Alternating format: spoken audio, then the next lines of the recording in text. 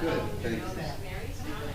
I've been like, just keeping up all this stuff. I'm telling you, like, a lot of stuff.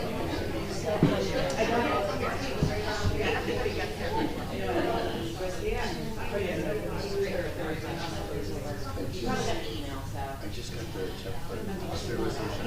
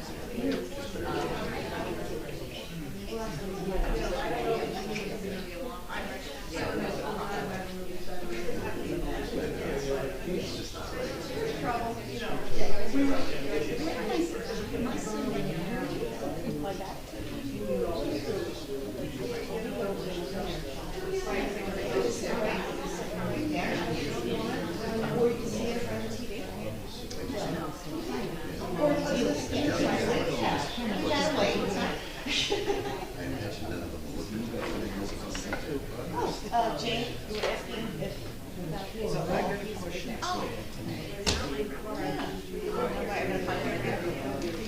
I didn't know. It's great. I continue to hear.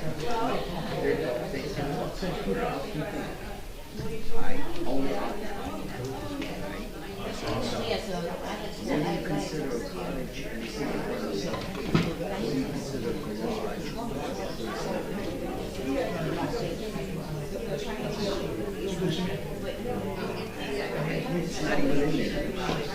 Now, just to mention that never read it because yes, for his designee. What happened to her designee? No, that's all good.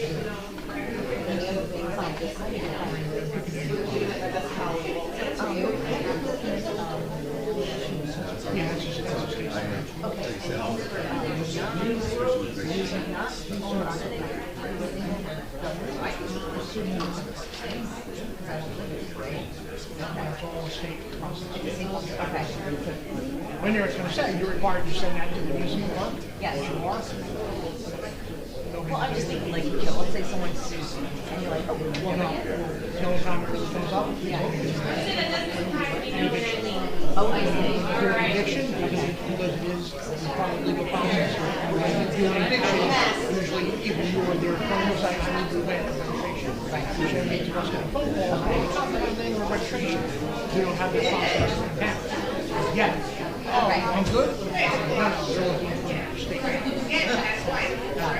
Thank you so much. It's one of the ones, but again, could be considered local, yes, it's probably actually a big part of this that's not present. Right. This would almost be a subsection of Right. an entire landlord rental property registration, and you break it out into short.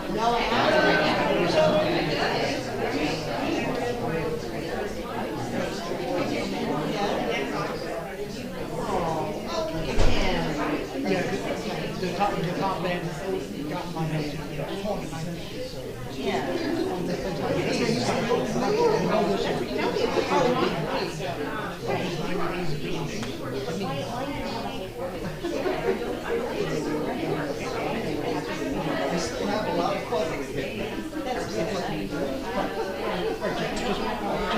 put a comp on it, we just put minimum 7 days, rentals, 7 days more.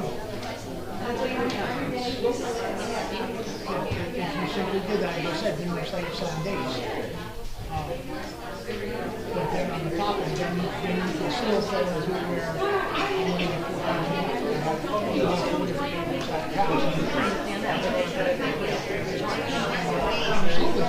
it's a very simple quick down there and fix it.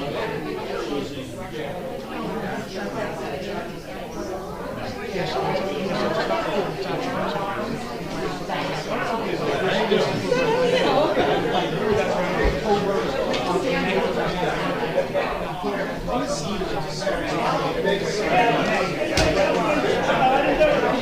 places that have it quarterly, it's too much. Because I don't need to start to place one on it's just a string that you're not free to walk. I'd rather put more days and focus on the concept. Yes, everybody gets treated.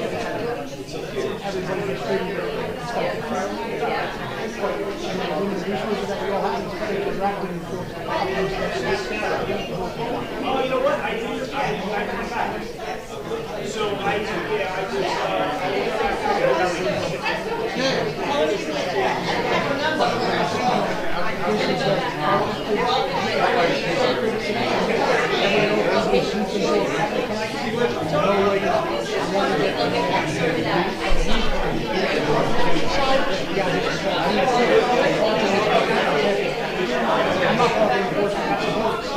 How are you going to get things to all that?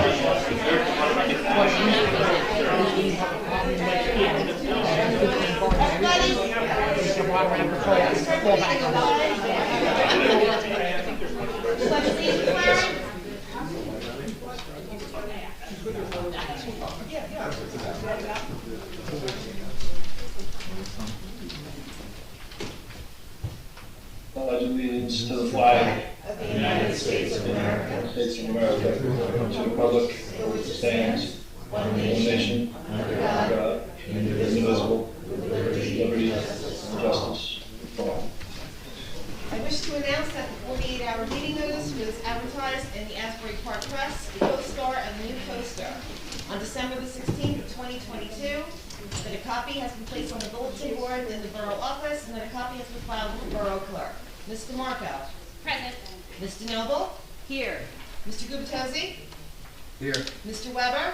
here. Mayor Fox. Here. Thank you all for coming tonight. I'm out of town, so I'll be doing as best I can. Council President DeMarco and Erica will work with me to facilitate the meeting and kind of hopefully keep things running fairly smooth. If you were at the last council meeting, we had decided to start that meeting with a message of a new day. And really what we covered there was that, we should welcome disagreement because that helps us think through things in different perspectives, but our voice should be a constructive one. The other two things I wanted to summarize. We agreed to be on a new journey for a brighter Bradley Beach and asked you to join us in that new vision with some rules of engagement.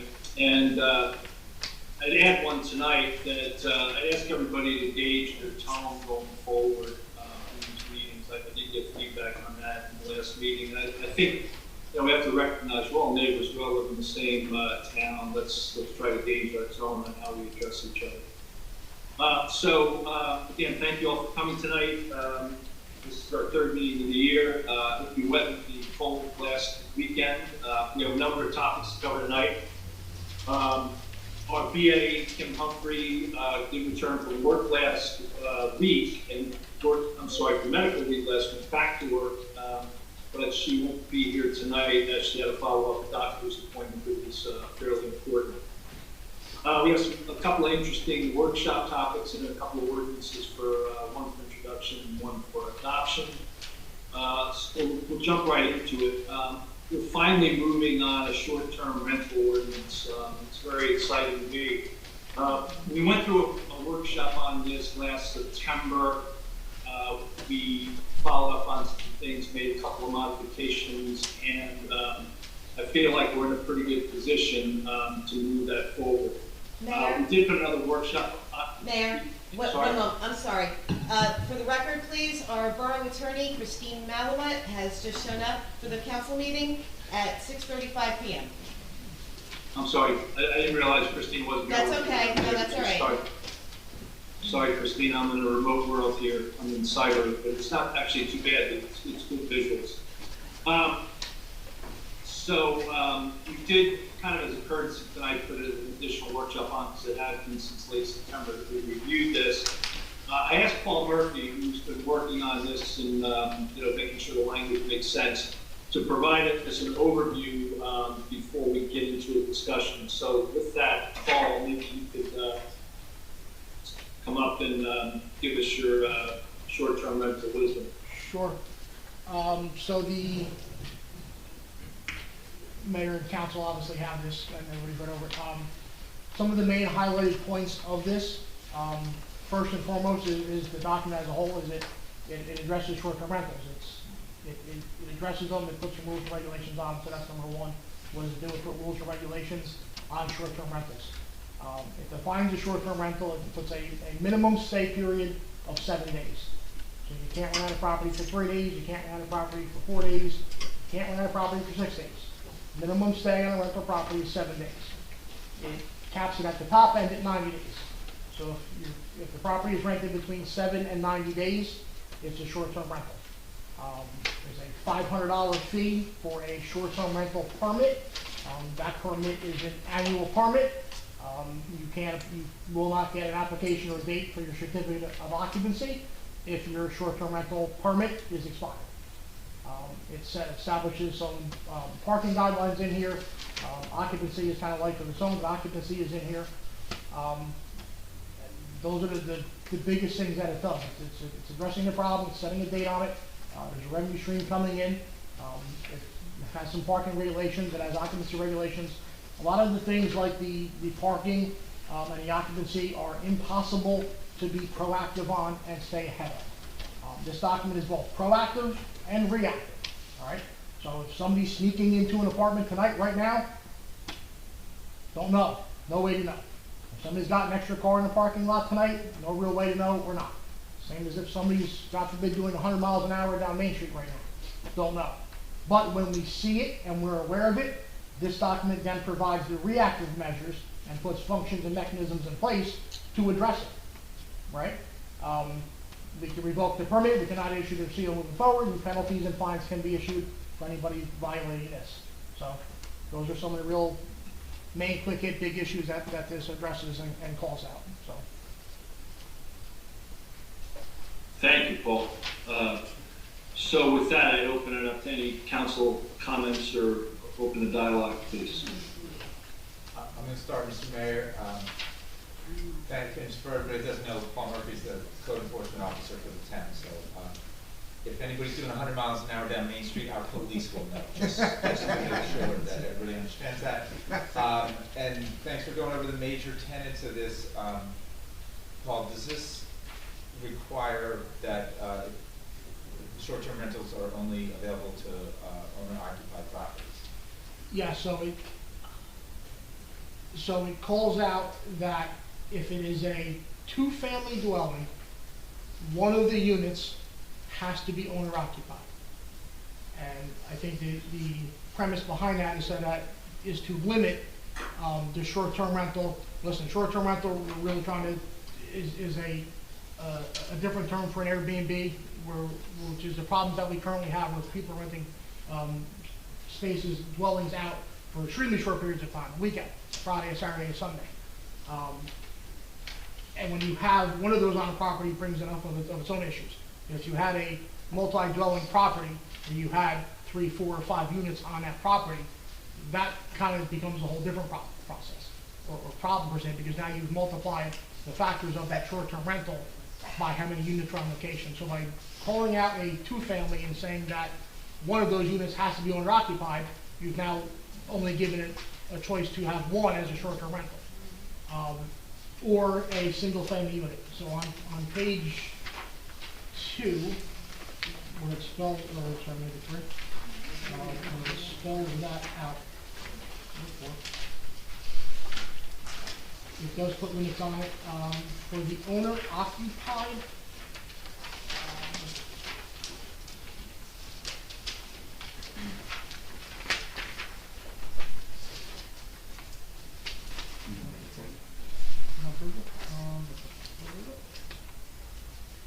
So condominium units where condo association bylaws, master deed allow it. Single-family residences are allowed to be used as a short-term rental. But then when you get into one unit within a two-family, and then on section 4 there, it's no more than 2 units in any multifamily. And again, that's to limit the overall number of these you'd have occurring on any given property. So when you say 2 units in a multifamily, multifamily meaning 4 or Multifamily meaning 3 or more. 3 or more is, okay. So again, if somebody came and bought a 3-4 family house or a 2-family house, you can't turn the entire thing into a short-term rental. Okay.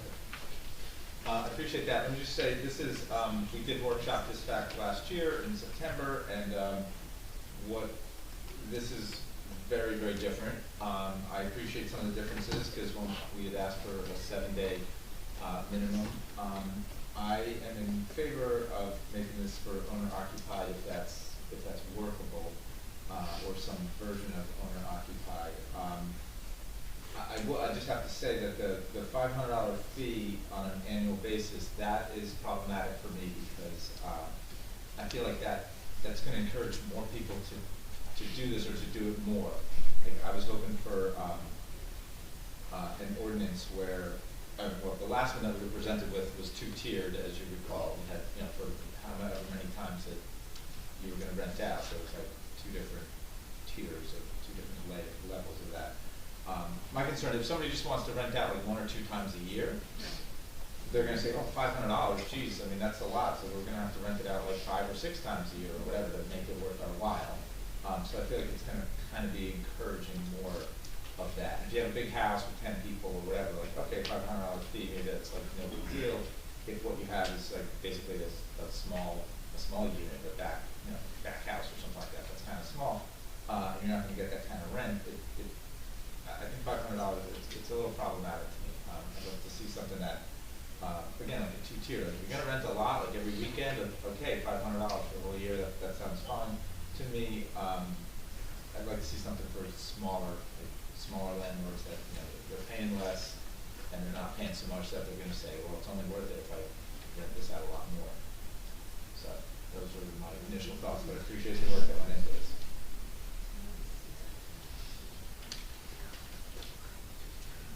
Anyone else?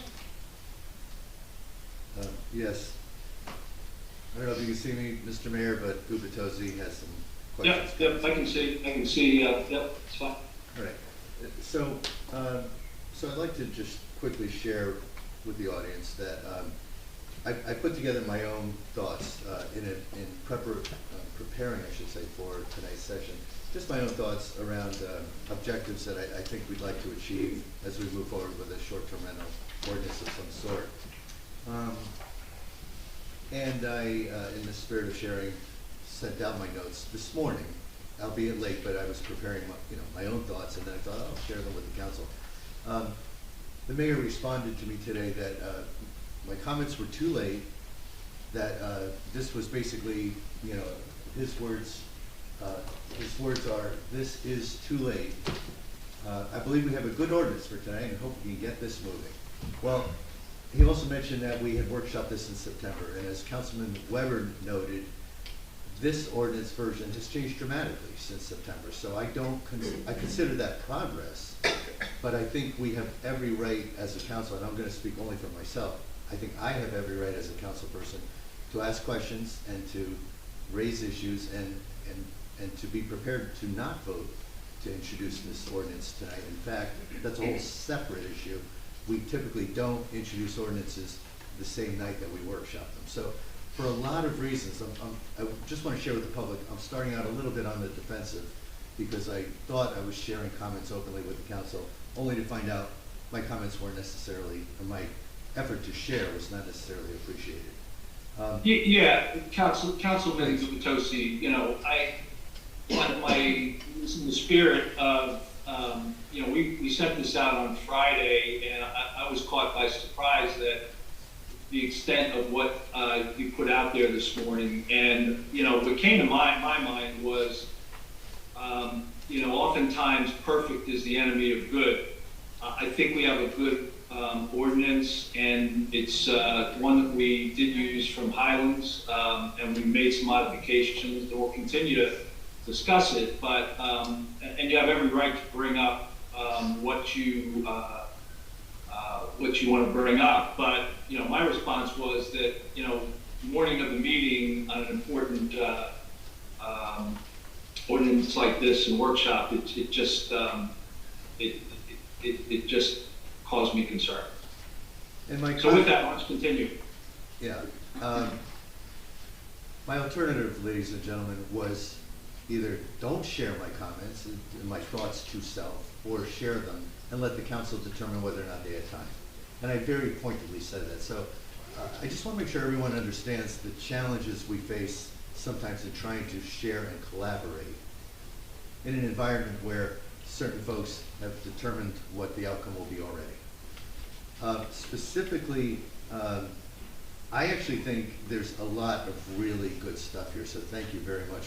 Paul, are you the primary architect of this? Yeah, so in open honesty, what you workshopped prior, there was an entire other ordinance that was entirely separate from what I had originally submitted. Where that came about, how that came about, don't know. This is the document that I have been working on Okay, great. since initiation. Well, and I went through. And I did get yours. I did go through and make notes on yours. Oh, okay, thank you. So- Well, and if you notice that, my notes that some felt were shared too late, were really meant to be a checklist. And then if you go through those Exactly notes. what I did. I went through and checked off all the ones that Yep. we accomplished in this ordinance that's here tonight. Exactly. And to that extent, and there are a lot of items that, on my personal checklist, were in fact checked off by your draft, so thank you very much. Yeah, and on the same point, there are 2 or 3 that are not, that could be discussed, and there's 2 or 3 more that are unique to the ordinance that you copied and pulled down from all due respect to another state, so. Okay, no, that's great. What I'd like to share with the residents is just what I summarize as 3 objectives for me personally as a council person trying to represent the greater good. 3 objectives. One is for me, as I look at this, to preserve the family fabric of residential neighborhoods through consistent monitoring and enforcement of rental properties within the borough. 2, treat all rental properties as consistently as possible and aligned with state statutes related to public health and safety, registration and administration. For example, insurance, noticing to the public, etc. My 3rd objective, for me personally, to enhance the value of seasonal and long-term rentals. The idea there, and that obviously a little bit challenges, you know, the nature of different rentals, short-term as opposed to those 2. I'd like to enhance the value of seasonal and long-term rentals because I think those seasonal and long-term rentals tend to be less transient. They tend to have fewer cars per residence. And I think that helps create affordable, longer-term rental properties in the borough. So to the extent there's money to be made on short-term rentals, to some degree, you know, my goal would be to discourage the rapid growth of short-term rentals. I'm just trying to be honest, let the public know what I think. Paul, to your point, there are a number of things that I actually really like in the ordinance, but one of my concerns, one of my questions, I guess, really, Councilman Weber mentioned it. I'm not thrilled with the flat $500 amount, and I know that's something easily changed, right? There are, a number of years ago, there was a woman who addressed the council when I was sitting in the audience. So this is more than 3 years ago. I've been on the council 3 years. I apologize, I don't remember her first name, but it was Sal Galisetti's sister, who basically said to us, said to the council at the time, the structure we have today, it was not fair to smaller, less revenue generating short-term rentals. And she was really speaking on behalf of herself as the person who was an owner of a property that had short-term rentals, but relatively small units, I guess, and small dollar revenue generation. And she contrasted herself paying the same dollar amount in a fixed fee way to folks who had much larger properties or maybe renting, much more expensively, getting more money. So she had encouraged us, the council at the time, to consider something that was a little more variable with the amount of revenue being generated. I know that other municipalities have versions of a percentage of revenue. I don't know how that works, but I noticed we did not include that as an option. It becomes extremely complicated to then track, multiply, divide, and account for that. A Do- real simple solution that's, if we're saying 500 is too much, again, this is 500 for a year. You can simply do a revision and split it. Make the short-term rental permit valid for 6 months. Then people that are here, not here in the winter, can rent it at winter time and do what you want with the fee. Split it with the thing, 250 for 6 months, 500 for a year. It works out the same. And what I'm wondering is, first of all, we're thinking about having two COs where we actually go physically do an inspection per Yep. year. Presumably one be at the beginning of, say, a summer period. Basically, on March 1st and October 1st, when the state calls out that the heating facilities have to be on after October 1st, so you would get an October-ish one to ensure everything's ready for the winter, and then a May 1 to ensure everything's going to be ready for the summer. At any given time, should an issue arise, I can do the CO at the next change of occupancy, or go out as code enforcement and inspect the property. I like the idea because I don't think it's practical, you tell me if I'm wrong here, but I don't think it's practical to expect you or even a beefed up department to be able to, if we have 100 properties, I'm making this up, but it could be at least 50 and probably closer to 100 properties that are having some element of short-term rental activity. For you to get out, you and even the team to get out every Saturday morning as one week's tenants drop out and the next week's tenants come in. I Right, don't so, see it, how so that's the practical. thing, right, so again, even if we had 500 inspector for each property, it's still consuming, it's still a lot on our end. Right. Number two, the state fire code doesn't call for that. The state fire code, which is the most strictest code of anything we're gonna discuss here tonight, says we can allow that certificate of smoke detector, carbon monoxide, fire extinguisher compliance to be done on a seasonal basis. It doesn't give a finite frame to the word seasonal, but it No. puts it as seasonal. Okay, great. Now, my concern, my question / concern is, in the world of short-term rentals, it's a little different perhaps than what our fire code anticipates today. No, actually, it's reversed. The fire code was changed to conform to short-term rentals. Oh, okay. So here's the question. So that, because when it didn't, 15 years ago, the fire code said every single change of occupancy shall have this inspection. It became a problem with short-term rentals and And Airbnb. okay, and that's actually the way we operate today, every change of occupancy. Okay. So, but my question is one of safety.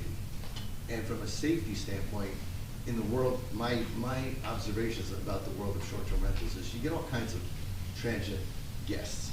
You get some that are very, nice and pleasant and conduct themselves wonderfully. And you might get others who like to smoke and want to deactivate smoke detectors and do other things that might impair the safety of the residents. Now, if we're only checking for these activities, if we're only checking twice, are we exposing ourselves and our residents to increased risk? No, so again, the No. state fire code allows it. The state Yeah. fire code says that it can be for a seasonal period. That's No, what it says. so it allows it, but beyond the allowance, I guess. Beyond the allowance, sure, we can, but now we're go kind of doing Pandora's box. Beyond the allowance, we can go multiple ways. We can discuss many things to make any building safer. Yeah. I hear your point is valid, Yes. but I can tell you what the fire code that applies to that topic says. It allows it to be seasonal. So again, I've been looking forward to this conversation. Are you aware, is there any way of structuring CO activity that we could say, these 2 times of the year, we're gonna conduct COs? But could we create language in an ordinance that would also say, if you are a registered short-term rental property, the borough reserves the right to periodically do an inspection, like kind of a random. Yeah, well, sample. yes, it should be. So again, we're not making every CCO in town biannual. This is only for short terms. If you have Right. if you have a seasonal or a 5-year lease under, that's all still a regular CO process. We're only discussing short-term rentals. Yes, and that would be my intent, that outside the scope of getting your biannual inspection, okay, if a problem property arises, if there are 13 or 1 fire calls there and the fire department goes out and says, hey, smoke detector went off and the others are taken down, I'll be there the next day. It's not even a question. So as problems arise, those properties would get more attention. Where if somebody else's property is inspected and is always compliant, it doesn't. And that's, honestly, that's what's going on in some of the other towns that have it set up as quarterly. I'm not gonna say wasting your time, because it's never wasting your time, but you're putting valuable resources, time, energy, and manpower into inspecting properties that quite frankly never have issues, while then putting the same time, energy, and resources into ones that have issues, where you're better off directing your resources to the known ones that have issues, while at the same time paying attention to the other ones. You're still doing your biannual, and if a complaint comes up, you handle it. But yes, that would be my intent, is that if any short-term rental has issues that come up at any given time, at the next time they walk in the office and file their CFO, because they're still doing that and filling out the forms and dropping off their application, when that one comes up, I'd already have it flagged in our computer system that there was an issue here, and when they walk in the next time to drop that paperwork off, see you next week for an inspection. Nobody moves in until I do an inspection. And then that process could continue every single time until I straighten out the issues and get compliance from them. Yeah, and I also have to believe, if I'm in a short-term rental and I walk in and there's no smoking, the place smells like smoke, I'm gonna let the owner know that, I wanna let you know that I walked in this place and there's a problem here, I don't wanna be charged for it. So there's gonna be some self-policing too, I think. 100%, and that's where some of the Airbnb oversight stuff comes in. I've had those problems in multiple places, but not necessarily with a short-term rental, because the people are in there gone. So, and they're paying good money to the landlord and the business owner, and again, there are some checks and balances on the business end of this, to make sure they're not reported, so that nobody's running a slum hotel, for lack of a better term, where the place is to dump and people are coming and going. I've had those issues, believe me, but that's more in a seasonal or a permanent type rental property than a short-term rental. In general, I'm not a big fan of trusting that, folks will report the smoky smell. I'm not a big fan of having a lack of, like a volunteer structure, which I want to ask you about this. A volunteer structure of, hey, you guys come to us and let us know if you're going to be renting, and you file for a permit. Agreed, but that's only one factor that could bring attention to the property. Sure, but But on the same point, I could do inspection at property A. I could have done it at 2 o'clock this afternoon. Then people move in, they're going to do what they're going to do. no, I understand. And again, so that's where I have the protection and the liability, where Then we cannot cover 100%. the inspection covers me at time of inspection. As soon as we walk out the door, I can't control what goes on inside the property until there's an issue that brings me back. I understand that. Hey, can I jump in, because Al's previous question was about random inspections, and you talked about a bunch of other stuff, but is that a possibility? Is there any chance? You would simply add a line here that says, upon receival of a complaint. Well, that's different, like receiving a complaint, like he's just talking like random, like, are we allowed to actually do random? Like you said, there's 100, Then you're breaking, that's what I figured. you could, but then you're not sure who's going to determine who gets a random one. You could phrase it in there where yeah, every property is, outside of the biannual, you're subject to a random inspection. Yeah. If you simply had that phrase in there, just walking through the mental mechanics of it, you could, and then the ones that are compliant don't get a random inspection, and the ones that do. No, again, no. We don't know if they're compliant. I mean, they're compliant at the beginning of the year, they're compliant at the end of the year. The reason I was asking about the random is because if that wording could be inserted and it included language that said, and if you fail you know, you're subject to a fine of X, $500, whatever. The idea being, it puts the onus on the landlord to make sure that batteries are checked, that things are reconnected. Absolutely, yeah, no, that's why I'm in favor of that language, to give me some type of authority to then, at any given time that we see fit, put them in a more stringent And inspection and if process. there are 100, I'm making this up, but 100 properties registered, you might just pick 5 a week, just randomly, you know, use a random generator, or just, you know, put a blindfold over your eyes and pick a number, but Well, no, see, that becomes an issue. that's what because I'd like to know. Now, that would not work. Because I don't, Because the I'm trying to inspection- get beyond just. Because the problem inspection needs to properties. be done at change of occupancy. I cannot go back into an occupancy that's currently occupied and do a CCO inspection. That does not work. Okay, but that ties to a separate question. We do anticipate having a registry of residents, correct? That would be updated. But that's already occurring. That happens on a daily basis through the inspection system. When you come in with an application, there's owner occupants are on it. Those occupants get entered into the system. But if they change every week, how do they get? The owner is still required to drop off that normal CCO application on every basis at change of occupancy. Even though you're not, Going out and performing Doing it, a we're still CO. collecting all the information and the revenue and the paperwork. Yes, and then that gets put into the computer system. and we're doing. So that if tonight I get called to a residence, please go to residence, we could either just look on the screen ourselves, or tomorrow morning come in, and who was there, Joe Smith and Bob Smith, and I open up the property and I have, you know, Okay. Jim Jones and Bob Jones. So Can I that, just request some silence from the audience? It's kind of getting loud up here, please. Thank you. so that, no, thank you, Council President. So that could be the trigger, somebody coming in with a new change of, an updated list of Yeah, residents. that's when it would happen, yes, so let me walk through again.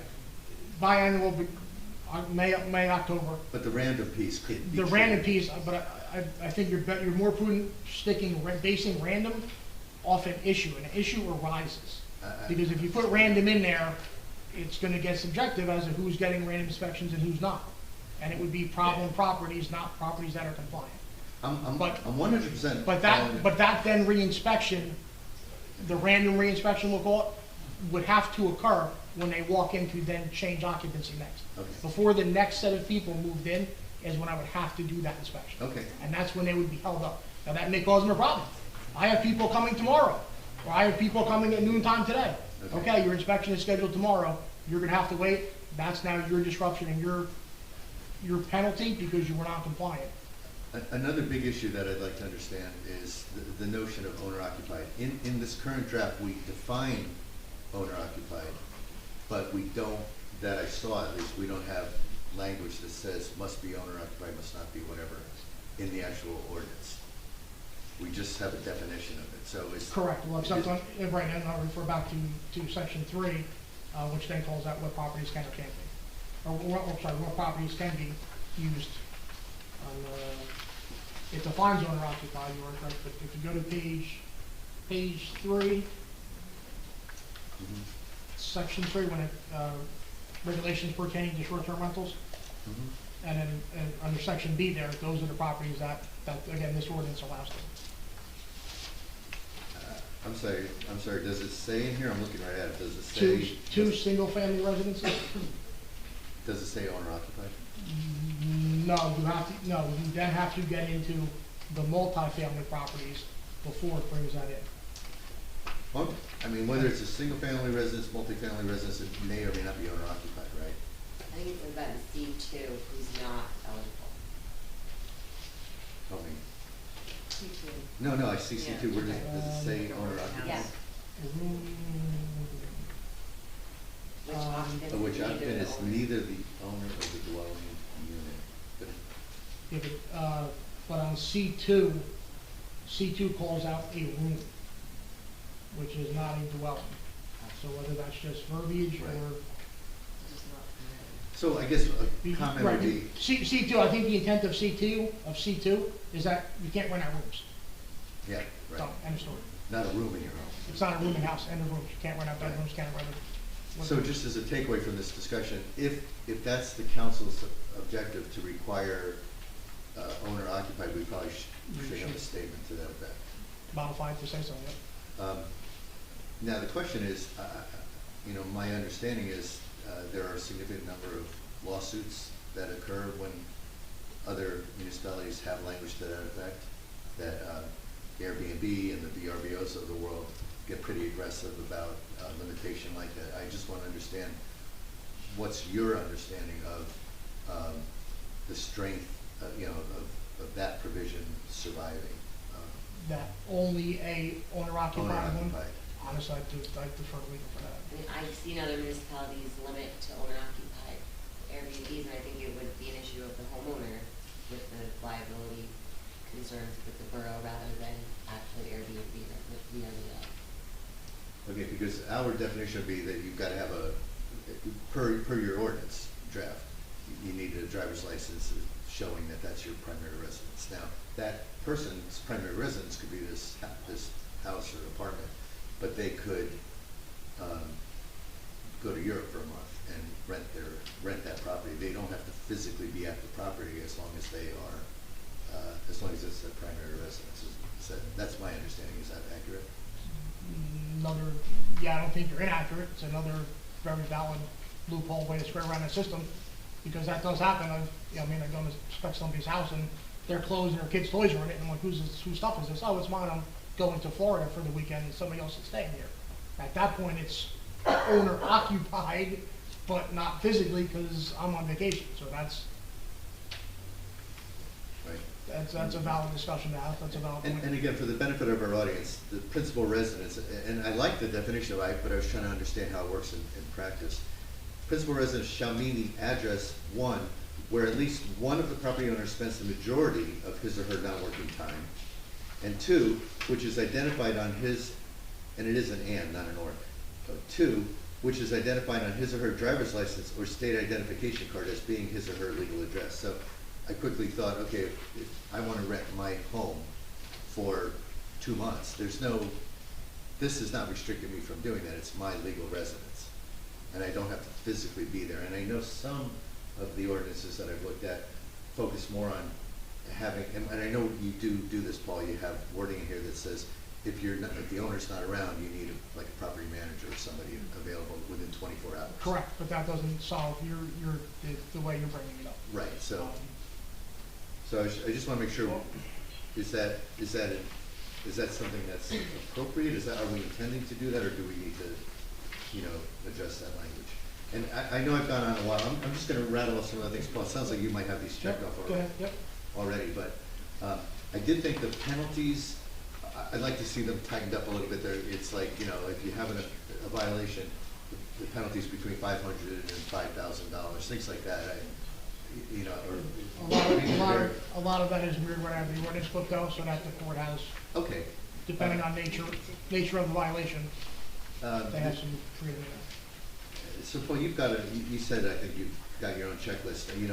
As I went through my checklist, identifying that local contact person was important. That's all in there. All the evacuation routes, things like that, trash and recycling. Yep.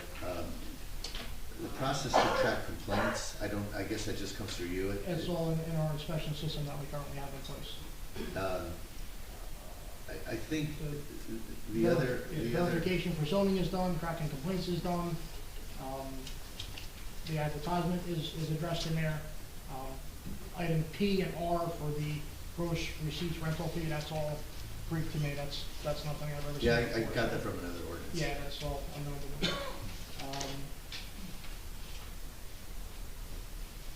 3 is something that we're not doing. 4, the SDL portal, SDL is offline, not being used. We now have GovFiles, which has a similar feature, which we haven't turned on yet. And that's it. But yeah, it doesn't have a page number on it. On yours, it was called a short-term residential rental is defined as, on that page of yours. Yeah, there was some weird definitions in general, I thought, in ours. A transient space marketplace. Yeah, that's all. We have a definition for it, but we don't reference it anywhere. Yeah, that's a lot of new stuff to me that I'd never seen before until I got here. That's something we don't have at the moment, so. Is that referring to like a website, like a Airbnb? You pay an outside vendor to scour the internet to attract rentals, to then cross-reference your number that you assigned them, and then they dive into your software to make sure that it had inspection or has an inspection. It's paying an outside vendor to do our work and oversight.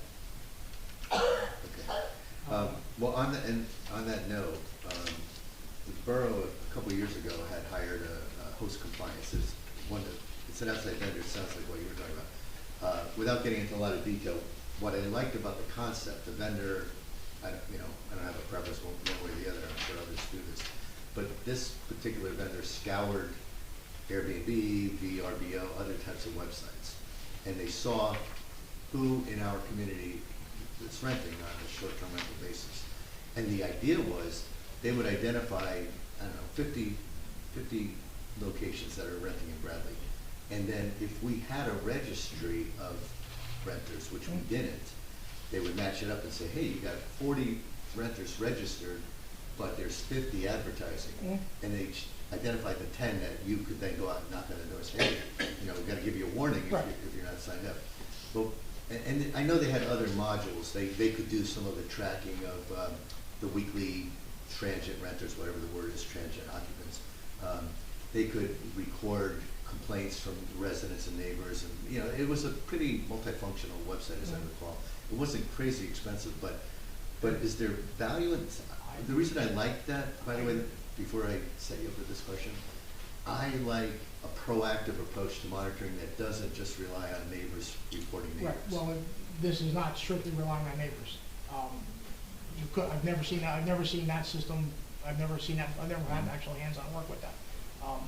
If you're doing your inspections properly and you have your processes in place, you're capturing information, not solely relying on neighbors. Again, it does happen. We're talking about an entire town, people coming and going, high number of rental units. There's always going to be something. There just always will. Sure. And that's why we're here. So But again, what about the people who just don't come to you and don't apply for a permit? then at some point, we will get them one way or another.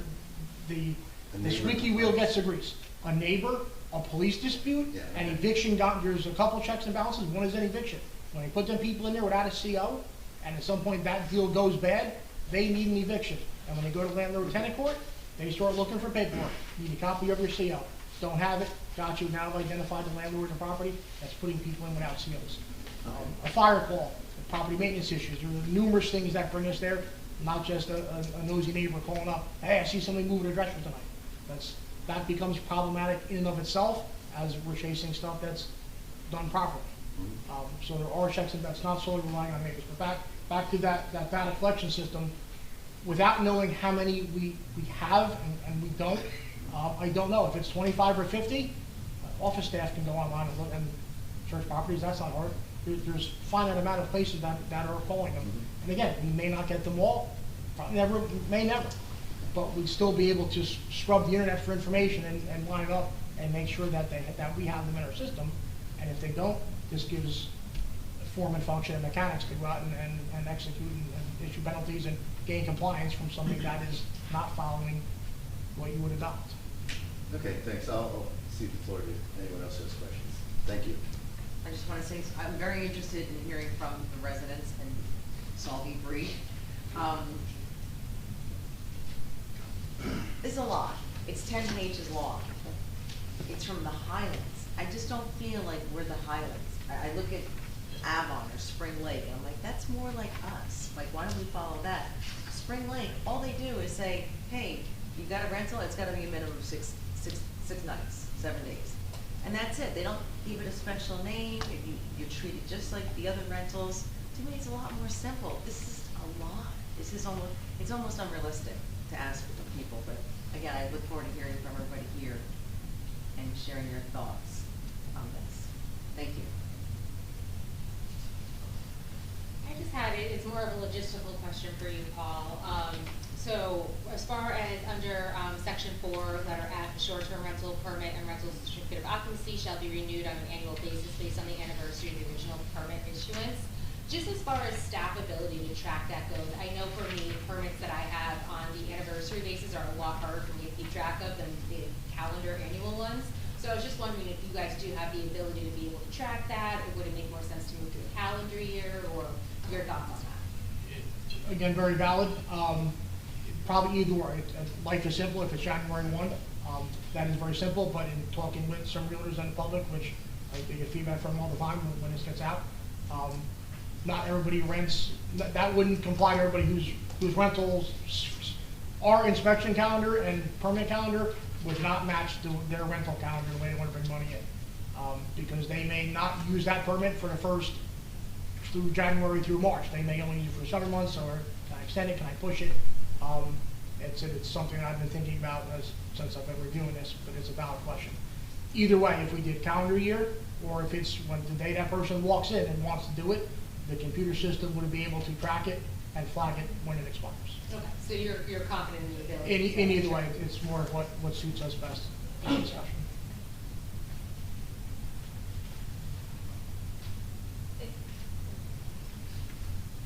Okay, if there's no other council comments, we'll open it to the public for, let's say, 10 minutes. Just so you know, Mr. Mayor, it's a packed house here. I don't know if you could say it, and there's at least half a dozen people want to speak, but just let you know. And Ken might be kind of skinny. So, Well, why don't we sit? Can you see the hands that are raised? If you're not, I can help you. Yeah, I have one hand up there so far. Do you want to do Zoom first or? Any audience? No, Yeah, let's do Zoom okay, first. sorry. Okay. Mary Ann Spillman? she's on mute. Mary Ann, you're on mute. Okay, I'm unmuted now. Thank you. I'm concerned about. Can you state your name and address, please? Oh, yes, Mary Ann Spillman, 906 Ocean Avenue in Bradley Beach.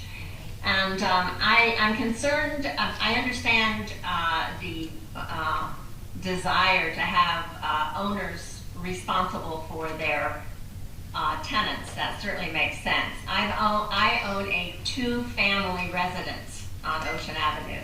It cannot be anybody's permanent residence because it has no heat. It was zoned only as a summer rental. I can't have heat in it unless I go and get a variance, which I had to do for one of my other properties. There's no way that I can comply with this, although I have been renting weekly to the same renters for 22 years. And I've never had any problems with doing that. I feel like this is sort of squeezing me for some reason, that there may have been problems with Airbnb renters or things like that. I'm not one of those. I have always complied, and even in the beginning, when I was renting weekly, I had to have a CO inspection every single week, every single turnover, and I did that faithfully. Now I'm concerned that there's no room in this short-term rental for a 2-family residence. I can't live there. Nobody can. Nobody can be a permanent residence there. So I can't fit this. I cannot comply with this on a weekly basis. So that is very much a concern for me.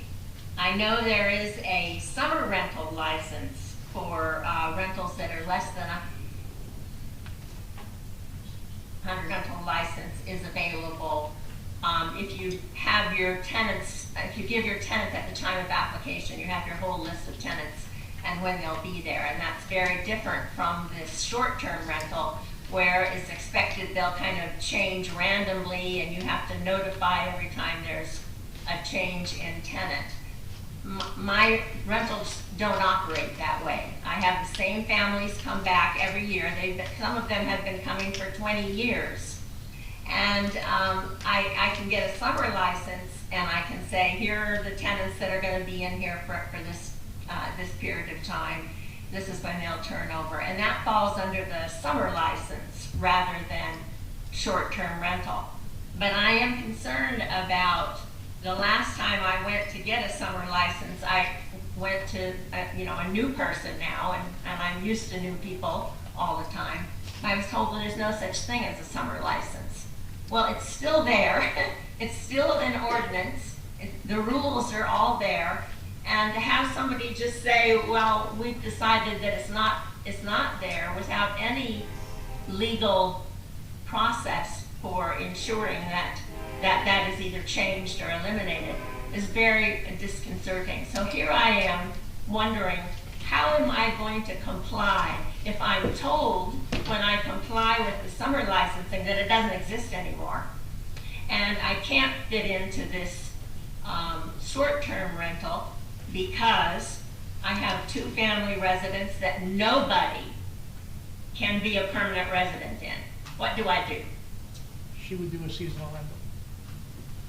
She's simply a seasonal rental where she'd be occupied. one Yeah, week. Paul, I think this is a summer seasonal rental, right? That's a Correct. different application. Correct. all that. Summer license. Right, she could move somebody in on Memorial Day and keep them there Yeah. till October 1st. She exceeds the 90 days, none of this would apply to her. But she said she rents weekly, Right. so it would apply to her. I mean, I hear what you're saying, but also she says she's not saying she has people come in and stay for 3 months. She said she has new people every week, if I heard her correctly, so. That Some sounds of like- them come for a month, some of them come for a week. But I know when they're coming.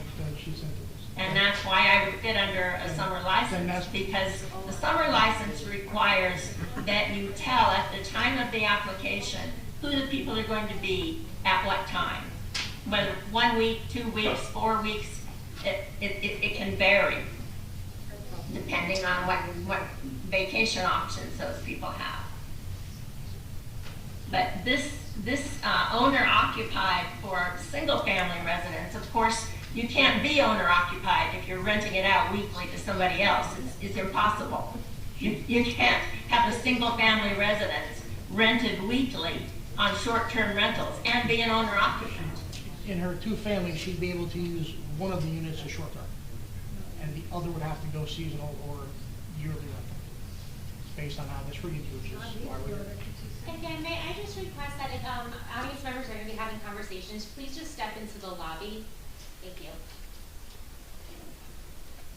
So that's not, Yeah, because Paul, one she'd unit, still need to be owner occupied. yes, or the other unit is, yes, right, so it's in B3, it's for 1 unit within a 2-family residential dwelling, where the other dwelling is then specifically occupied by the owner, and is identified as the owner as his or her primary residence, so.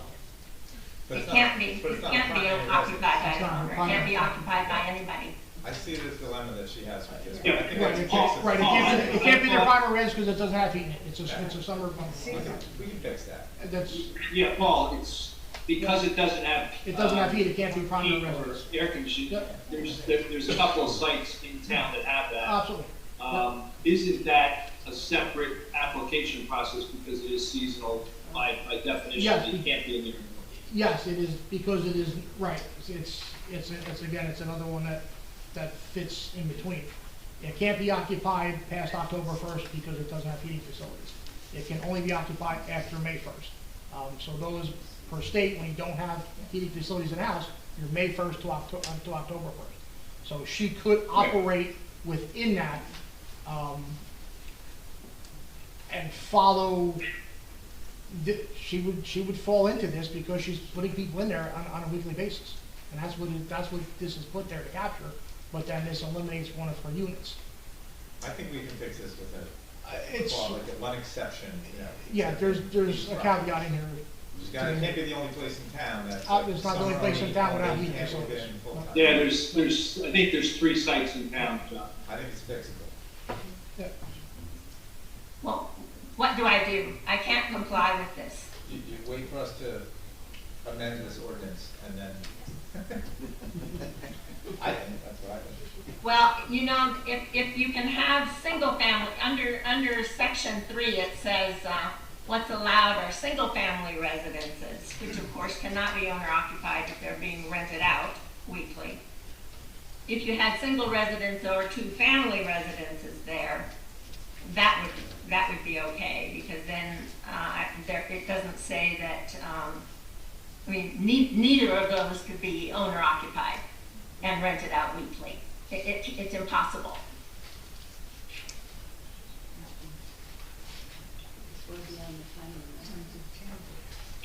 Mayor, do you want us to call the next person or? Yeah, why don't you just pick them off, Meredith, it's easier for you to do. I have a visual. Yeah. Next, we have John Naples. Good evening, John. Could you state your address for me?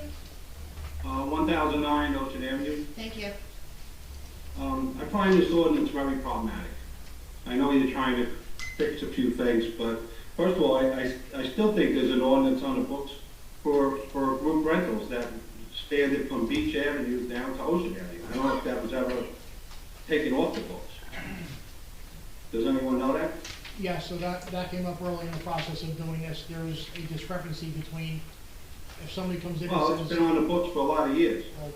Right. I think that came off the books in 2017. Yes, so that's where I was going, John. What is physically in an ordinance book that somebody may give you, that ordinance book may or may not be codified and up to date. All right, well, I'm just asking the question. Yep. Yeah. The other thing is, I think it's discriminatory to take the two families and make them, they have to be owner occupied to rent one of the units. I mean, I don't think that's fair at all. I mean, if it's gonna be, if you're gonna do this ordinance, I mean, even in zoning, one family is treated the same as a two-family. Now all of a sudden we're saying we can't do that. I think to solve the problem with Marion in the first place is that two-family doesn't have to be owner occupied. I think it's discriminatory. The other question I have, how do you handle front houses and back houses? I mean, I don't think this ordinance really depicts what we have in our town. I mean, how do you handle a front house, back house? Is that considered a two-family? I'm sorry? I would think, yeah, I would think it's a two-family. Well, it's, when it's sold or anything like that, it goes down as a single family with an accessory structure. So that's not being addressed either.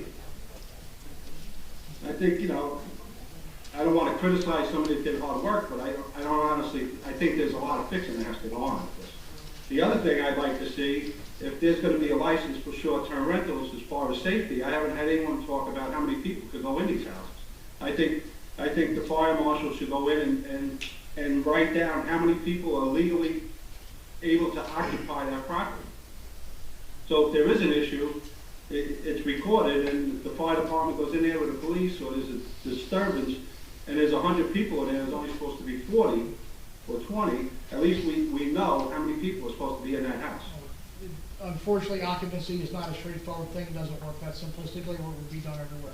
Occupancy is. What do you mean it's not, I'm sorry, Paul, what do you mean by that? So I can have X amount of, when we're looking for people in the building, that's calculated off the bedrooms. Okay, so somebody has to calculate that before they hand the license over, so we know how many people belong in these houses. That's what I'm saying. As you know, that gets calculated when they build the structure. I don't pull that number out of thin air. That number would have been established when they built the building, so that would go back to. Okay, but that number's nowhere recorded anywhere. So I think it's important to know that number. No, I mean, I have a property in Avon, and when I get an occupancy in Avon, they go in and they slap a number behind the door of the kitchen sink that says how many people are supposed to be in there. Absolutely, and that number. And I said, why do you do that? And they said, we do that because if there's the problem, the police go there and they know there's only supposed to be 4 people here. Yep. Not 10. I've done that process for many years in other places with the big orange sticker. But again, the number that goes on that sticker can be calculated from a couple different things. I can base that number, and a lot of people just base that number off the number of tenants that are supplied on the application. There's got to be somebody to determine how many people belong in the homes. It is. The construction official, when the house is built and the architect that draws the plans, base it on. Yeah, but where is that number? Who has that number? I mean, I built my own house. I don't have something. Nobody told me how many people I could have in my house. It's on there. I assure you, it's on the building plans when the structure's built. We do have an ordinance that establishes max occupancy, right? Occupancy is a rabbit hole to go down. That. I mean, it's. Well, we have an ordinance. We passed an ordinance in the last couple of years. I don't know why it's a rabbit hole. Well, because it sets a number, and the problems that come up with a number is when you start tying in bedrooms. So the legal calling out of the occupancy is 70 per bedroom, 70 square foot for the first occupant, and 50 square foot per additional occupant. The ordinance that's in place doesn't quite word it that way and isn't really accurate. It's 70 square foot for the first person and then 50 for each additional. But there is no top end on that. So I could buy a Queen Victorian house and take the second floor and the third floor and knock down all the walls and make that one bedroom. Then I take the square footage of that and I can put that many people in that one bedroom. That then creates problems. Then I have 5, 6 people in one bedroom and 5 or 6 people in another bedroom. So the number of people I can get into a house based on the 70 and 50 can get confusing and windy depending on what the builder or the person does with the house. So Paul, two things. One is, you know, I appreciate there's always gonna be some exception that's gonna create a little heartburn, but we do have an ordinance that, as I recall, was just a couple of years ago, and I worked on it, that was basically at that time incorporating the state's definition. So if it's wrong, we need to know and we can change it. Right? 100%. There are multiple things that tie into this ordinance that need Yeah, to and be so we addressed should the same. cross-reference, and Absolutely. maybe that could be part of it. As Mr. Naples says, a lot of people just don't know what that number is and houses they built or moved into or whatever. But perhaps as part of the permit process, the application process, that It is, calculation so can be done when once. the application comes in, it has the proposed tenants listed on it. Part of the inspection is to ensure there's enough space in the bedrooms provided to account for the people on there. If it's a clear overcrowding, if somebody gives me a CFO application with 10 proposed tenants on it, and it's well again, just because it's a 1-bedroom house, doesn't mean it's overcrowded, because there's a rift there between numbers and bedroom space. But if somebody gives me an application with 10 people on it, and I go in there, it's clearly a 100-square-foot bedroom, and there's only 1 bedroom, it's not denied, it's failed from the get-go. They don't get to move in. Well, could we flip that though and just say, everyone, we establish what the max occupancy is for every registered renter? Absolutely, that's a much better way of addressing occupancy, is per dwelling rather than per room. Okay. Yeah, there's ways to Well, I do mean, exactly what you said. I guess my point is, we're talking about safety, and believe me, I've seen people where there's 50 people in a house, and it scares me. You know, God forbid there's a fire, they can't get out. But somebody has to determine how many people are allowed in these homes. Because the bottom line is, if they're overcrowded, there's a fire, maybe the borough is gonna be responsible. Right, but- Maybe they're gonna have some skin Right, in this but game it- if they gave an occupancy. Right, but John, at that point, it's Without how many people can be in there. right, but it's a reactive measure. How many people? I think this whole thing is Mr. reactive. Naples, I we think are this well whole over thing- time on this, and there's a lot of people in the room who would like to speak, so I humbly request that we allow Jerry on Zoom, and then we can get to the people Okay, in the room who I- have their hands raised. Thank you. This is- Hold on, I'm gonna turn the back one and the other one. I heard the. Your name and address, state your name and address, please? Can you hear me? Yeah. Yeah, Jerry Weinfeld. I have a property at 308.5 McCabe. Thank you. Okay, it's a 2-family. Up until recently, I was living in there, primary residence. It's a 2-family, and we'd rent out the other unit. My concern is on the 2-family that you just did. I do get permits when I do COs every time. Want to be in compliance. I had a concern when the first woman spoke, because now I don't live there. I live somewhere else, and it's a 2-family. We want to do everything above board in the right way. Just so you know too, I mean, I'm an insurance agent doing over 35 years. The way they treat houses as rental dwellings, rental properties, it's the same policy whether it's a 1-family or a 2-family. They change once it goes to 3-family because it goes into what's called our apartment program. So I think there's a number of people that are gonna have 2-family, front and back or other.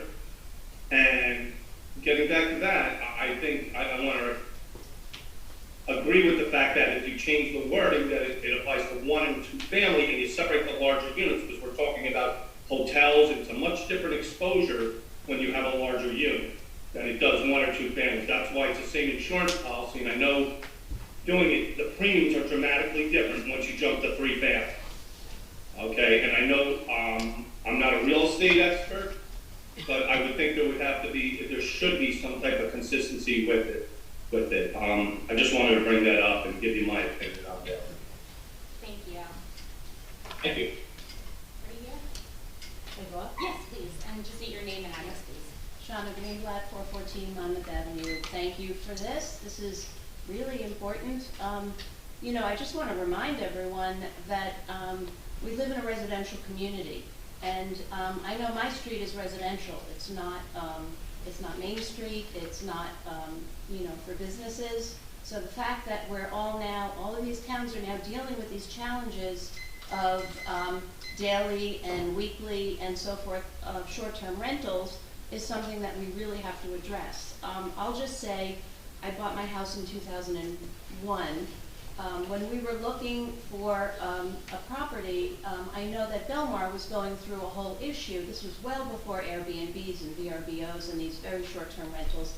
They were going through an issue of weekly rentals, and we're trying to instate, you know, fewer short-term rentals because they were having a lot of young people coming and partiers, and it was impacting the integrity of the neighborhood. So the fact that we're now addressing this, it's time to do this, and I think an ordinance is really required for this because we see how complicated this is. And this is our residential community, so this is really to help the residents, those of us who are living in Bradley Beach. So a couple of questions, and I do think, just another remark, is that we do need to be proactive. So I would highly recommend that at the time of assigning a permit, that's when the information of the square footage and the maximum occupancy and, you know, the permit gets issued for a particular property, and it's based on an occupancy number, and that'll vary according to from one property to the next. So that's my recommendation on that. So just to clarify in terms of owner-occupied versus primary residence, because I know at one time my primary residence was elsewhere. It's now in Bradley Beach. So if someone lives in Manhattan, say, and owns a property in Bradley Beach, a friend house and a back house, they can't do any short-term rentals? Question. Because there are a lot of people who have second homes here, you know, second properties, and they rent them out. Right, so when we, again, a single-family residence can, the riff we're having here is the terminology between a two-family house and then a multifamily. That term being applied to a property with two dwellings on it, or three individual dwellings on it. That's the verbiage that we need to clean up here. The overall purpose of it, which is different from definition, purpose is different from definition, is to limit the number of Airbnb, VRBO, short-term rentals on an individual property. Again, we're here addressing, going through all of this. This is constructive. Right. Because we have issues with those short-term rentals in the property being occupied by 40 different families in a matter of a week.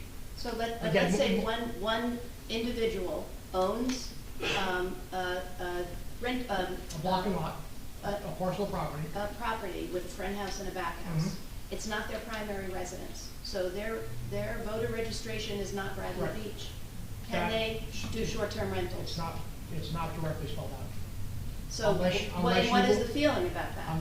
Unless you looked at it through the perspective of, I'm going to consider that a two-family, and you put that verbiage under the definition of a Well, two-family. and I think that's a reality in Bradley Beach. I think there are people who own second homes, third homes, whatever, in Bradley Beach who want to get some money and revenue out of it, and they kind of think when they're not there, they can rent it out. And then they have this oftentimes Airbnb situation. So I think that really has to be worked through. Right, and then that just brings into play if the owner of the residence does not live, that's when then the responsible person who must respond within X amount of time, 24 hours a day, has to be involved. That's where that caveat comes in. Because we need somebody responsible for the property. The last thing you want are one, any type of property that is nobody responsible for it. Right, so this really has to be clarified as to whether it's a primary resident owner or whether it's an owner of an investment property. So that's, one thing. I guess another recommendation is, I was formerly on the Shade Tree Commission. There are still people in town who do not know that there's an ordinance about cutting down trees. What do? People don't know after all of this talk. I think it's really critically important to communicate this at the highest level to the residents, all the residents of Bradley Beach. because I think there are a lot of people, those of us who are at these meetings, you know, we kind of preach to our own choir. There are lots of residents who really are not aware of things that are going on, and I think if we want to take this seriously, this has to be done properly to communicate to the residents. I'm sorry, I'm looking at you. I should be speaking to the mayor and council. I think that's critical. And in terms of providing information on the weekly rentals, so to speak, perhaps a portal. There are people, again, who are not on site who are renting properties. So to have to come in physically to the office, I don't know if that's what the suggestion was in terms of. So the biggest holdup with that right now is taking online payments, which we don't have full information. But you also need information of who what the tenancy is, you know. Joe Schmo and Jane Schmo are renting with two Greenblatt, people. sorry, but we are over time, we have a lot. No, of I understand, but there was some answers as well. The woman in the back?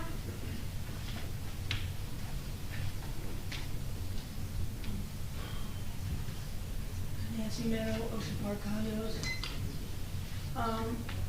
I just surprisingly have a few observations, comments, thoughts. I did have somebody who rented out the property next to me. I was much more comfortable that they, with each change of rental, got a CO. I do see, I know there was a problem with Park Place last year and people doing all sorts of rentals, and I do see where applications were filed for COs. They're still all open on the portal. Just thought I'd throw that out there. What I also would like to throw out there for consideration, I understand the benefit of saying owner occupied. For me, a big concern is type of ownership. I don't know how this falls into legally, but I'd be much happier to have somebody who privately owns their property and is renting it out than an LLC or an Inc. I think that in itself as a whole other realm of the experience of having a renter and their goal and why they're having a renter. It's investment properties by different types of ownership. And again, a corporation, you know, there's reasons we banned the motels and hotels. I think that's something really that should be incorporated, and I do think it's great that we are having a workshop. I don't understand how 5 items were allowed a half an hour, and I would suggest that this whole thing not be voted on tonight, because it's a big deal. And so many, you know, not everybody's going to be happy, we know that, but so many I's to dot and T's to cross to protect the town, as well as people that live next to these properties or behind these properties. Thank you. Can I ask a question of the town attorney? What was just suggested here, can we distinguish by way of ownership? Can we say, you know, LLCs are not part of this, but it's a sole proprietorship or something like that? You can. The way that you have it defined now is that the property has to be owner occupied, and in order to be owner occupied, it has to be the principal residential unit. And then you define the principal residence as one of the two requirements is that it's identified on his or her driver's license or state identification card as being his or her legal address. So technically an LLC cannot have a driver's license or a state identification card, but to dispel that, you can just also say, and is not a legal entity or a legal fiction, it has to be an individual. But that's like legally okay to do that? Yeah. The You're limiting it all LLCs these other ways. of the world aren't going to sue us if we do that? I think Asbury does that. Gentleman in the red hat?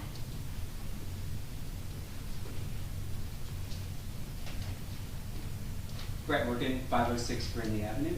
I'm glad, I was at the workshop session back in September and had shared some comments. We have been renovating the bungalows on Brindley Avenue for about the past year. Those things were falling apart. I mean, 3 of the 9 units had holes in the floors that they shoved plywood over. I mean, we reframed everything. I spoke about it at the September meeting. This ordinance is a little, I'm glad we do need sensible regulation, but there's a couple flaws that are fundamentally different, as Councilman Walker said, to the original workshop session back in September. I think the owner-occupied requirement is completely like unreasonable. I think that needs to go. I think the 7-day minimum is much better than the 30-day. Like, I think that's a good compromise for everybody. I know, Mr. Mayor, you said perfect is the enemy of good. The Highlands, I know the Highlands is where this ordinance was based on. We are in Atlantic Highlands here. Atlantic Highlands is not a beach, or Highlands is not a beach town. So I really question if that's really the best town to take some short-term rental ordinances and try and adopt for Bradley Beach. Like some people have said, Bradley Beach has been renting vacation rentals for 40 years, 50 years or longer. And I think a lot of that is, it's in our DNA here. So I think it's really hard to sit there and just try and single out VRBO and Airbnb. I was actually talking to a friend that does something similar in Atlantic City. Atlantic City put in short-term rental ordinances, which I think it's $1,000 a year fee to go into a registry. So you have your registry, you have to provide your list of occupants every time. So it's a lot of the safety concerns were addressed. The same thing with fire, smoke detectors, fire extinguishers. But I think really it's more friendlier to people who have come to town and have, whether they're using it as a second or third house or using it as like an investment property. I mean, that is an investment property. We are an LLC, which that concerns me. But I mean, I live here. I've lived in Bradley Beach. I currently live in Wanamasa. I've been here since 2004, and I'm ingrained in this community. Every business I have is community focused and community driven in the area. So I just want to frame that just because you're an LLC doesn't mean you're a big mean corporation from New York trying to make money. I think I said lots of scattered notes here. I think the big thing that I keep hearing is that Airbnb is like, and VRBO demonized the platforms. I mean, we invested a lot of money into this project, so I'm not renting to partiers. I'm not renting to like 1 night, 2 nights. I mean, I like the 7-night thing. I think that Airbnb as a platform has gone out of their way now to say that we do not permit parties in any way, shape, or form. They've partnered with noise monitoring companies now where they'll give you free noise monitors to put in, so if there's anything that registers over a certain amount of decibels. We put Ring cameras on the exterior of every single one of our bungalows, so when guests come in, we check and see who's coming in. And if there's like 6 people on the CO form and there's a 7th person, like they get a message. And that hasn't even been an issue, to be honest. But we very actively monitor this, and we take it very seriously. So I think to demonize Airbnb is just like a platform for attracting young partiers. Oh no, we don't rent to people under 25. So I think there's other sensible ways than imposing an owner-occupied restriction that can address the safety issues, address the noise issues of residents, other than going and just like shutting the whole thing down. Because that's really what it feels like. It feels like it's just going to be shut down. So. And I know this has been dragging on, so I'll see any time I have left. But I have become an expert in this, so I put myself out there to the council and anybody who wants some like opinions. I'm more than willing to meet. I'm here every day, and I'm willing to sit down and work through some sensible regulations. Thank you. Mr. Cohen? Thank you. Thomas J. Cohen, 612 3rd Avenue. Mr. Morgan was very eloquent and made some wonderful points, so I hope they'll be reflected going forward. I do agree with him. I do believe it's discriminatory to require that it be owner-occupied. You know, you're setting things apart from other people, which I don't like. So I would say that I look at this differently because I believe this should be 2 ordinances. One should be landlord registration, and that means every landlord, not just a short-term. I don't want to separate short-term. Just lump them in with landlords. And I would base that on NJAC 5:29-1.1, which requires landlord registration. So that's number 1. So charge $100 for the landlord registration. Have them do an in-county agent, which is required of state licensed multiple dwellings. Have Mr. Murphy certify the occupancy based on our ordinance. The ordinance is number 328-1. And the unit is certified. That's how many people can be there. I did it in Aswan as a councilman. I got run out of town because people said, I rent the units by the head and I get $9,000 a month. And the CO, it was a 2-bedroom, got a CO for 4 people, but they were renting it for 9. So, you know, obviously they didn't like me, but it's a health and safety issue is really what it is. And second of all, it would be a 7-day minimum. Make it very simple. It could be a 2-page ordinance. First one was 13 pages or 16 pages. This is now 10 pages. We can just make it really simple. Short-term rentals aren't special. I like what Mr. Murphy said about biannual, and then you register your people, and you pay for a CO each time. You pay the $125 each week, boom, that's it. That'll fund Mr. Murphy's office and won't burden the taxpayers. So that's what I'm looking forward to do. And then Mayor, you said tonight, perfect is the enemy of good. Well, we've settled for good for far too long here in Bradley Beach, and it's time for us to get the best. So please take your time with this ordinance and get it right. Thank you. Mr. Cohen, if I can ask you a question. Yes. You said you would make this 2 ordinances, one being the registration for landlords, and then you're saying you didn't specify the second ordinance. You're saying the second ordinance. No, the second ordinance is the rental ordinance, 7-day minimum. I would say no, you know, doesn't have to be owner occupied, but you're holding everyone to the same standard. These short-term rental people are not special. They're just landlords like everybody else. $100 landlord registration every year, certify the building, have them have an in-county agent, and both ordinances can be done very simply, and I believe that's the way to do it. So, thank you very much. The woman in the back? Last row, yeah.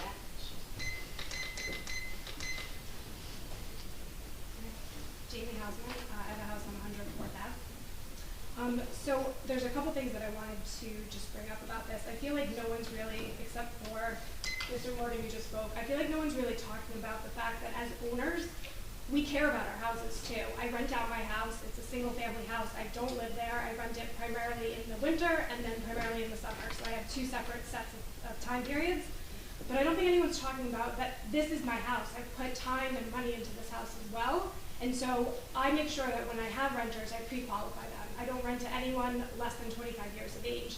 I reach out to the renters when they put in a request to rent the house for me to find out who's coming to my house. I want to know who the people are, who they're traveling with, who's going to be visiting my home, because it's important to me also as an owner that I'm not letting my house be rented as a party, because that detriments my business and that detriments me, right? I've spent money, like I said, time and money making my house a place where I want people to feel at home. I want them to be able to come and visit and have a part of their family vacation. I'm doing rentals now for 3 years. I've had the same people come back each year and say that it's part of their family vacations now, and it's something that they look forward to with their children. And I feel like we're not talking about that piece of it, that as owners, we also care about this. It's not just about the money. It's not just about the business.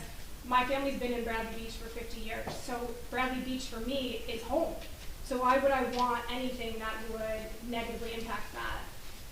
I think I'm a little confused. I understand why we potentially need this ordinance, but I'm also a little confused because we have the COs in place, and I think the same people that are not complying with the COs are going to be those same people that are not going to comply with this ordinance as well.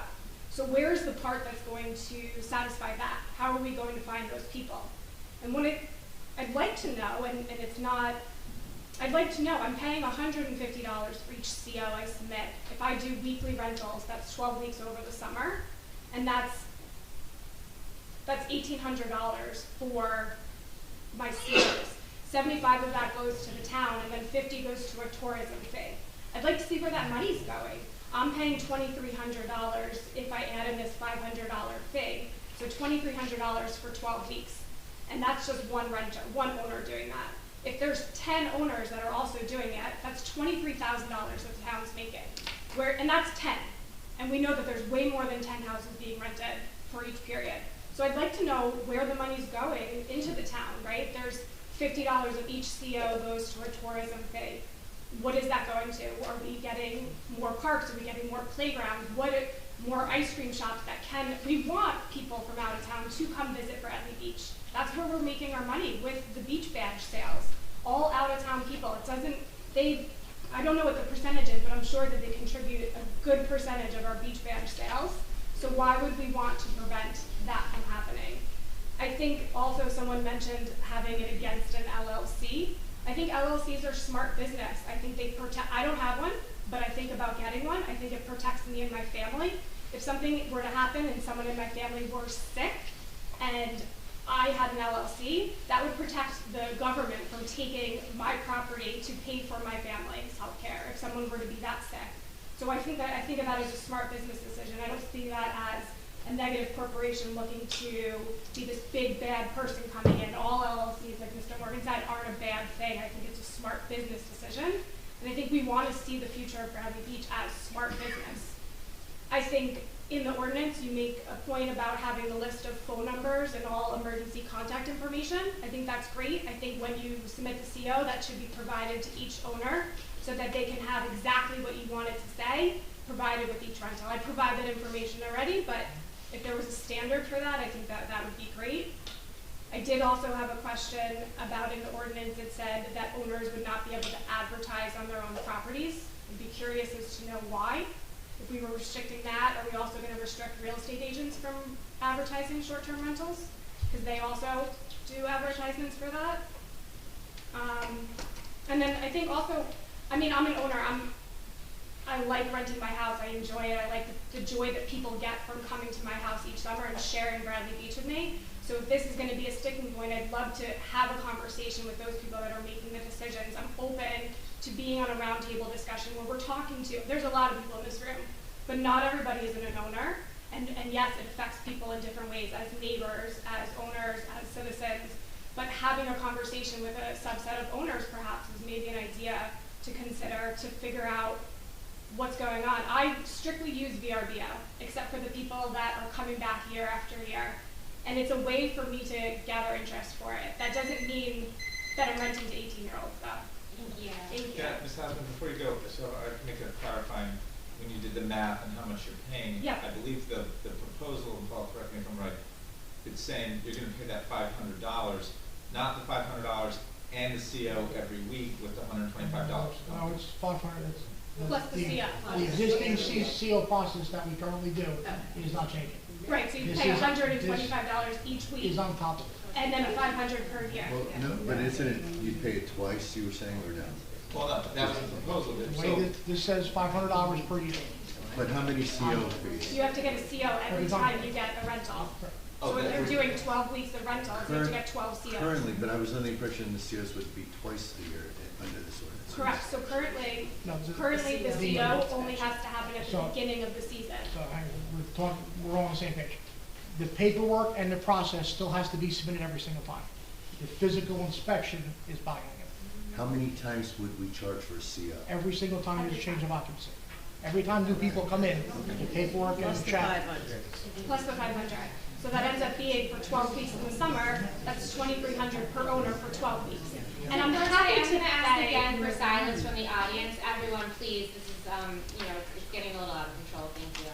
I was just, my last comment is, I'm not against paying the fees. If I could see some sort of direct lineage of where my tourism fee is going for every CO and where this $500 fee is going, and it would be great to see the connection with that, because I feel like that's also missing from this. It feels like we have the CO process where we're told to fill out for every single person their birth dates and who's visiting. Thank you, ma'am. I'm sorry, No, but it's fine. your time Thank is over. And then after this, we'll do 2 more comments. There's a hand raised there and a hand raised there, and then we'll be ending this discussion. Good evening. My name is Stacy Caponegro. I 300 Main Street. I own 2 properties here in town, and I speak for myself as well as I'm a real estate agent, so I am speaking for clients. Just clarification that you now know that it's a CO cost each time you submit a new CO plus the $500. And so I like the thought of the 2 tiers because I have some clients that only rent 2 weeks out of the year. So, and now you've also implemented, the town has also implemented a new inspection that the landlords have to go through, that air conditioning and heating now yearly has to be inspected at their cost. So you have to hire a company to come in and inspect the heating and air. in addition to your COs that you have to submit and pay for. So that's a new fee this year, and now we're going to start to try to implement this $500 fee, and my clients, I could just hear them ringing my phone off going, $500, I'm only renting for 2 weeks, I'm paying $150 for the CO. Then I gotta hire air conditioning and heating, that's probably $300 for them to come out and inspect the units. And then in addition to that initial inspection fee, the $500 fee. So if you can please consider that 2-tier, I'm sure that would help our clients and also the owners of these properties. Thank you.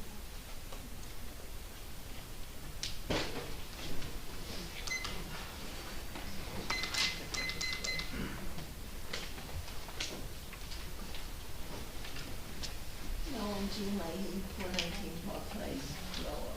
We're all here because we like this town. But I live here along with the majority all year round. And so I look at it with different eyes than the investors. I'm going to try to make this short because I didn't get all the things. But can I just ask, Airbnbs, are they a 7-day minimum? Is that the proposal? And they have to be inspected each time? No. Twice a year. Twice a year. Oh, but to get a C of O, they have to each tenant. The paperwork occurs every single time. The physical inspection is twice a year. Is there a limit? Like, I live on Park Place. There's an Airbnb on the 500 block, and there's one on the 400 block. Now, I hear in that one that they have bought, they can sleep 9. There's 9 bedrooms, or they can sleep 9. If possible. I know. But and the parking, how can you limit parking? You realize if you have 9 people that are gonna sleep there, you're gonna have at least 2 to 3 cars. And not everyone, I have a shared driveway, so I have to park on the street. Plus we have renters, and they have to park. So how can you limit that? It's extremely hard. And the owners of the 10408, they don't live there. It's an investment. And there's a difference between, and I have a little house, and the people next door to me, they come on weekends and they do rent out in the summer. But I'm there by myself. Now, I'm just going to tell you a quick story. I got time. I was, I'll have to read it because I lost that. On November 17th, about 1:30 a.m., I was awoken from my upstairs bedroom with banging on my front door. And I'm dumb. I open the door because I don't know who's banging. And there's a girl who was, I don't smell well, but she was intoxicated. And so I opened the door and she said, oh, I have the wrong house. Yeah, she was at Airbnb. I'm sure she was at Airbnb. So then I have to find my glasses, then I have to find my phone, and I called the police, which they did come. And they came back and they told me they found the girl who was lost, and they took her to her house, which had to be an Airbnb. Didn't have to, but I was 99% sure it was an Airbnb. And that's that.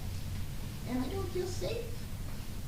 So it's a community. We live there, and we don't need all these investors making all their money at our community.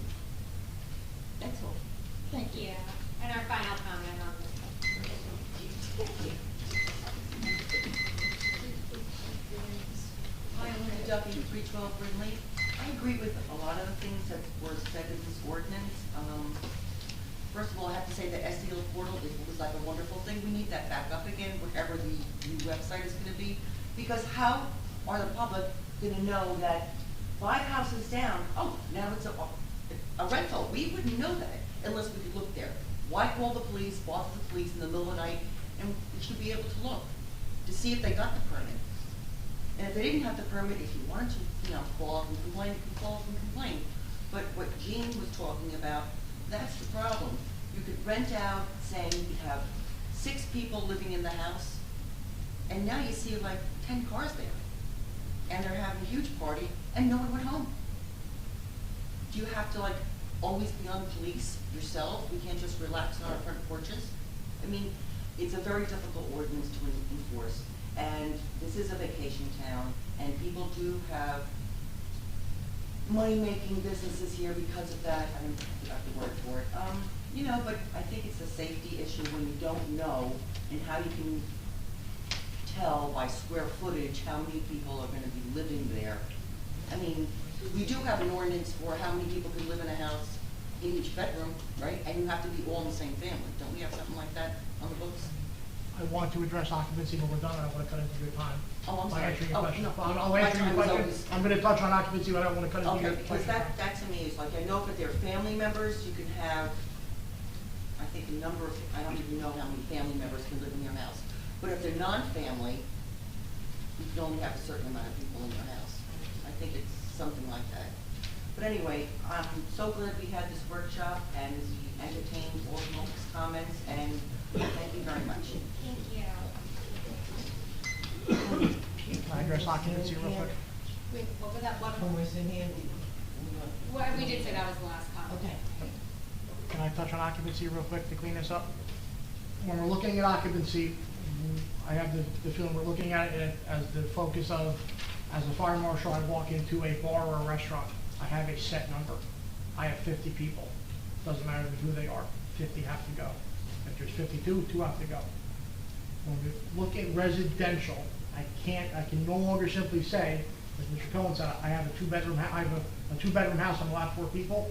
That math doesn't work because of stuff that has got with building codes and how people are taking advantage of it. But I don't have to be reactive. I have your occupancy limit by the people you were giving me on a C of O application. You're telling me Bob Smith and Mary Jones are moving in. That's it. 2 people are allowed to live there, not because of their occupancy, because they are on the CO. Now, if you choose to have a Super Bowl party, I can't control that. If there are 800 people in your house, that's something entirely different than what this is established for. This is occupancy limits on people that are allowed to live and sleep there. And those people are submitted on the application with their name and their date of birth. If the police department ends up in a residence, they would be able to go onto our computer system and bring it up on the screen and see Bob Smith and Mary Jones live there, and here's their date of birth. They can check their ID, and those people are the ones that live in that dwelling. The other 2 or 30 people don't. Then you have an overpowering situation. Sticking the old orange sticker like John was talking to in the cabinet, which I've done, is outdated because of how we capture information and computer sharing information. Those stickers are so that when the police go in, they open a cabinet and 2 people are allowed to live in there. Well, that 2 people are the 2 that are on the application. If the number says 7, it's because there's 7 on the application. It's not the sticker in the cabinet where the sticker that is assigned to your house is 7. But you can still only have 1 because that's all you submitted to me on the application. So we're looking at occupancy kind of through different views, all in the eyes of safety, which is what it's all here for. So I need to clarify that because overcrowding issues will hit the internet tonight and be crazy, and it's not what we're dealing with. It's different than looking at a set number versus the number of people you're telling me. So I just wanted to hopefully clear that up. There'll be 1,000,001 questions on this. I'll be in the office tomorrow. By all means, feel free to come down and reach out and talk, and I'll go through any and all of this with anybody that wants to, and I'll listen to the rest of your story all day long. Thank you, Mr. Murphy. Mr. Mayor, passing it back to you. Yeah, thank you, Council President. So the second topic we have tonight is to begin a discussion on our asset strategy. If I go back to January of 2021, we had a couple of big things going on. We were trying to resolve what we were going to do with the Lorraine Avenue church that we had purchased the prior year. And a broader question that I posed was how do we organize our town assets and match them to a mid-long range plan? And really that got stalled by the length of time the analysis took on the church and the final steps that we're taking. You really couldn't do a comprehensive strategy with that as a question mark. So we can begin that now, and during that process of the church analysis, there was a program committee of about 5 residents who did a bunch of good work with the engineer and the architect. They actually came forward proactively with a presentation on borough assets. And again, they took the initiative to update that, contacted us last month and said that they'd be happy to present that. It's probably about a 10 or 15 minute presentation, but I viewed it the other day and it looks really good. So I turn it over to Robin Flips, who was one of the two people. I don't know if the other person, Barb Carlucci, I don't know if she's in attendance or not, but I know Robin is. So take it away, Robin.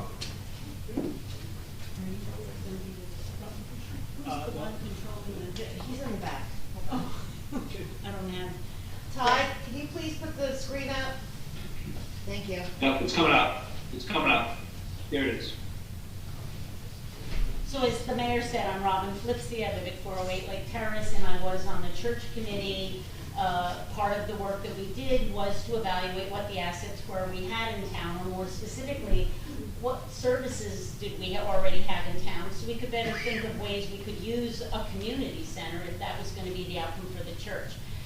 And I want to give credit right off the top to Barb Carlucci, because she worked with me. Many of you know her, and she's a real asset to any project, and she helped me get this together.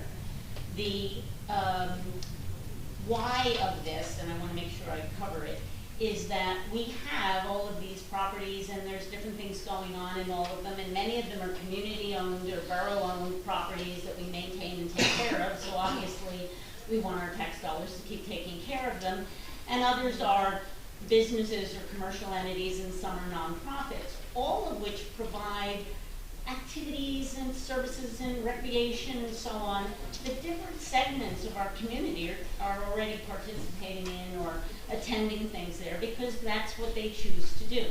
So it also helped us realize there's never going to be one place where we're all going to go there if we want to take yoga, or we're all going to go there if we want to join a book club, or take a class in how to make sushi. There's going to be diversity of places, and we already have a lot of that. So when I finish going through this, what I'm also going to, leave it up to you to learn something new, because I learned a lot collecting the information, but it's really for the council and the mayor, because this was not found anywhere. When I tell you I was playing like a Columbo, what is the occupancy of this room? Well, it's 48 people, but I didn't know any of that occupancy information until I had to ask, and then people went in and measured. I had to count the seats in the auditorium. I had to find out how many tables and chairs you could put in the rec center. It really wasn't in one place, and I'm kind of a data person, so I really think we need a spreadsheet, and I think if you want to have, I see Shauna nodding her head, if you want to form a club and you need a place that holds 20 people, you should be able to go to that spreadsheet and find a room that has that. And if you need a kitchen because you're going to do cooking classes, or if it needs to have, easy to clean floor because it's arts and crafts and it's going to involve children, that's something we could put together and make it easy for everybody to find something that they want to do in town. So that's my intro. These are just the opening slides of the welcomes that you get when you come into town. Next slide. Who am I talking to? Where is the Another room. Oh, okay, just say it.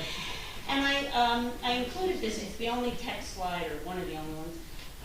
The planning for any activities in the town should be based on knowing who lives here, and a lot of the demographics are changing, and we have a lot of stuff that's old. So it was probably right 100 years ago when it was built, but many things now could be changed. And a couple of things that stood out to me, we're still at about, a little under 4,200 people, 93.5% of us are citizens, and our mix of white to white Hispanic is 70 to 18. But our median age is 38.9. Now I hear that number and I say, children, people have babies in that window. And those babies aren't babies long. We all know they're toddlers, they're school age, and then they're preteens, and then they're teens. So the, trajectory here is for kids to be able to do stuff in town. But the other main group are people 65 and over. And I'm over that. And I don't see myself needing special services. I don't want to have a special place to go as a senior. But I think Both those groups need surfaces that you can use wheels on. You need bicycle lanes, or you need places you can push a stroller, push a carriage, pull a wagon onto the beach, have a walker or a wheelchair. So that was the common denominator. I'm sorry, can we, whoever's doing the slides, we can't actually see the numbers. Yeah. They want to remove the. Yeah, sorry to interrupt.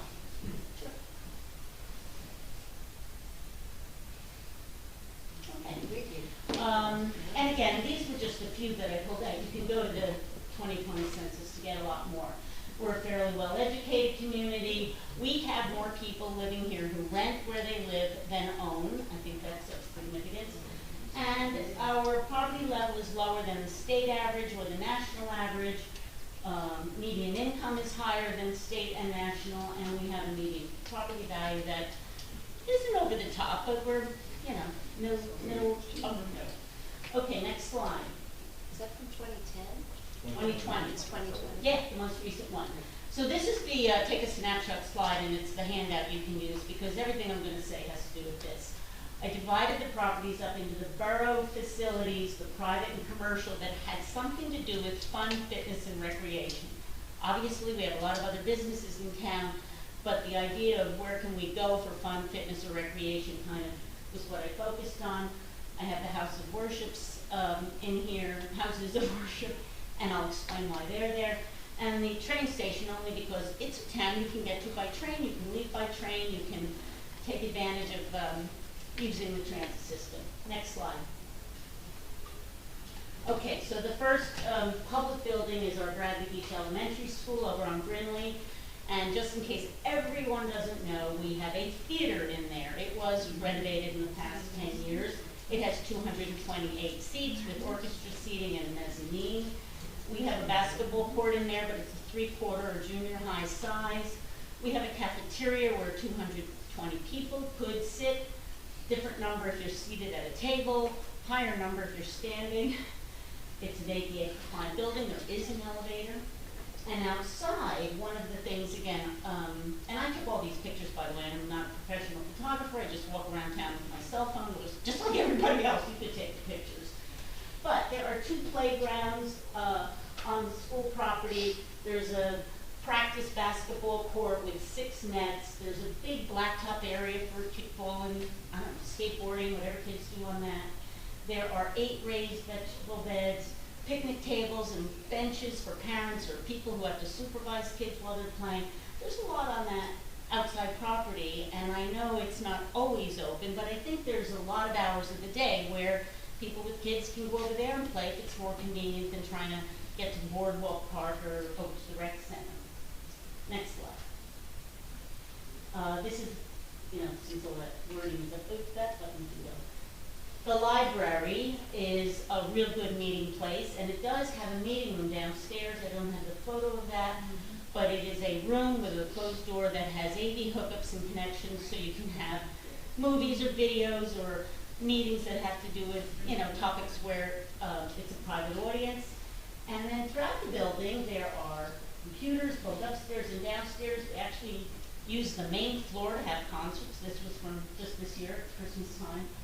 And the arts and crafts and games and all of that stuff is always there. So again, I'm a mentor. I'm in the building every week with my students, and there are families with kids all over that downstairs children's room. I don't know if anybody else has ever been in there, but I've never seen such a lively, happy, engaged library in my life as the environment down there in the children's room. Next slide.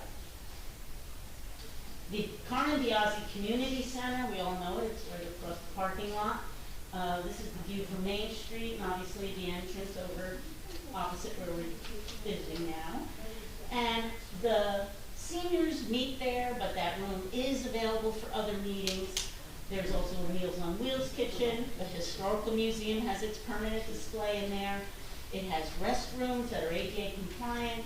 Obviously, it's using the same parking lot as this building, but there is accessible parking. And I think the future of that building is under discussion already, or maybe coming under discussion. But it is in the center of town, and it has a lot of, history, that I don't know how we're gonna be able to protect it, but it may be that it's getting crowded because our history is growing, so the historical museum could probably fill the whole place if they were given more room. Next slide. Public building would be this courthouse, this room that we're in right now. It's very busy because other communities are using it for their court proceedings, but when it's not being used for a court-related function, you can have a meeting in here. You can get your window of opportunity and come in here and do something if you want to. And again, the parking, the restrooms coming in, I don't know if that security thing works, but it's the only one I've seen that thing in the lobby. That's used for court. Yeah.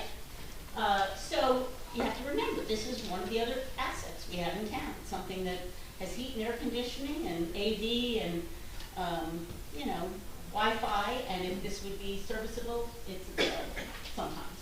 Next slide. The fire department banquet hall. That is a rentable space, although it is also used without a fee for a lot of the community functions. And I love that I was able to get a picture of the empty space with the dance floor, which can hold about 220 people, I think, seated, but it can be, you know, decorated. You bring in a caterer and turn it into a Sweet 16 party. And it has a full kitchen with a service window. It has parking, and it's a big lot. It goes around the back of the building. It has handicapped parking. And when you go in the front, well, if you vote there, you know the building. I'm a poll worker, so I know it very well, but when you go in, that lobby is separate from the main room. So you can have registrations there, or you can collect information if you're having some kind of a meeting or an event where you have to make sure everybody coming in the room has properly signed up and paid and whatever. And of course, it has the restrooms there. Next slide. The recreation center and fields in the south side of town, a hidden gem. Most people do not even know how to get into the parking lot, but I know it's there. There's my car, parking lot. You enter kind of opposite Sylvan Lake. There's an unmarked entrance directly, but you come in and there's a bunch of parking spaces and handicapped spaces and a pathway here that leads up to the entrance to the building. And in the building is a newly renovated multi-purpose meeting room. But first, there's a big lobby. So again, registration and whatever people want to do in a lobby before everybody gets into the main room can be done, and it has restrooms. It has a kitchen. Cater it, have cooking classes, have, you know, brownies, whatever. And the outside is where all the activity space is. There's tennis. It's also marked for pickleball. We have a basketball court, again, full court, but this one has the 6 baskets on it for practice sessions. A great, you know, interactive playground. Benches are all around it for supervision. This greenhouse, its future is up for grabs, but it's taken up a lot of space, so it either really could be used as a greenhouse again or something else, but that is on the property at the rec center. And, have I said everything right? Bike racks, playground. The roof of this building has solar panels on it. It's just a good show and tell, I guess, if you have a chance to educate kids about, you know, trying to use alternative energy. And, yeah, that's it. But the sports fields have a pass-through window from the kitchen that's in there to run the snack stand, and there's bleachers and the scoreboard, but it doesn't work. And again, I had to find all this out. I just went and I kept seeing things, and then I had to check and see, you know, do you keep score for the baseball games up there? No, it doesn't work, but maybe it'll get fixed. Next slide. Our best asset. Can't deny that Ocean Avenue is where all the action is for our town. And the promenade alone, you know, it's almost a mile. We, in the summer, have 3 permanent concessions. Many times we have carts and mobile concessions, 4 fully equipped restrooms, the lifeguard and first aid station. We have beaches for swimming and surfing, and we have fishing jetties. In the summer, the yoga's on the beach, and there's surf school up at my end, at the north end. And all that grassy area with all our festivals and so on. So it's a really dynamic, used promenade. But at the gazebo, just want you to know, there's 80 benches out there. There's a big dance floor. I have the measurements up there. It's 22 by 18, and that's with the salsa and the line dancing occur in the summer. The plaza, which is behind the chairs, is equally, it's huge, and whatever it is you're trying to do, there's a big outdoor space there, flat surface, if there was some kind of function you wanted to put together. And the gazebo does have electrical outlets, so, you know, weddings and things are happening all the time. The bocce courts with the forecourts, the shade gazebo, the benches, a tally board, night lighting, bring your own equipment. The playground, fully gated, so the kids can't run any faster than the adults to grab them. And the new seating in there is great. They're Adirondack chairs with tables, and it allows kids to play and adults to sit and watch. And the last event, what? Oh, the miniature golf, which is a private business, but a big draw to town. I mean, people look for miniature golf courses, it seems, and want to come to towns and have them. So I'm always happy to talk about our beachfront. Next slide. The Riley Park on Main Street. You all know it, so I don't have to go through everything, but the key thing is that it is the festival space, it is our town square, you know, the meeting place, there's memorials there, we hold ceremonies, we have the band shell for both concerts and other kinds of public events, picnic tables or game tables, you know, bring a checkerboard and play checkers. A lot to be proud of there. I think the Public Works Department does an amazing job keeping it landscaped and having it freshly groomed with seasonal flowers and so on. So I don't think there's anything that could improve that, but I'd like to point out that we do have meeting places there. Next slide. I call them the lake parks. So I'm at the north end of town. I live off Fletcher Lake, and we have obviously a boundary with Ocean Grove and a little footbridge, and lots of people like walking across the little footbridge, and there's people fishing all the time down there. There's benches if you choose to just sit and daydream, and at the end, when we get to the beach, we have the Julie Schreck Maritime Forest, and it was dedicated a seating area recently in the last couple of years, which is a very lovely setting. But similarly, on the south side of town, we have Sylvan Lake, which has a beautiful retainer wall and benches and trees kind of strategically planted along the way, and 6 picnic tables opposite Ocean Avenue. So I think we have, again, more opportunities than we realize to have a picnic in this town. Next slide. Lake Terrace Park. This is on Lake Terrace. It's in the 400 block. It takes up the whole 400 block on the south side. I happen to live in the 400 block opposite it. And it is the only toddler park in town. All of the other playground equipment is for school-age children and older. It only has bucket swings, you know, you put your legs through them and so on. And it has some picnic tables and a passive field for kids to come with a kickball, or parents to come and throw a softball, or kids in the summer with wiffle balls and bats. But there's no permanent equipment out there.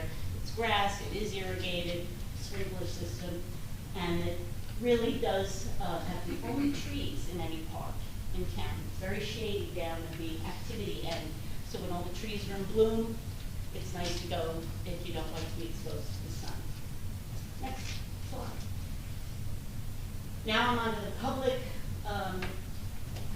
and commercial buildings. Okay, so the Bradley Food Pantry, you know, it's a landmark when this year.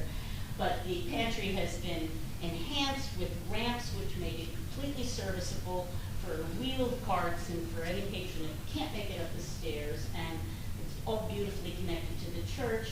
We have raised bed gardens, and we have a big vegetable garden in the back of the building, and it's open 5 days a week and on Thursday evening.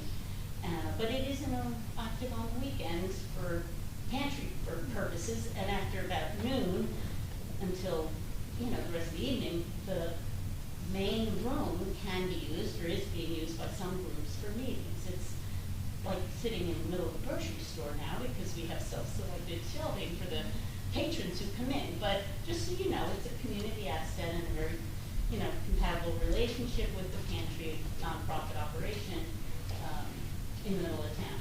And the Ascension Center, which I now know used to be called Ascension Church, it's now called St. Teresa of Calcutta Catholic Church. The merging went with Avon, but this building still has a sign that says Ascension Center. So this is the main entrance, and it's like a split level. You go in and you either go upstairs to go to a room, or you go downstairs. This is the side of the building. It has a full basketball court and stage upstairs. And there are table and chairs upstairs. There's a lobby with its own restrooms and 2 doors that I've never been able to get anybody to open. I think one's like a supply closet. The other one may be sort of the snack room. I mean, the plate, it looks, because it's a split door, that they might serve refreshments from it. But a really big space and underutilized. And the deacon over there is more than willing to work with the town in any way that space might be of service to us. The bottom level, meaning you win these doors and you go downstairs, if anybody went to the candidate debate, and another enormous room with tables and chairs, a lobby, restrooms, 2 doors, I don't know what are on the other side of them, and it's available. They're really not using it as much as maybe in years past, and the relationship would only be better if we had some regular activities. I think the school's doing something in there in March, Mediterranean. Gift auction, yeah. Big parking lot there, which the church allows the school teachers to use during school hours because they're not using it. Sunday is when they typically need it, but good to always know where there's parking. Okay, next slide. These are commercial businesses that fall under, my definition of fun and fitness, but we have a brand new, the Ohana Ram Yoga Studio down in south end of Main Street, the long-standing, 24 hours a day, 365 days a year Jersey Shore Fitness Shop. Relentless Fitness Training is now in the bottom of the building that's on the corner where Giovanno's restaurant used to be, and now it's condos upstairs and a full-service gym features downstairs. And the Healing Arts, right next door to the Ohana Studio. And when I was out today, I took a picture of a window on Main Street that has a yoga center coming. It used to be the Healing Bell Times, what's the name of that place, near Darcy's Tavern. But anyway, the windows are all painted and it's going to be yoga.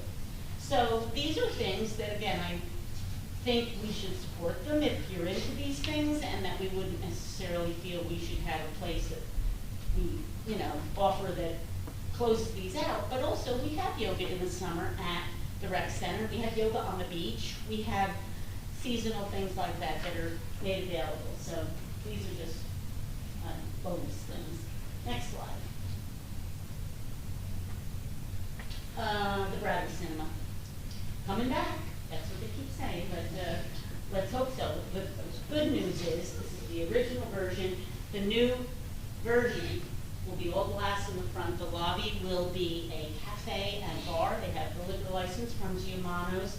It'll be the whole width of the building, and it will be rentable space for receptions and functions. It'll have, it has in the architect renderings, tables and chairs.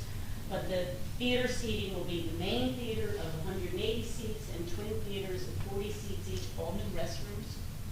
And that is a real anchor to this town. We're one of the few towns that still has a movie theater, only to be matched by the fact we still have a bowling alley. So it's still there, it's still open, and they're still offering birthday parties, and my kids are, 50s, and they have birthday parties there.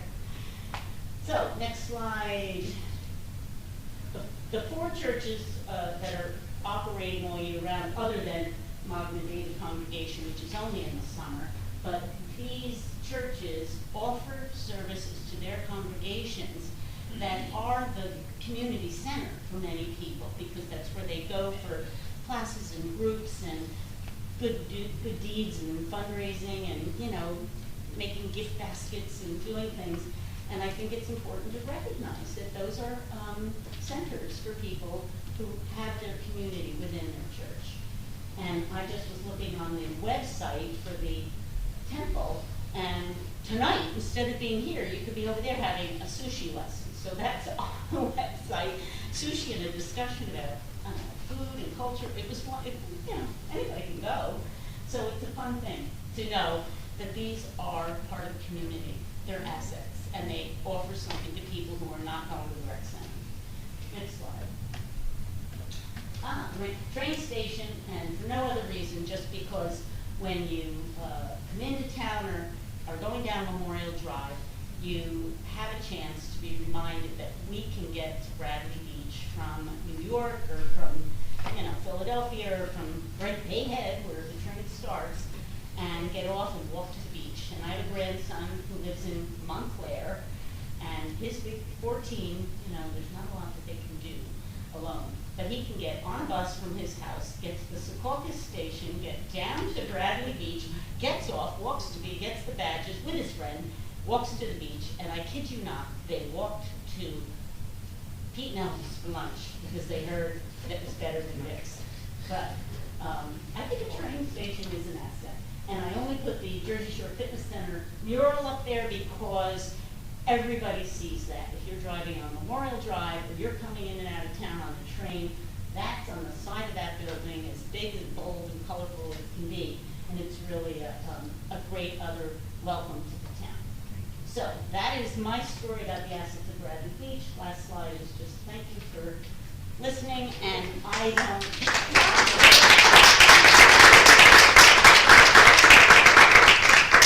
don't have all the data on there, but as I said, I am kind of a data person, and I am going to be putting that into a format that will be shareable, and I'm waiting for the council and the mayor to tell me, where we might put it, whether it's on a website or a PowerPoint. It doesn't even matter to me, but I have the numbers for everything. And I walk around and I believe in, English reading and counting, because I think that there's no reason that we don't know those things, and it could even inspire, ideas that you wouldn't have thought about doing here in town because we have places. So unless you have like a question that's map data, or if you want to add something, or you're having an event, you're having an event in one of our spaces, I personally think everybody's taking pictures and selfies, I do it too, and sharing them where you share them on social media. But if you type in Bradley Beach images on Google search, you cannot believe how sparse that is. It's like postcards from the 50s, and it's black and white, images and real estate listings. But I think from a marketing point of view, if you're having a good day doing something on the beach or at the various buildings in town and you share it and you can flag it or tag it so that it ends up searchable, it would be good for town. Thank you. Thank you.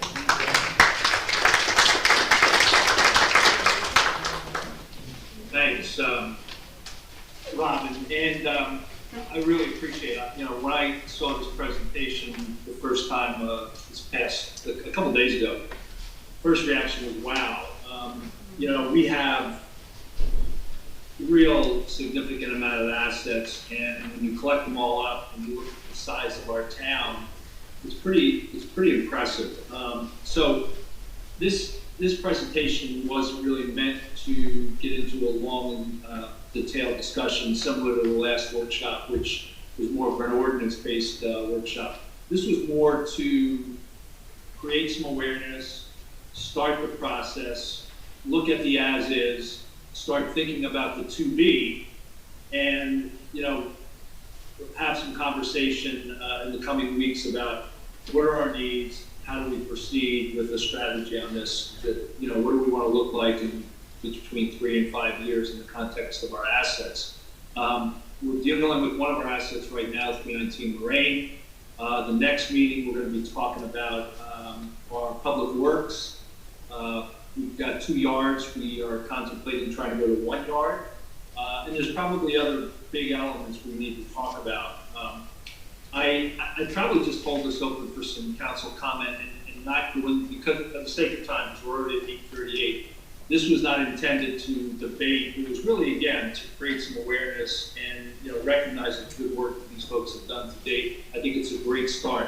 I'm going to get this on the website because I think people should be able to access it and look through it. Robin's point on Google Images is a great point. I'm going to try to get that out in the newsletter and get people thinking about, put your good pictures of Bradley Beach on Google Images to promote our town. So with that, I'll just turn it over if the council has any comments, and we can continue to move through the agenda. I have a comment, Mr. Mayor. Robin, that's great, thank you, I really appreciate that. I'm a little surprised that we had residents put together a presentation like that, because I thought that Northwest Financial did this as part of the church process. They ran the second church committee, and I thought that they were charged, and we paid them to make an inventory of assets. And just a couple comments on the senior center. The seniors don't meet there. They meet in the firehouse, and that space used to be more of a community space. I've used it. I know nonprofits have rented it out, shown movies. We can't actually use that in such a way anymore, so that space has changed in the last few years. I know that the school there actually is a sign that the schoolyard is not supposed to be used after hours. I think it's not enforced. I think that's because liability reasons, but just technically it's not like, you know, free for all at the school in the playground. And yeah, the theater at the school was definitely renovated. I think it was closer to 15 years ago. I think I could be wrong, but I think it was closer to 15 years ago, not 10. This room is, yeah, people probably don't think about this room. I just want to point out this room has its limitations. You know, God forbid we elect somebody to the council that uses a wheelchair. You know, that's a problem right here in this room.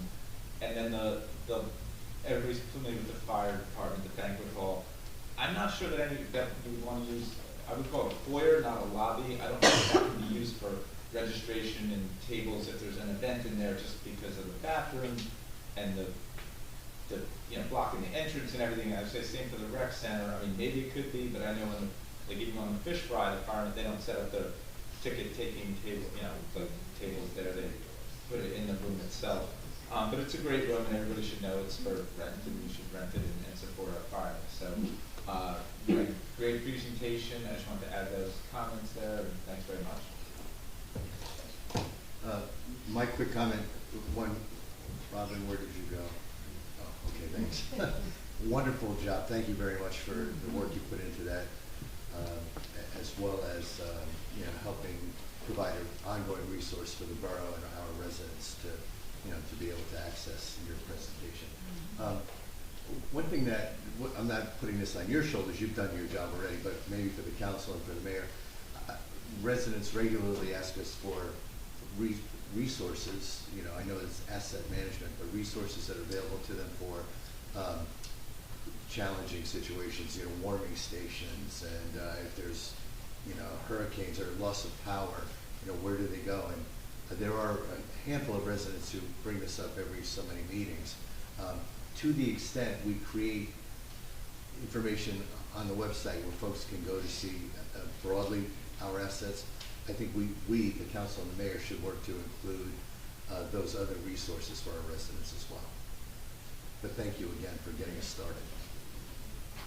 I just also wanted to thank Robin and Barbara for putting that together. When we talk about the talent pool and the volunteers we have in this town, it's dedication like this that really highlights it. So I just wanted to say thank you. And while this focused mostly on borough-owned properties with a few others sprinkled in, I would be remiss if I did not state, our beachfront, our promenade, and our main street are borough assets.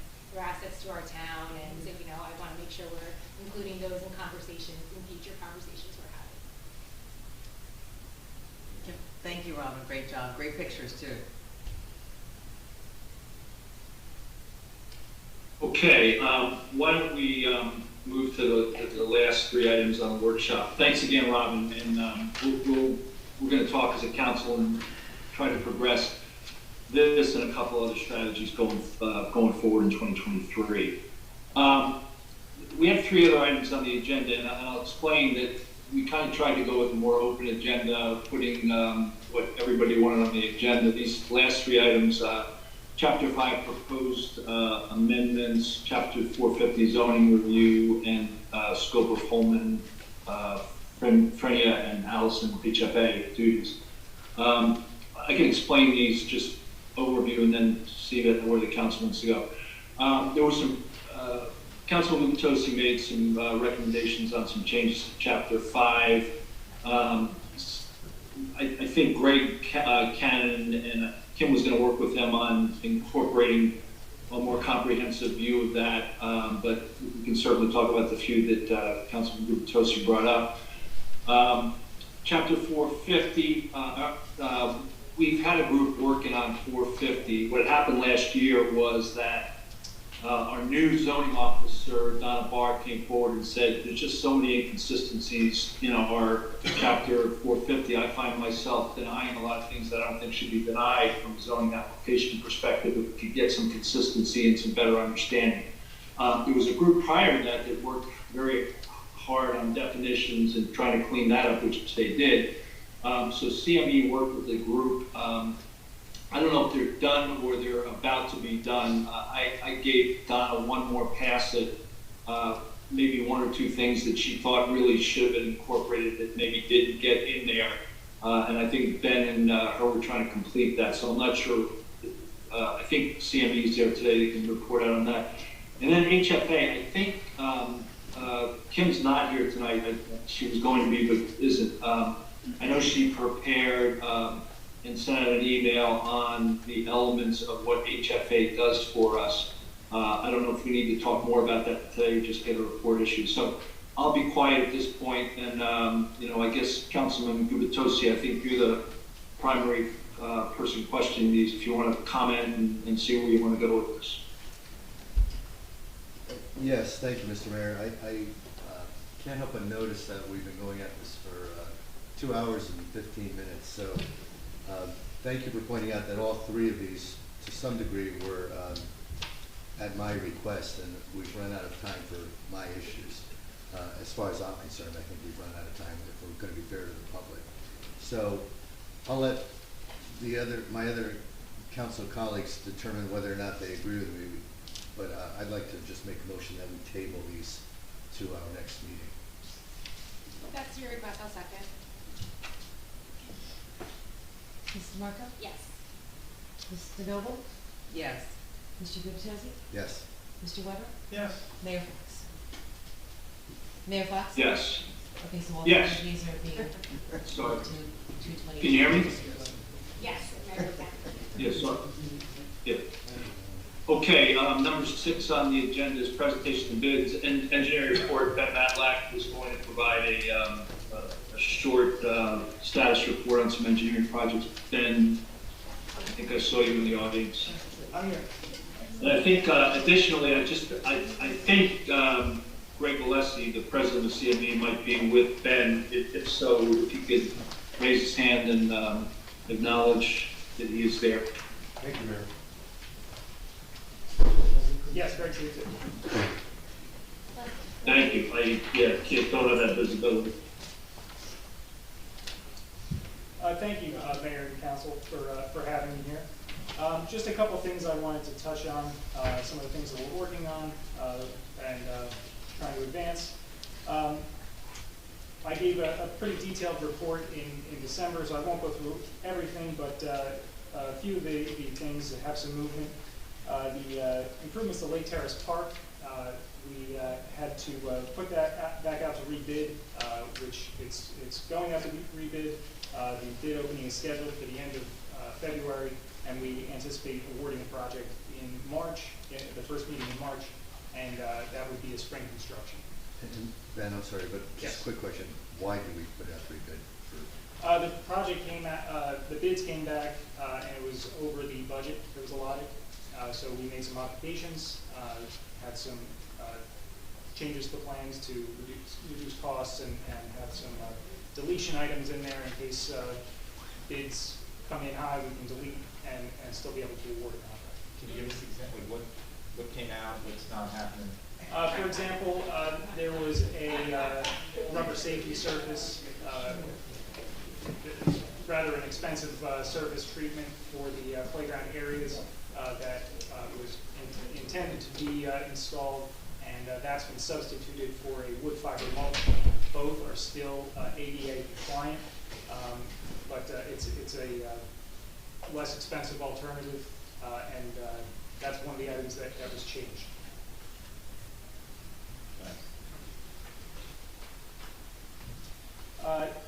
Quickly, I know the zoning ordinance was tabled, but I will just report that I did receive a few comments from your zoning officer, Don Barr, late last week, and we are incorporating those comments into the ordinance, and I should have an updated version ready for the next council. A question on that, and you know I've raised concerns to you in particular, but to CME in general, that the council really hasn't benefited from any zoning updates. In your earlier reports, I noticed a number of them, but most recently, December 12th, you referenced consistently several meetings with the Zoning Ordinance Review Committee were held. Yeah. Who is that Zoning Ordinance Review Committee? The zoning officer, a few people in this room, some members of the land use board, former members of the land use board, local developers were all part of the committee, and the mayor was there as well. I think he was there for one or two. He wasn't there for every meeting. I think he just was sitting in on some of them. But so I'm sorry. So was this I'm just not aware of it. I'm not trying to give you a hard time, but I am trying to understand. Was this a committee established by the mayor? I'm not aware of it, and I served on a committee similarly named for 2 years that was disbanded. Maybe I'm misusing the word committee, but it's basically just a group of people that were selected to work on this with me. And I just had meetings with them at Borough Hall to essentially go over the zoning officer's concerns with the ordinance, and we discussed what changes could be made, how they would affect what the land use board would determine, how they would interpret the ordinance, things along those lines. But as I said, we're working on finishing up a draft, and I'll share with everybody on the council. I've submitted the prior draft to your administrator and your attorney, and I don't know why it hasn't been presented to you yet. When you say you submitted a draft of recommendations? Yes, a draft updated ordinance. All ordinance chapter 450 Chapter only? 450, yes. Okay, and were there like cross references to other ordinances as well, or is this solely exclusive to 450? Exclusive to 450. Can I make a request that that report that you've drafted already be shared with the council? Sure. Okay, thank you. Please continue.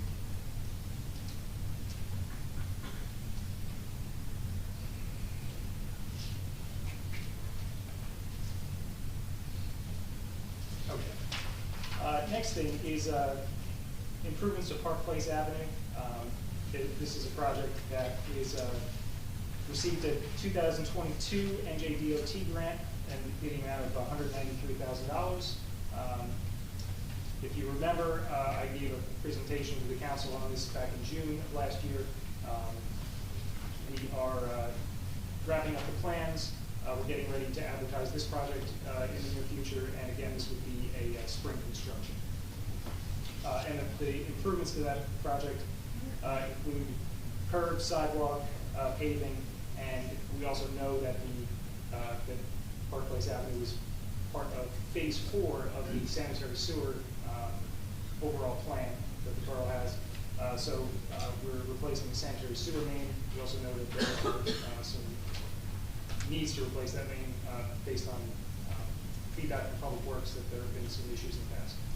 So Ben, does that mean that, so that's going to be taken out of whatever phase it was going to be in? Correct. The sewer project, so it's sort of like a standalone, you're doing one street, Correct. the sanitary on that one. Okay, thanks. Yes.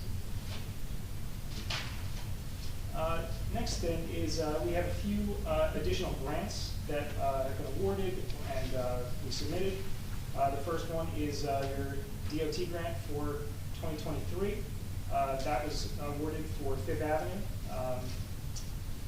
$219,420. I'm working with your administrator to figure out what the scope of work is, and I believe she said that she wanted to workshop that with the council, so that'll probably be at an upcoming meeting. We'll discuss the limits of that and what the work should include. Ben, I'm sorry, is that a matching grant or is that? No, that's just a DOT grant. The next one is, I've reported on this before, but we submitted an application for the Bradley Beach Rec Center, Monmouth County Open Space Grant. That is still pending. That was submitted in September. Those, I think, are typically awarded in the spring, summer. We also submitted just recently a local recreation improvement grant. This is a relatively new grant that's provided by the DCA, and that was submitted on January 20th, and anticipate that to be a spring announcement as well. Just a question on those last two. Yes. I don't know if our audience has this, but the report that you provided to us for February 7th, 11 and 12 look very similar. So could you just help us understand that? You Yeah, basically described restriping of the basketball courts and resurfacing. Right, so we applied for the same project to two different grant agencies. So we're looking for money from multiple sources to be able to do these improvements. Okay, and do we have you put together estimates of what the cost of our projects would be? Like, have you given the borough a reasonable estimate? I did, and let me see.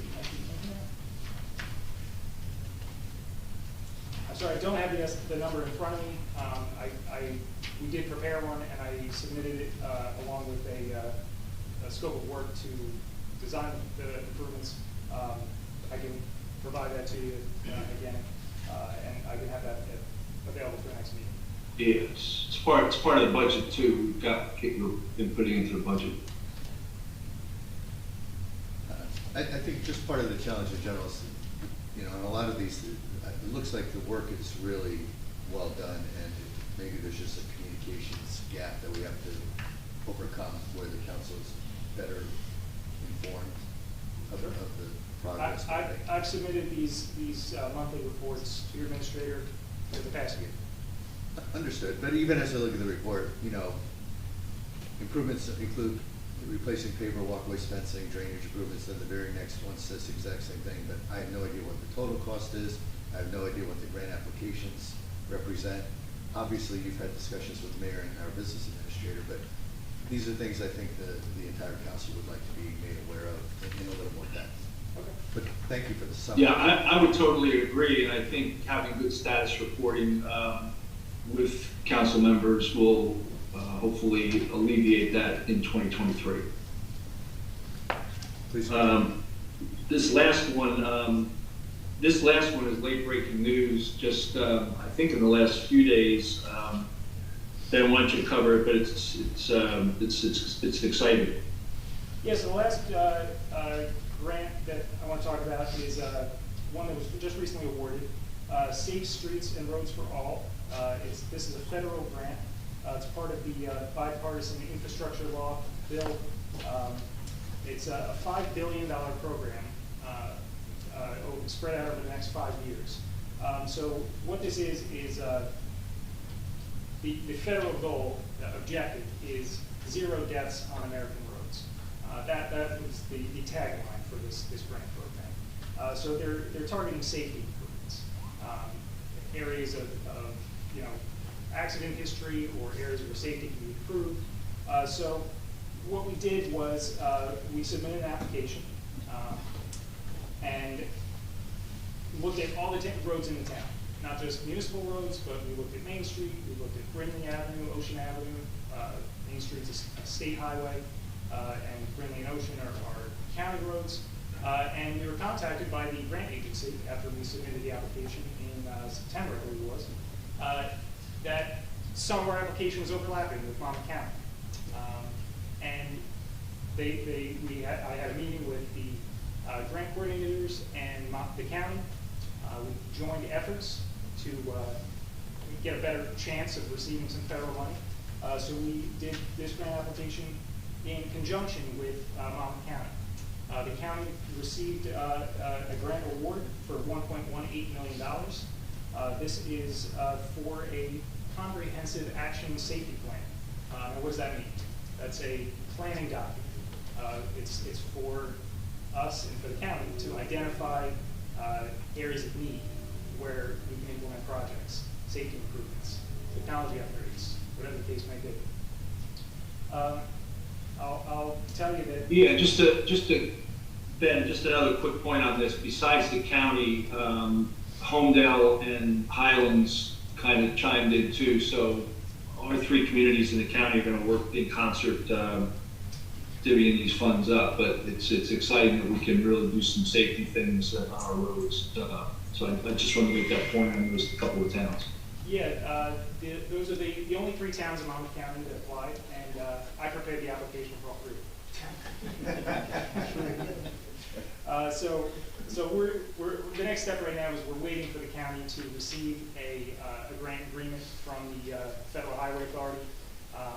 Once that happens, the county will reach out to each municipality individually, and there'll be like sub-agreements with the county, and that's when the distribution of funds will be determined. Question, if you submitted the applications for all three, then you could probably tell us if you gave Bradley Beach 75% of it. Just curious. It was an even distribution. Was it really about a third? It was. So the grant program is, the minimum ask was $200,000 for creating a planning document. Now, for a small community like Bradley Beach, that's more than enough. So we asked for the minimum for each of the municipalities. The county would need a much larger bankroll, essentially, because they have a lot more roads to worry about. So we applied for $200,000 at each community, and we'll see what the actual number comes out to be. But the exciting part about this is that so once we have the safety action plan in place, it allows the borough to apply for implementation grants. Now that is actual construction dollars. In order to apply for an implementation grant, we have to have an action safety plan on the books. So a lot of the grants that were awarded this round of funding are for these action plans. Going forward, the implementation grants are where you can really get some good funding opportunities. Minimum ask there is $5 million. So I had Main Street in mind when I was, thinking about this. That's just, one of the things that we're going to be looking at, and we'll look at other areas where we can implement safety improvements as well. Ben, I have two quick questions. As long as I've been sitting up here, we've had residents talking about safety items and pedestrian safety on Main Street and have good ideas. Would you be willing to engage with such residents on before? Okay, that'd be terrific. Absolutely. So I think, in my mind, part of the safety action plan would be to hold resident meetings, solicit input, not too dissimilar from the Rutgers study that was done a few years ago, where I believe they had questionnaires and things along those lines. I would imagine some of the same types of things that we would do to really do a comprehensive study for this, and that I think the better we do up front, the more likely it is that we get some funding in the future. Okay, and then the other quick question is, we've had some discussion about site triangles and maybe there's like not great safety at a lot of intersections. Could this be used off of Main Street, so it's like kind of all over town? Could we use just to maybe address that? Yeah, so when we prepared this application, we spoke with your police department and got accident history, information on where the problem areas are, and so that's another part of the engagement and the planning process is to figure out not just Main Street but everywhere in town where safety improvements are needed. And I'd be happy to answer any other questions on anything. Proposed item number 6, Sylvan Lake bulkhead improvements. I'm not, obviously, once again, I appreciate the summary. I probably would like to know a little bit more about the details, but for now, I guess two things. You and I have discussed that it was really important to reach out to the Sylvan Lake Commission, and I see you've noted that you are also reaching out. Have you made contact with them yet, or not yet? Yeah, so I had a meeting with them, with some members of the commission a few weeks ago. I I know they received a grant, actually the American Littoral Society received a grant, I guess on behalf of the commission. So we're trying to figure out the logistics of how they're going to implement that grant. I think they're still waiting for a grant agreement to be executed before they can move forward with that. But I've been in touch with some of those members. I actually was trying to follow up today to try and see where that stands, if they're any closer to getting the grant funding in place, so we can move forward. I'm sorry, I don't want to cut you off, but just so you know, the list of proposed improvements, these are projects that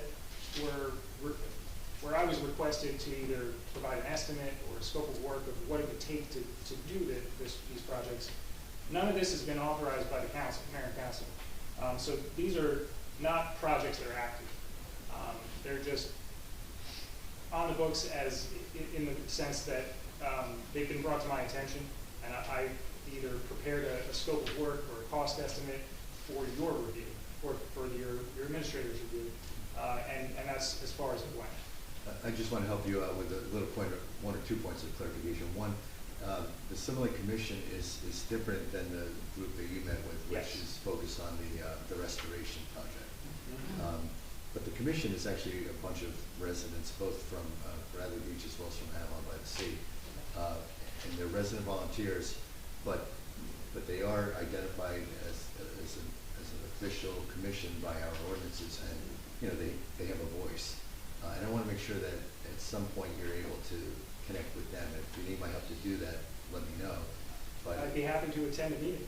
yeah, no, I think it would be very helpful, and give them a chance to ask questions and give you a chance to answer them, because they have lots of questions. And then regarding the bulkhead, I don't know, and again, this is some of the information I need to come up to speed on, but I don't know exactly where you stand in that process of, I saw the reference to replacing the wood with some other material and so forth. But the group that you did meet with, that's a group of engineers and construction folks that are looking at the restoration project. But as recently as this morning, one of the leaders of that group said it's really critical that Bradley Beach Engineering work with them, coordinate with them, share ideas with them, because what we do on that bulkhead can very directly impact their vision for the broader restoration of the lake. Sure. So, I've said this a few times. I just want to make sure, I'm as clear as I can be, that if you think about restoring Sylvan Lake, the idea of trying to dredge this lake has been around for 20 years. We haven't been able to do it. It's just way too expensive. I've heard numbers of 10 million, 50 million, crazy numbers. There are some contaminants in the lake, so we can't take that soil anyplace. For the first time, this group has come together, and they said, we have a chance to do some dredging and to place the soil or sediment, whatever, appropriately. And this is, I think, what you've begun to chat with them about. But all these other projects that Bradley Beach is looking at, bulkhead repair, I know you're not, I don't believe you're involved, but the outflow pipe, these are things that I know the mayor and our business administrator are aware of. But what's important is that you as the borough engineer are coordinating, or at least talking to these others, so that when we look at the broad restoration project of Sylvan Lake, all these other pieces integrate. If we do this with every one of the engineers that are engaged, we got the restoration engineers, we've got the outflow pipe engineers, we've got yourself as the bulkhead engineer, we've got you as the borough engineer. We got all these different engineers running around, and if they're not talking to one another, we're gonna blow this up. So I'm imploring you to make sure that reach out to me directly. I'm sure the mayor or the business administrator could also give you direction, but please do your best to talk to these other entities, because as of this morning, they were telling me they need to talk to us, our engineers. Well, at this point in time, the council has no projects in the works on Sylvan Lake. So there's nothing for me to report on. There have been discussions about just cost estimating. How much would it be to continue the bulkhead replacement that was previously done for the rest of the lake, but that's as far as it went. Other than No, that, we can take you farther, but Yeah. I need the dialogue. Sure, okay, Thank you. thank you.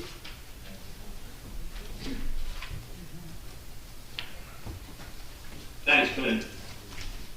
Appreciate it.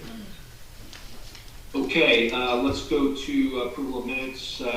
Make a motion to approve January 25th, 2023 council business meeting minutes. Do I have a second? Second. Ms. DeMarco? Yes. Mr. Noble? Yes. Mr. Gubatesi? Yes. Mr. Weber? Yes. Mayor Fox? Mayor Fox? Yes. Thank you. Yes. Thank you. I don't know. Can you hear me okay? This I can hear you, I wasn't loud enough, that was on me. Sorry. Okay, public comments pertaining to the 2/8/23 agenda items only, 5-minute limit, single instance per participant. Meredith, you can help direct me on this. Sounds good, Mr. Shias?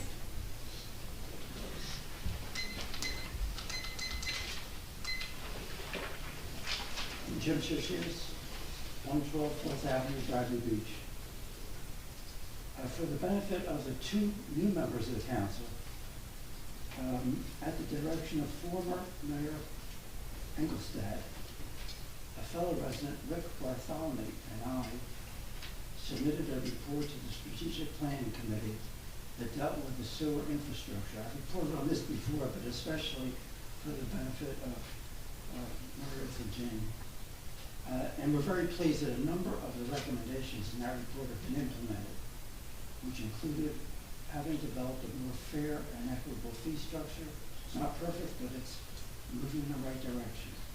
A reduction in sewer rents, and then the continuation of the upgrade of the sewer system, which we're all painfully aware of, especially if you live on Fourth Avenue. Further pleased that these two resolutions relate to something that we had recommended that now appears to be moving forward. And that is issuing an RFP for professional engineering and financial. However, I'm very puzzled. Neither are two RFPs. In other words, one for engineering and a separate one for financial. Since in our research we were aware that there are a number of very prominent engineering firms in the state that routinely have the capability of doing what we were proposing in the RFP, which I'll refer to again, and have done it routinely. So why we have two, I'm not sure. You should be aware that before the former administrator left, David Brown, he had requested that Rick and I, for his help, provide a draft RFP, which we did. And in conjunction with that, we became aware that there are a number of prominent firms that can do what we were proposing that be done. So that to me is very puzzling. I will say, without getting into the details, included in the RFP that we developed was finally an effort to get at the true cost of providing sewer service with our current system, and then do a true projected cost, which would be taking the result of the upgrades, of which there will be 5 phases, which is only done in the second one now, of developing the true future cost that would also consider the reduction in our cost to the Neptune Sewage Authority that will result hopefully from reduction in the flow that we're currently billed for. Thank you very much. Thank you. Thank you, Mr. On Any other questions?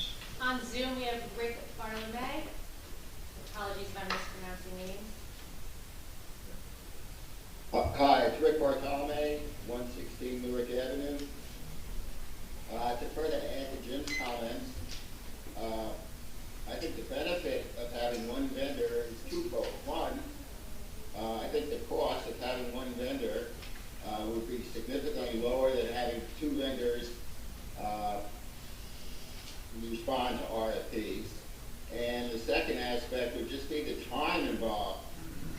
You'd have to have the engineering report done first, I would think, and then you're gonna have to do the financials to do that. And then you have to go back and forth between two different companies. And I think it could be done a lot easier by just having the one company that you mentioned, that there are a number of different vendors that have already performed for other townships and municipalities in the state. That's all I have. Thank you. Thank you. Also, Thank you. Zoom, Paolo John Tempo.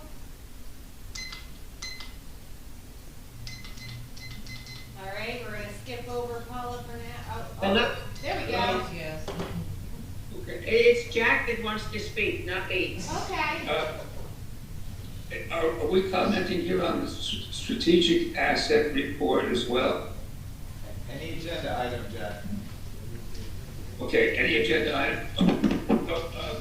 I just made a few notes as Robin Phillipsy was talking. And I want to bring up and regurgitate things which happened in the past, but, you know, still a member of the Friends of the Bradley Beach Community Center. And I think she must have mentioned some 50 venues in this town, at least 50. But none of them, in my opinion, is a centerpiece. None of them have the quality, character, and history like 319 Lorraine would have if it could serve as a community center. There is no place that does it all that would bring people together on a daily basis, in my opinion.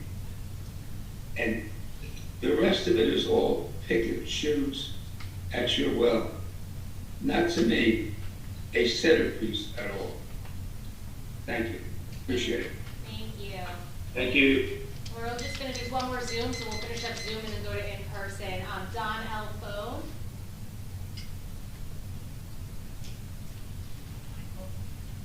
Oh, that's Don on his phone.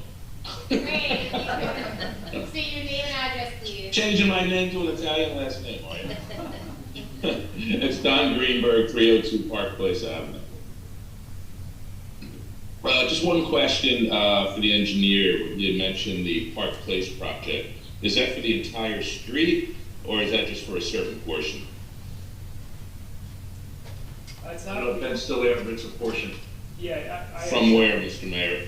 The limits are from Main Street to, just want to check. Lake Central.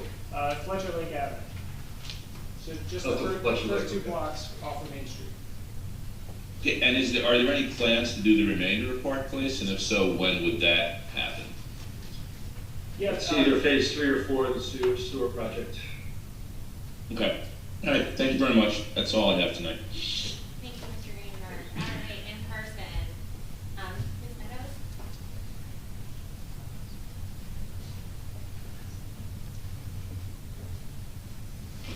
I did have enough time to move tonight. Nancy Meadow, Ocean Park Condominiums. Always the same things, or similar things. In no particular order. The 2023-70. I thought we'd settle this, but I guess not. So let the record show that I'm against extending COVID measures to our businesses. And I really would like for this council, at least 4 council members, to put the residents ahead of businesses. Regarding 2023-36, Article 3A, it mentions the execution of rules, including emergency.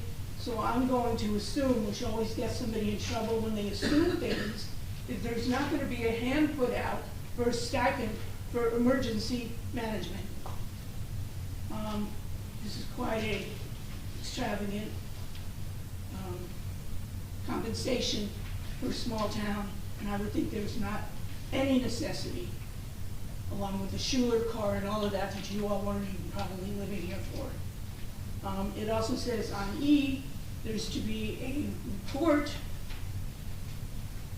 at least monthly to the council at a regular meeting. I come to council at regular meetings, I don't ever hear that report made by. So again, spend my money wisely, hold people accountable to do what they're hired for correctly.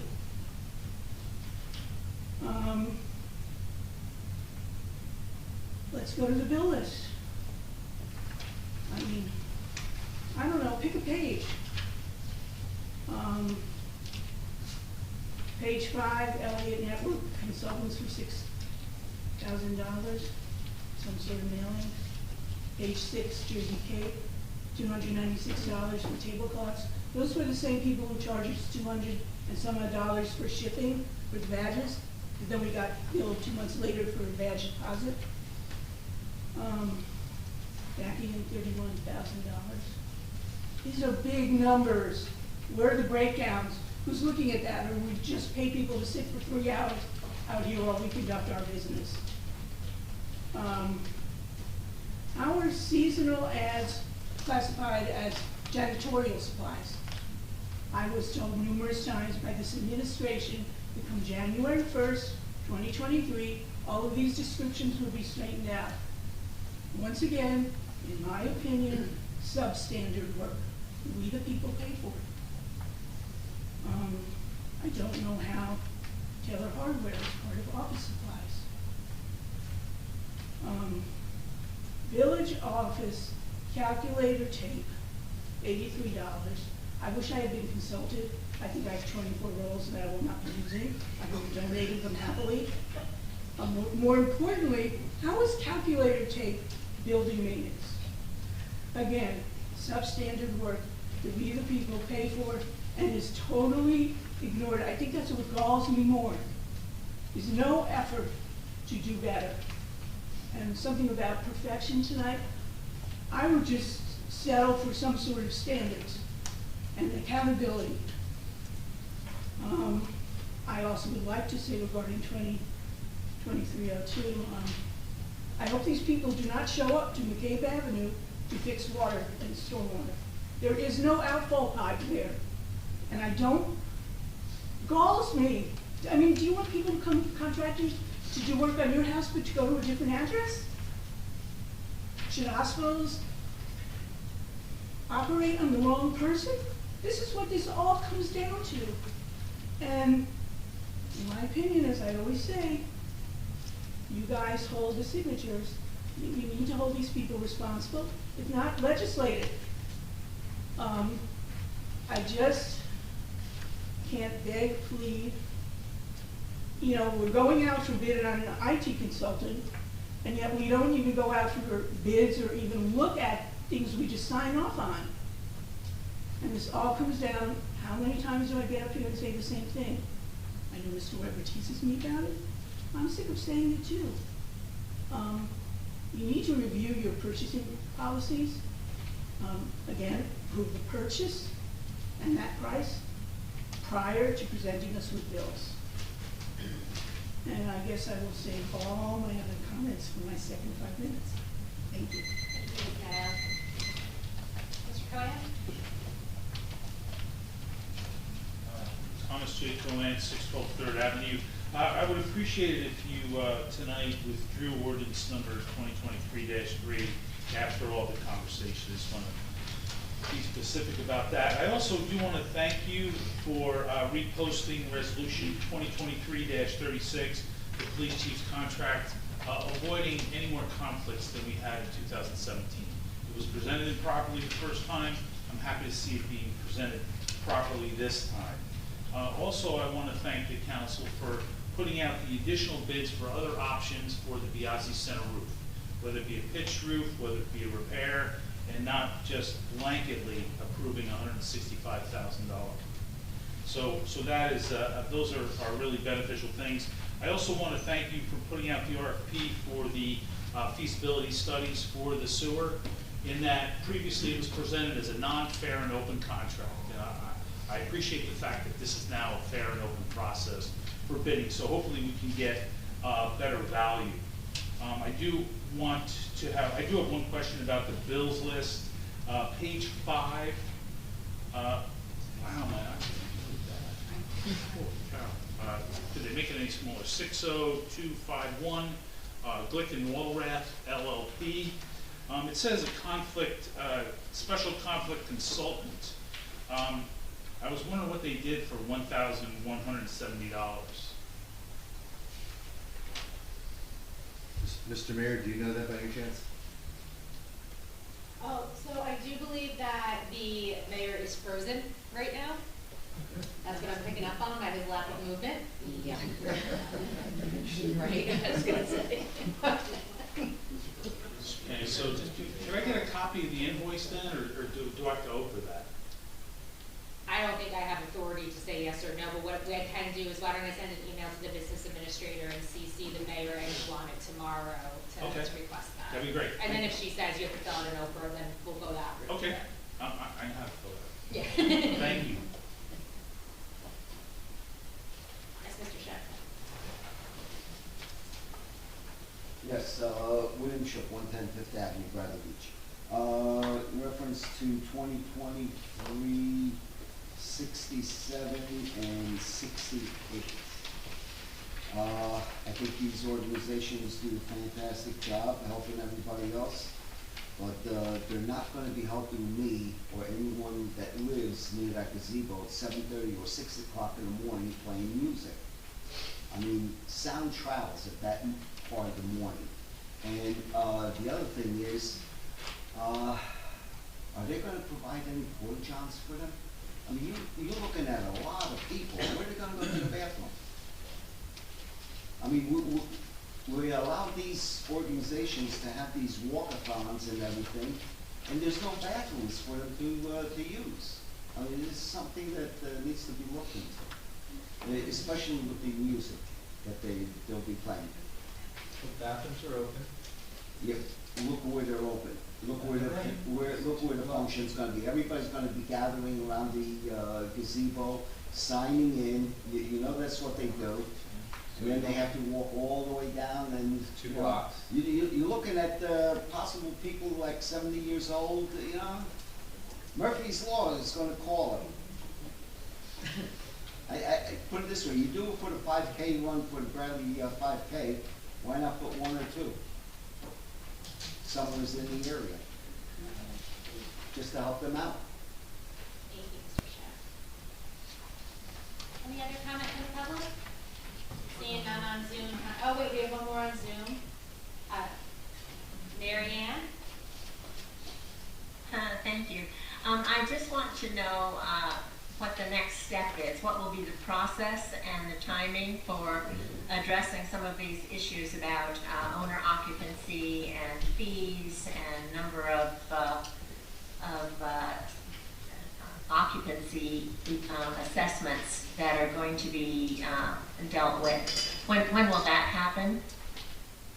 I would say you have to stay tuned, Ms. Spillman, because it's on the agenda to be voted on later in this evening.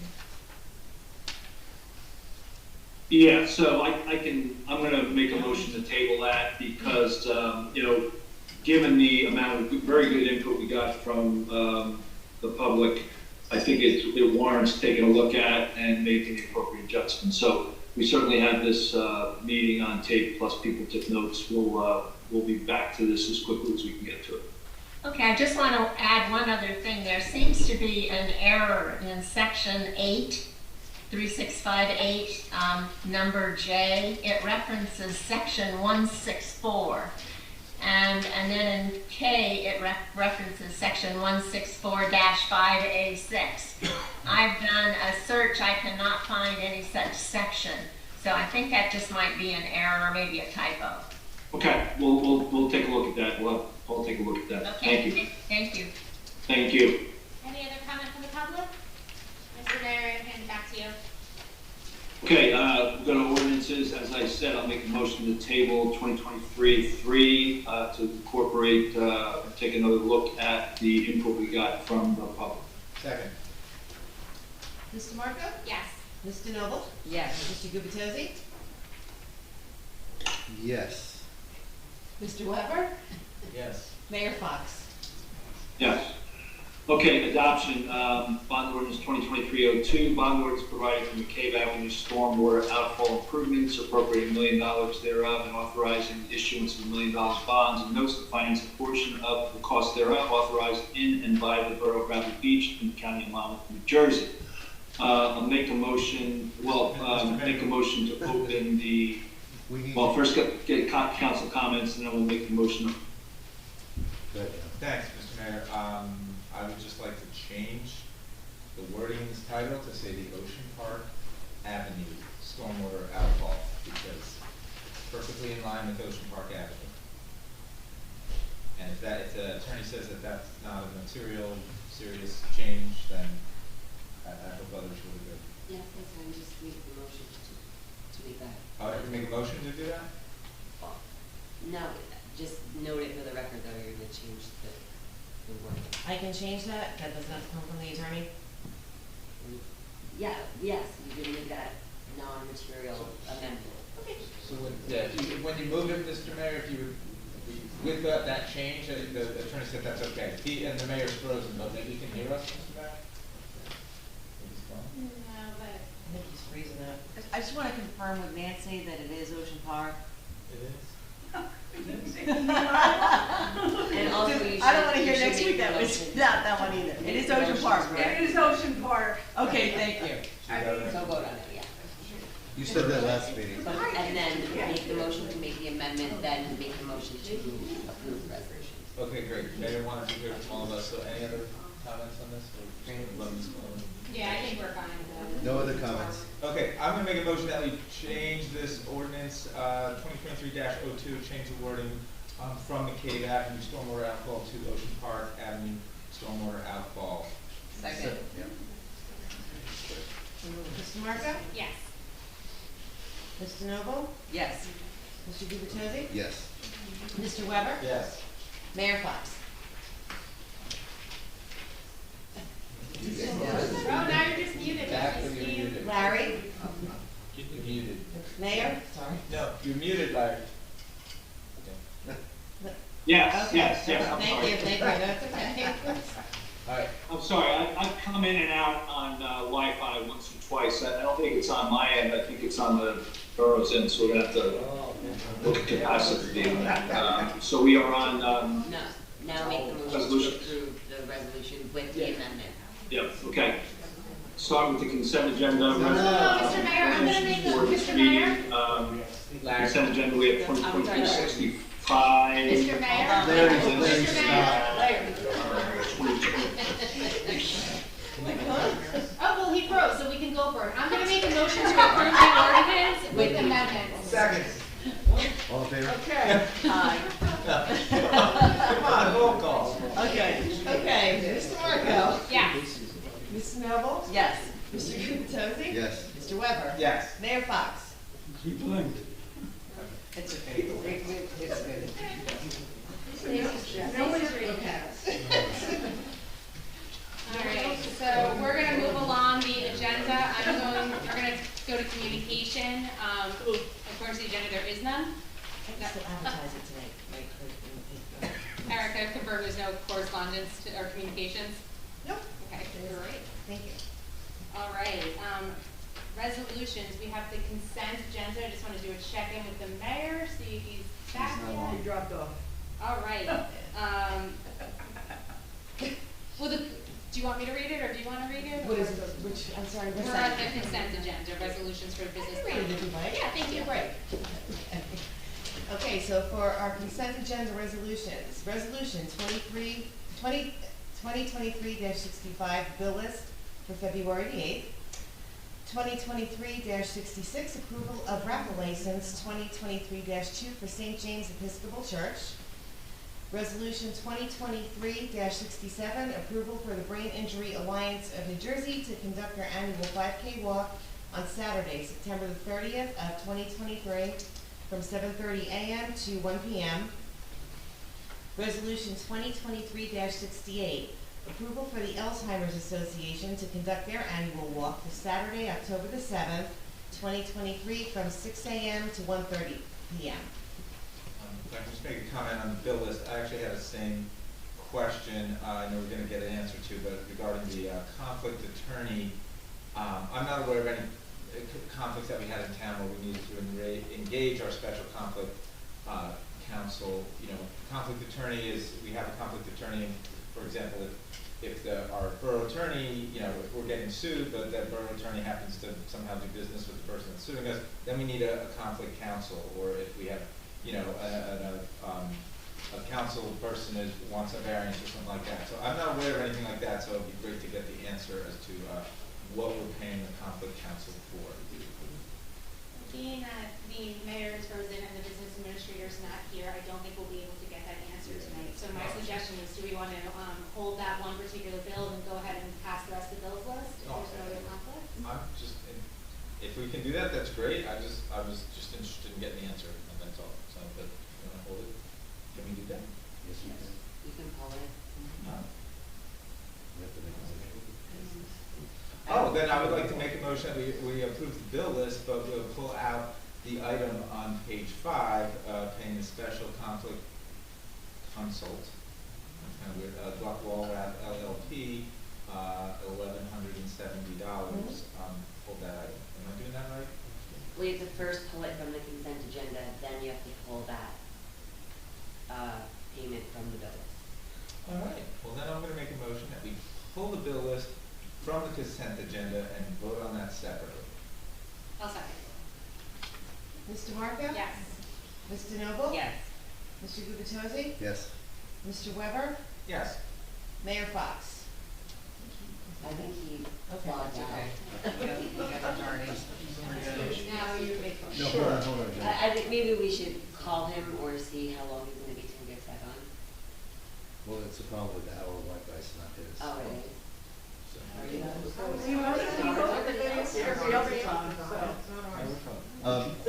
John, I interrupted only to say, I'd like to make a separate motion, to vote separately on items 67 and 68, the two walks.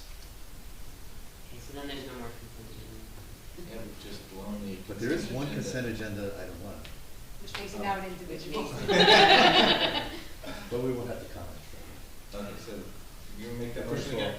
yeah, I'd like to make a motion that we just have the opportunity to vote separately on 67, 2023-67 and 2023-68. Second. Ms. DeMarco? Yes. Ms. DeNoble? Yes. Mr. Gubatose? Yes. Mr. Weber? Yes. Mayor Fox? And he's on there. So now I can just go through as if it's a regular agenda. So, after discussing the bill list, is there a motion to approve the bill list would it be an amendment or change? Did you make the motion to pull it from the bill list yet? I don't think so. We'll have to do that now. Okay. So I want to make a motion to pull from the bill list the payment to Gluck Walrath LLP, the special conflict counsel, this says consultant, I guess consulting. Item on page 5 of the bill list for $1,170, to pull that from the bill list. Second.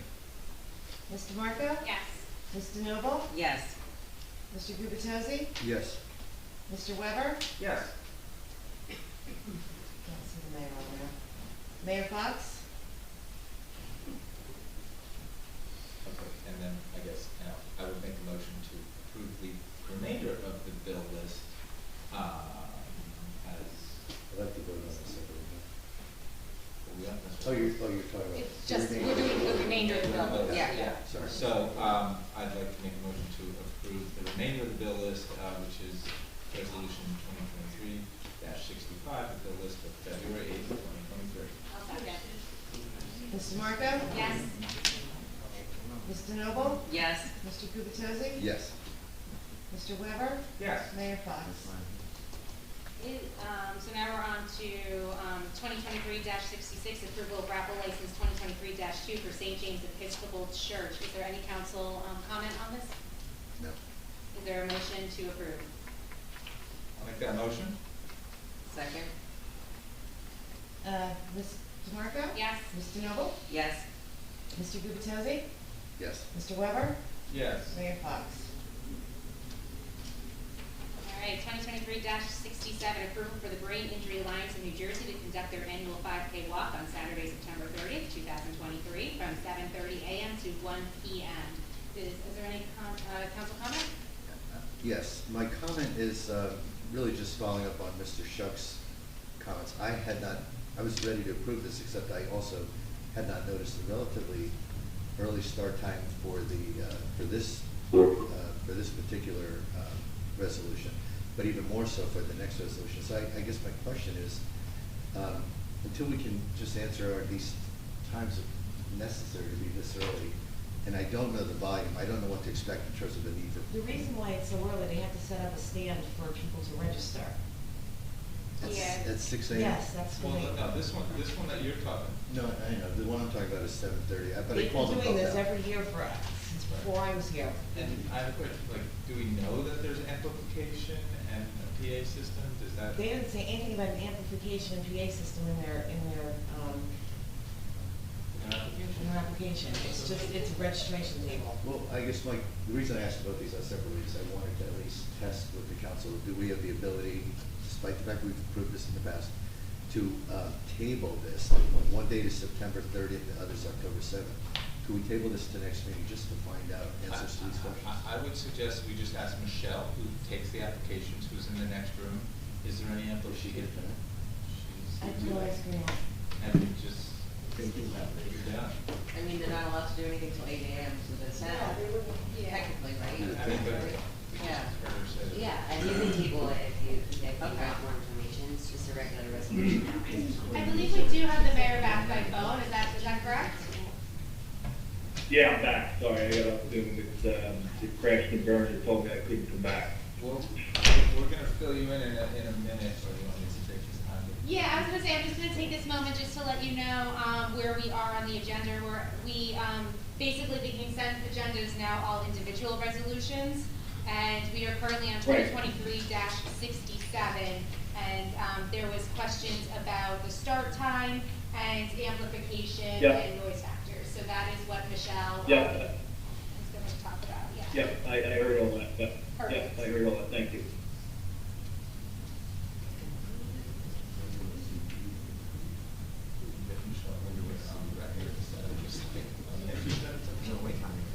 I mean, it should almost be on the application, like you can't make noise until 8 a.m. and maybe bring up that's the something I ordinance. think it right? is. Yeah. I think this is more just I don't think there's anything Yeah. untoward. Okay, and maybe they should have. I'd just like confirmation. If we can get that. Yeah. But if we ask them to pay for border fund, they're gonna say, well, there's a bathroom right there, and then, that's exactly what they're gonna do. I was more interested in this. Me personally, in the start times, just, would it be noisy? Let's call it.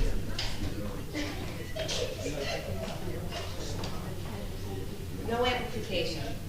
Okay, can you just say so that on the record, since Michelle wasn't able to come here for that? For the record, the Alzheimer's Association does not have any amplification for their race walk. And the same for brain injury? Yeah, Brain Injury Alliance is just is a pass-through. So they don't do anything like here. The Alzheimer's, I believe, does have their registration here. So it's the early. You're welcome. Is there any other council comments or questions? All right, I'd like to make a motion to approve 2023-67. Second. Ms. DeMarco? Yes. Mr. Noble? Yes. Mr. Gubatose? Yes. Mr. Weber? Yes. Mayor Cox? Yeah. Okay. Okay, individual resolutions. We'll start with 2023. We have to 34. do 68, sir. Hold on. Sorry? We have to do 2023-68. Oh, I'm sorry. I thought we did the whole consent agenda. We just broke that one out. Okay, I'm sorry. 2023-68. Make a motion to approve. I'm sorry. Second. Mr. Marco? Yes. Mr. Noble? Yes. Mr. Gubatose? No council comment needed. I vote yes. Well, normally we have council comment. Mr. Weber? Yes, yes. Mayor Fox?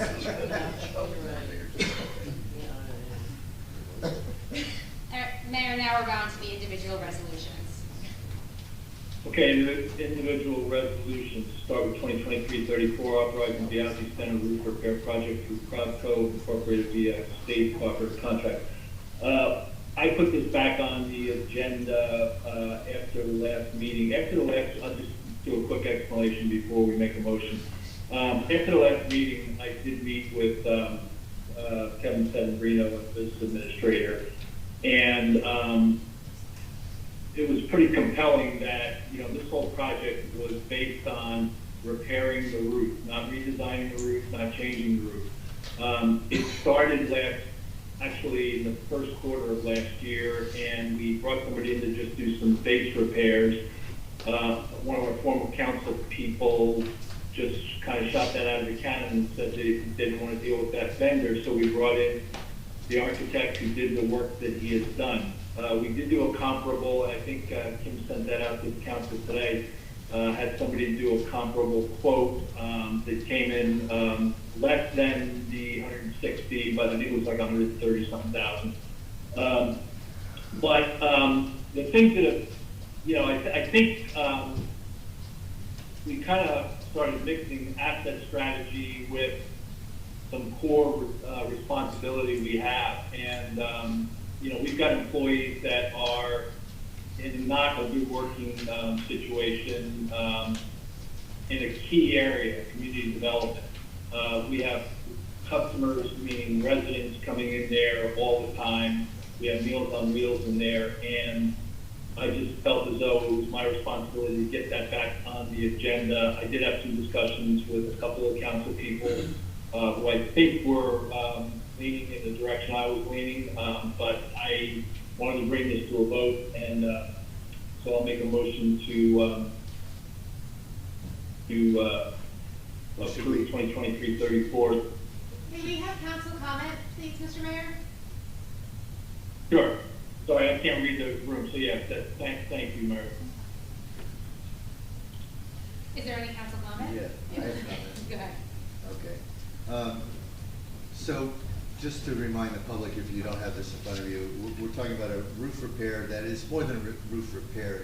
We do have a leaky roof, but on top of that, this is a relatively expensive project. The quote is $163,000 because more than just repair the roof, we want to, the proposal is to, create a little bit of an angle to the roof so water, I guess, will run off. In our last council meeting, everyone on the council to some degree raised questions about, could we add a second floor? Is there a cheaper way to do this? Could we have an angled roof that would allow for solar panels and so forth?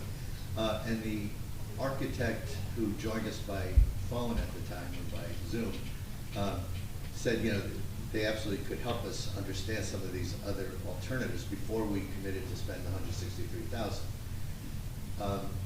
After that conversation, we were told, the council was told that the architect's not available to speak to us again until next meeting, which is February 22nd. So, at least speaking for myself, I was ready for February 22nd to understand what our options were before we agreed to spend $163,000. On top of that, I asked the question of the architect, is there a way to do this cheaper? And there was an answer of yes, but we didn't get into a lot of detail. So I was looking forward to February 22nd to get these answers. I see myself as a custodian of the residents' dollars. As far as I know, the mayor just referenced news to me that we have a comparable quote at $130,000. I don't even know what that means. But if we do have a comparable quote at $130,000, I'm definitely not voting for $163,000. My biggest concern about this is... Yeah, Captain, let me clarify that. Please. Quote. What I asked an engineering firm to do, actually Kim did, to say, if given this spec, could you give us an estimate? It was not a down to the nth eyelash quote. It was to say, does this validate that the 160 is reasonable? I think that was the intent, and I think that intent was fulfilled. So it wasn't a detailed quote like Project did. Well, it was a reasonable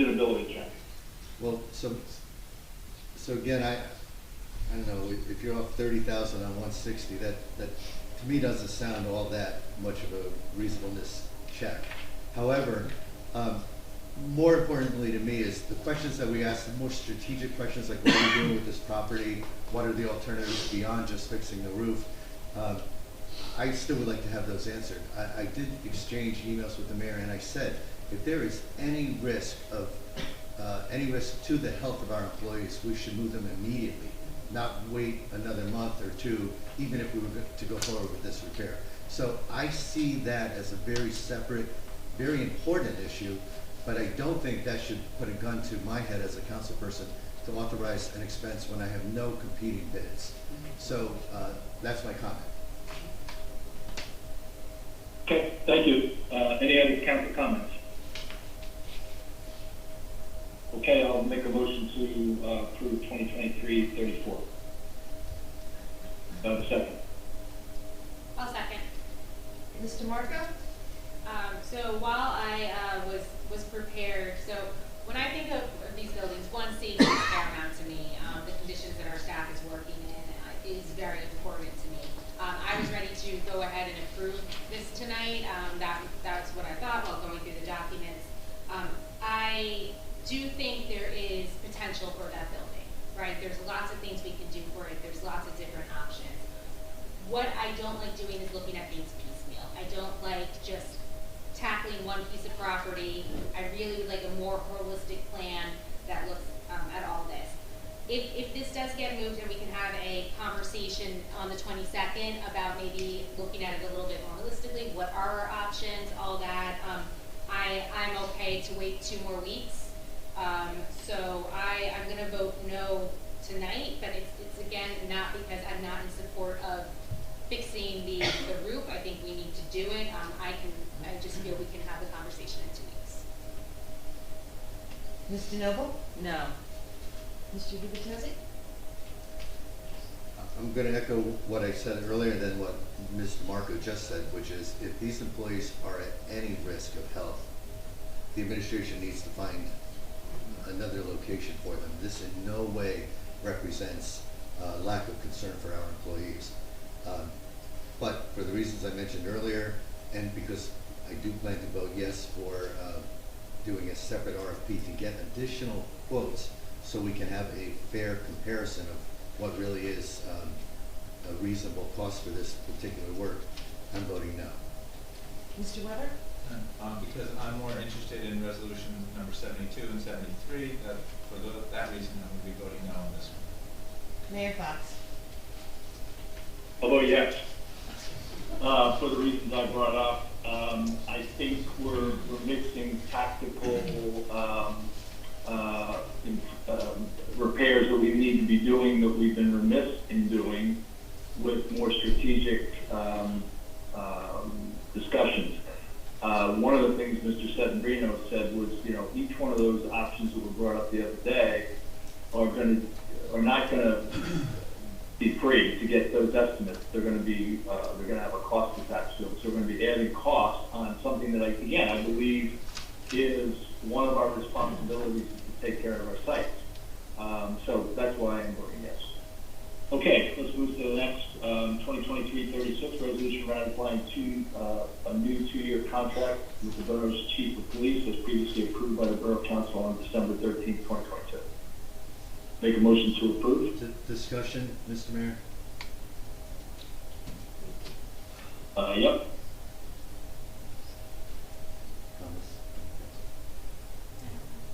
Okay, I just have a comment before we vote that I appreciate that we tabled this to this meeting because I think it was important for the residents to understand the details of the contract. I will say that I was involved in the preliminary approval. I don't know what we call it administratively, but as most of you are aware, this was approved by last year's council, but there was a tentative nature for it that it needed to be ratified this year with our new council. I was involved in last year's approval, and I felt very confident after a lot of research that I conducted on my own and conversations I had with the labor attorney that this was a very appropriate outcome for both the Borough of Bradley Beach and for our chief of police. So, want to make that comment. Okay, do I have a second for the motion? I'll second. Ms. DeMarco? Yes. Ms. DeNoble? I just want to make a quick comment before I vote as well, because I did not attend the meeting in December, the executive session, but I did have the benefit of talking to someone that does benchmarking compensation for a living, or used to, Councilman Gubitosi. And he explained to me about the base pay, about the bonus pay, the longevity, the stipends. They're common historically with police contracts. The perquisites are standard, nothing unusual. And he also said he spoke with labor attorney, and again, very standard, and that's why I am voting yes, and I feel very comfortable with that. And I also want to say thank you to the chief and the entire police department for keeping us safe. Mr. Gubitosi? Yes. Mr. Weber? Yes. Mayor Fox? Yes.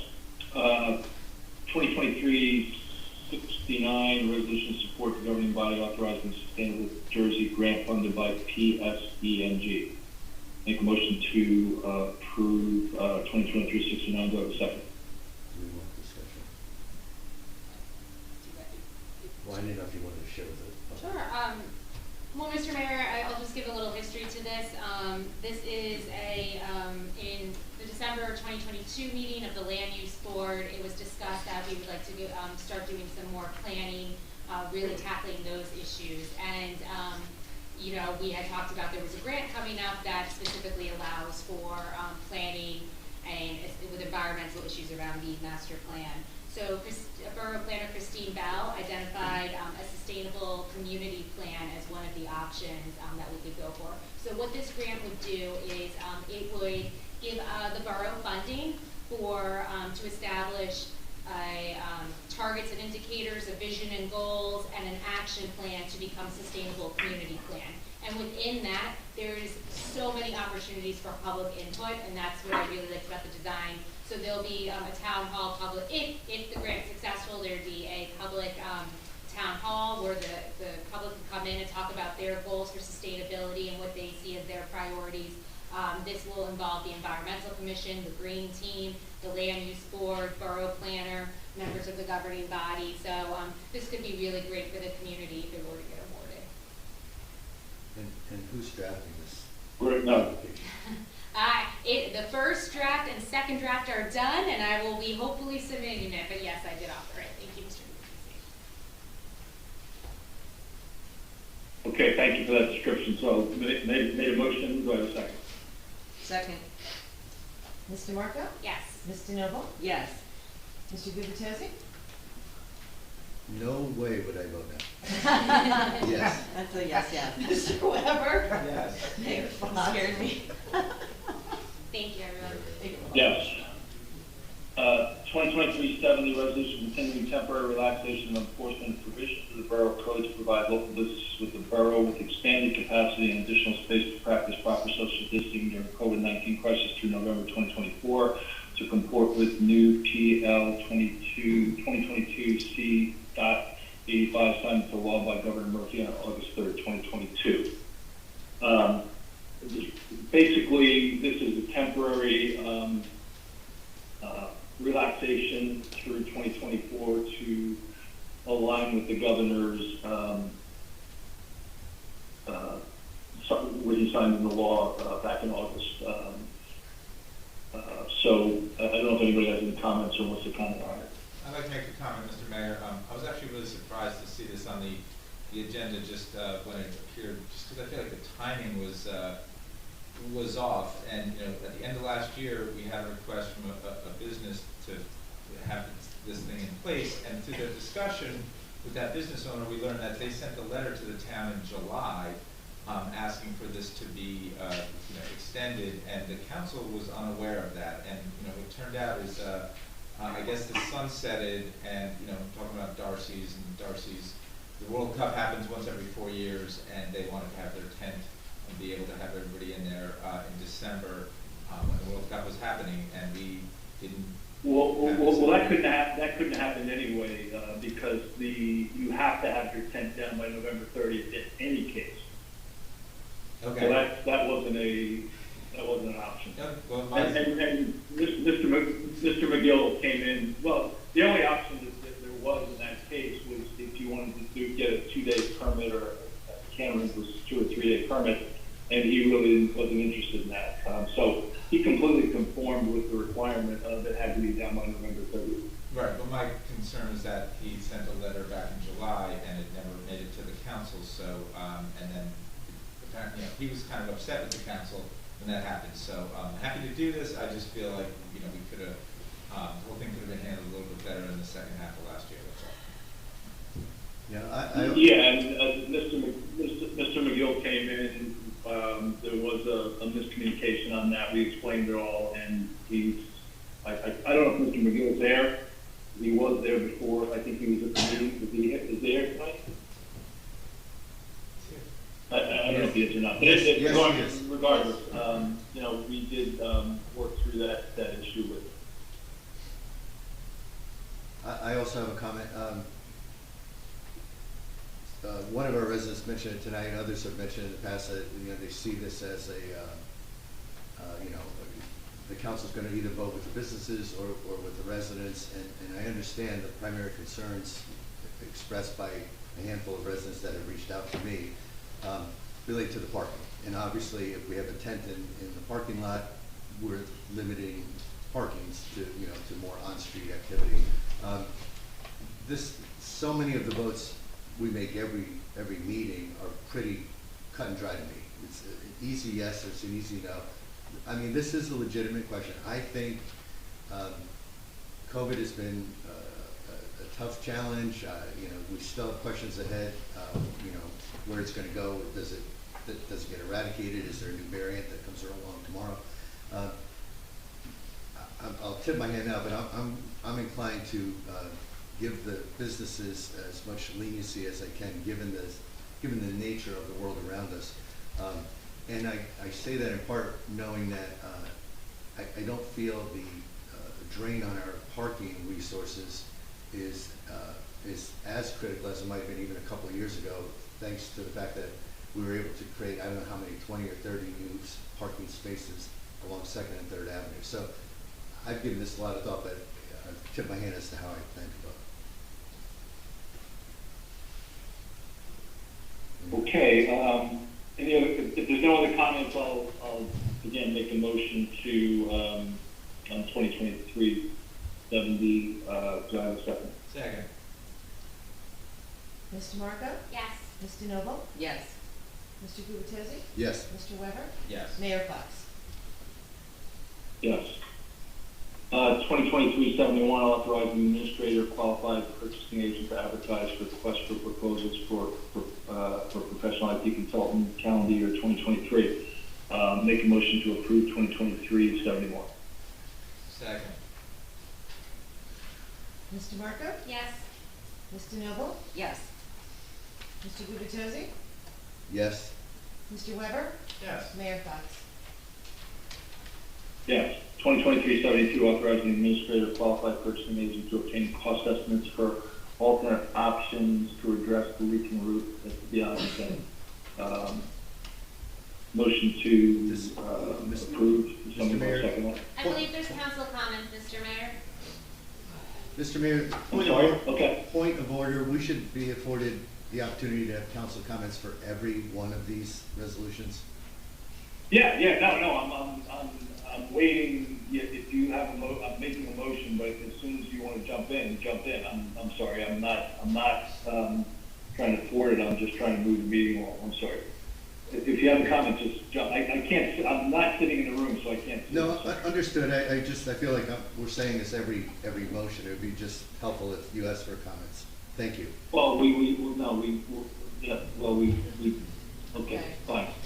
So,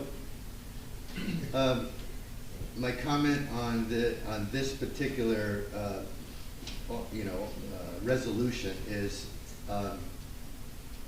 this isn't what I envisioned. I don't know. I'm not speaking for the rest of the council, but I wanted to find out the council asked, for the benefit of our residents, the council asked, what are our options? Before we spend $163,000, can we raise this roof differently? Can we put solar panels on? You've heard the story.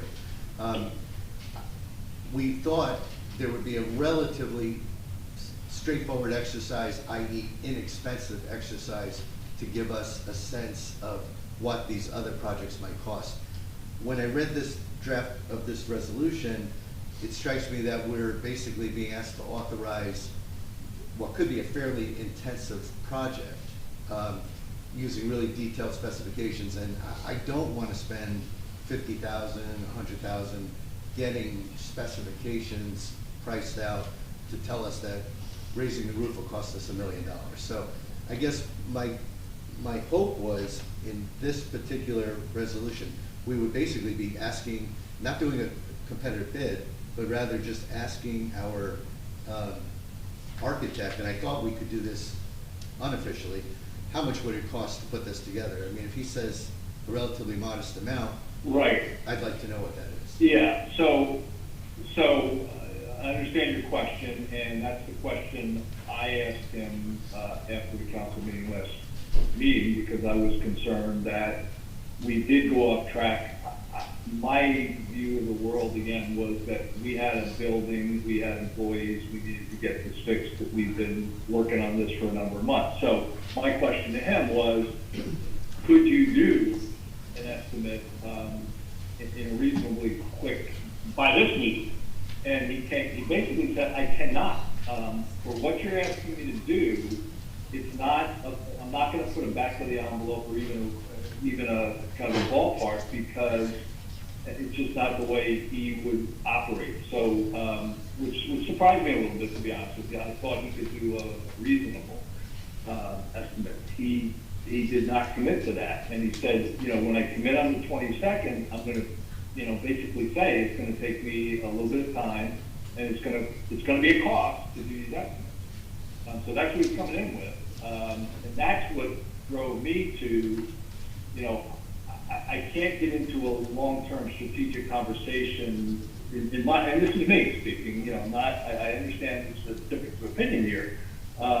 When I've got a building that we worked through a process from probably April, May through the end of the year, came up with an estimate and felt pretty good about that. It's a state contractor. This architect's worked with a state contractor on a number of projects.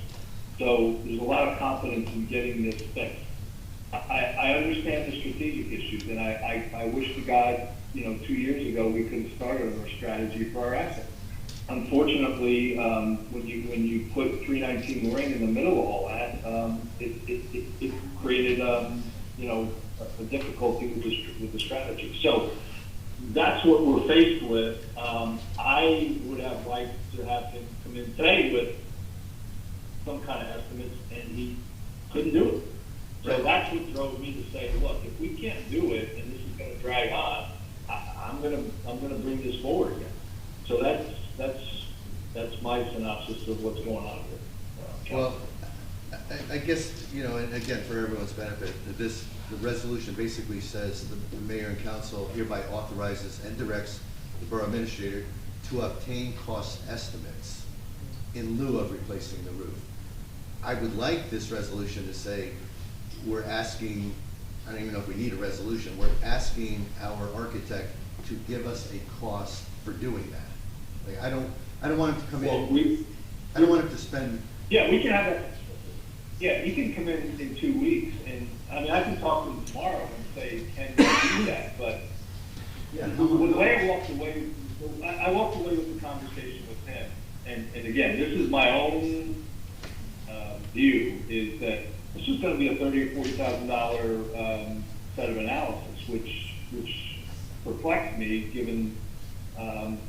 Again, my mission was, we got to fix this building. It's a tactical. I was looking at this very tactically, not strategically. And I look at things strategically first, but in this case, I was in a tactical look. Well, all I'm saying is, Mr. Mayor, you've come up with a number, whatever you just said, 30 or 40,000. But could the architect give us that number? I mean, is it? Oh, yeah, no, he'll give us that number. I'm telling you, I think that's what the number's gonna be. And that's just based on my gut from the conversation with him. You know, Yeah, so. no, he so can do that. Hold on a second, I need my reading glasses. I'm gonna make a motion, see if anyone agrees, to table resolution 2023-72 until we get a cost estimate from the architect to give us a cost estimate. Is there a second? Second. Mr. Marco? Yes. Mr. Noble? Yes. Mr. Gubatose? Yes. Mr. Weber? Yes. Mayor Fox? Yeah. Okay. Please. 2023-75, authorizing administrator QPA to advertise request for professional engineering services to conduct ACE, SOAR. Mr. Now, Mayor? time out. Mr. Mayor?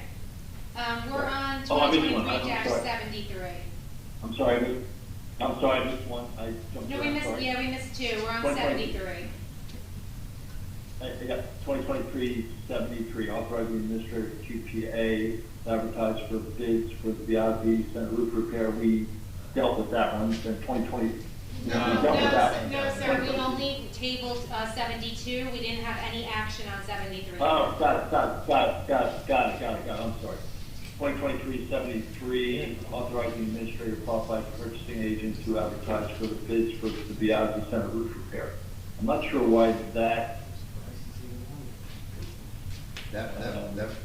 Should we have discussion? Yeah, please. This is where the agenda development started, before we found out that, you know, we might want to accelerate the approval of the proposal. Originally, we said we should have just some other competitive bids. Got it. Now, I'm there now, sorry, yeah, I appreciate that clarification. Yep, I was just jumping around here a little bit, yep. Okay, Okay, so, go ahead, Councilman. and so the only thing I was going to add is, I do think this is just due diligence. I mean, just to get from other qualified bidders, some other proposals for the exact same scope, if they're all in around that same range, I think the council feels much better about considering that. I would say, when we authorize this, could we add, along with the specs we already have in place, could we add, basically the question I asked to the architect at our meeting 2 weeks ago, is there a cheaper alternative? Is there a quote-unquote a patch? I don't know what the right terminology is, but along with the scope of raising the roof, giving us a slant, doing all the downspouts buried in cement, can we just get an estimate for a quote-unquote patch?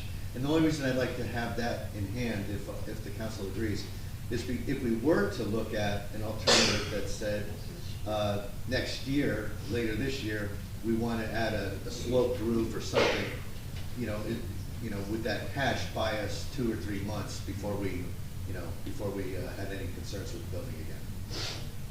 So. I just want to make a point. I just want to make a point on 2023-73 is that I think some people are under the impression that we can bid this out as is and choose not to take the low bid.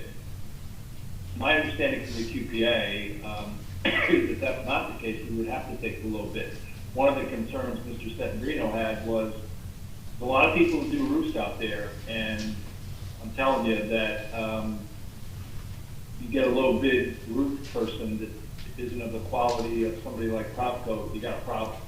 So he put that red flag out there for me, and that's what concerns me about this particular. We have the state contractor has worked on a number of projects, and I'm just very nervous about this particular roof and this particular repair, just because of the history and it's a flat roof, and what we don't want to have is work done that doesn't play out, and we got a problem. And this is a state contractor that's been certified. So that's the concern I would have in 2023.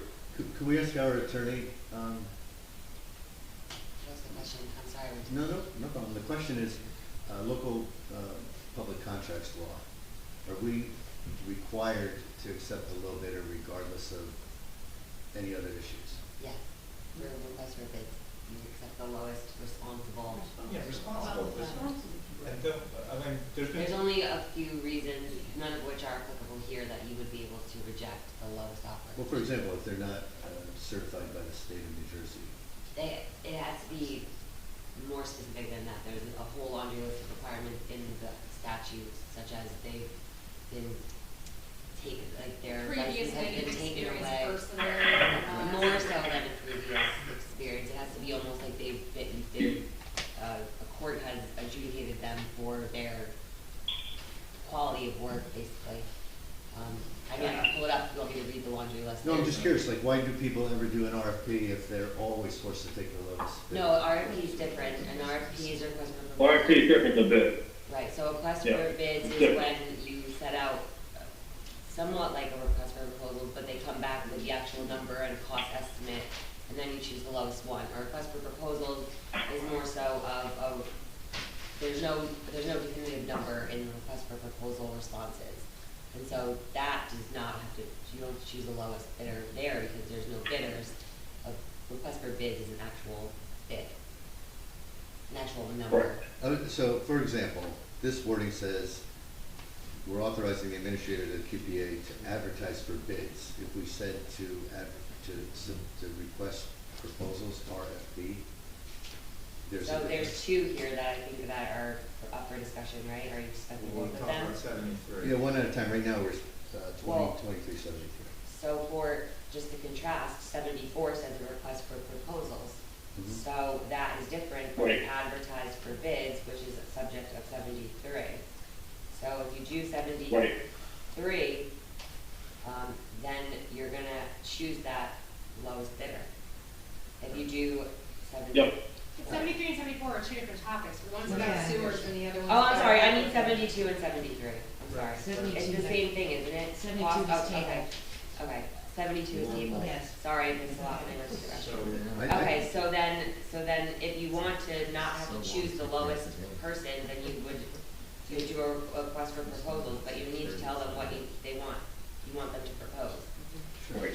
Well, let me say for point of clarity, I believe, this is here because I requested it, and I believe I requested RFP. I could be wrong, but it was just a terminology issue. Well, this is gonna be above the bid threshold, so it would have to be just a request for proposals for the assessment of the cost estimate. You wouldn't be able to then award them the contract. You would then need to still do advertisement for bids and have them bid that number that comes back in their request for proposal, if that makes sense. Yeah.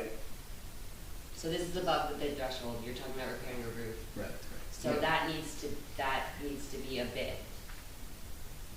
Oh, I'm good with that. I guess I'm Yeah, still. it's above it's above the 44, yeah. For 46, whatever the number. It's 44, so Yeah, whatever the number is, yeah, yeah. But so the question in my mind remains, it sounds like the rest of the room's got this down already, but if we want an RFP and we're not required to accept the lowest bidder then because there are different criteria applied, why would we have proposed this as advertised for bids? Why not? What's the downside to requesting an RFP as opposed to bids? well, you have to do a bid because it's over the threshold. You can't do an RFP over the threshold, you're saying? You can do it for cost estimates, but not for the actual work. Work, yeah. I am struggling with this. I Okay, so apologize. this, So 2020, we could do an 73. RFP to ask for cost estimates, so they would give us the cost estimate of $150,000. We would say, yes. And then we have to go out and get Bid for that somebody to work. bid on the work. Like it's sort of a two-step, like somebody puts together the specifications, whatever, and then we go out and get somebody to do Yeah. it, Like, do the work. yeah, yeah. Well, okay, I would like us, the council, to have competitive bids. So I guess that means bid. So that means bid, that's the bid process. And I would like us to see In our So- bid request, we could require appropriate state certification, we could, right? I mean, we can't just Right. have somebody off the street No, right, say, yeah. I'll fix your roof. There's certain qualifications that all of the contractors that would be bidding have to meet. Okay, and through those But it's a qualifications. competitive process, so, you know, Okay. these people, the contractors that are responding to it, they're gonna try to outbid each other. That's a And- good thing, right? Right, that's a good thing, And we have to take the lowest one. but you have to But take if the lowest they're all, one, if they're so all who knows qualified, what I the guess lowest I'm one's less gonna be. concerned about that. Okay, that's just me trying to say. Okay, so this is worded as it should be for my purposes of requesting bids. Thank you for that explanation. Yes.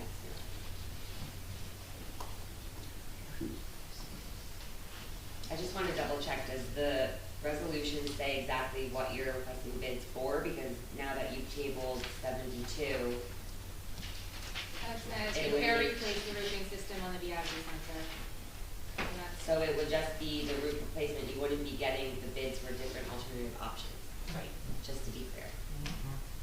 Yeah, and So you're forgoing the alternative option route and fixing the roof? the concept here, the concept here, which was, I thought I did. the concept here was, and I've got this in emails to our attorney, Mr. Cannon. Yes, I've seen all of it. And to our administration, was to basically have a parallel path. While we looked at options for doing other things, we would also get other competitive bids. That was the idea, so that at the end of the day, if we decided we wanted to build a second story and put a slanted roof that had solar panels, we'd have that option, and if we decided, no, that's gonna cost $2 million, we could come back to this question of the existing recommendation. But the existing recommendation, right now, we're looking at one bid, 100, or one proposal, whatever, 163,000. The idea was parallel path, if we come back to where we are today, at least let's have some competitive alternatives. I That was the understand the reasoning behind both of the resolutions. I think that the difficulty is that you're trying to do them both at the same time. And so you Yep, need to yep. solicit for bids based on what the alternatives are and need to basically decide which route you're gonna go in order, if you're gonna fix the roof by just fixing it, or if you're gonna do the second story, or whatever the other alternative options are that are sought. That would be the bid for that type of repair. So, 2 weeks from now, the 22nd, the architect will tell us, well, maybe he won't, but we'll have some more insight than we have today about the strategic alternatives that the council has inquired about. Right, and if you decide to go those routes, then you would wanna bid for that type of work.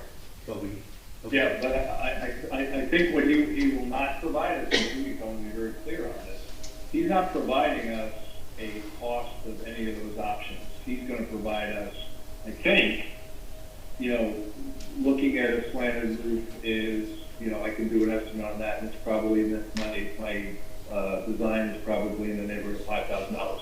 Doing a second floor, my estimate to do this work's $15,000. Doing a tear down and replace is $15,000. I'm making up numbers, but that's what he's coming back with.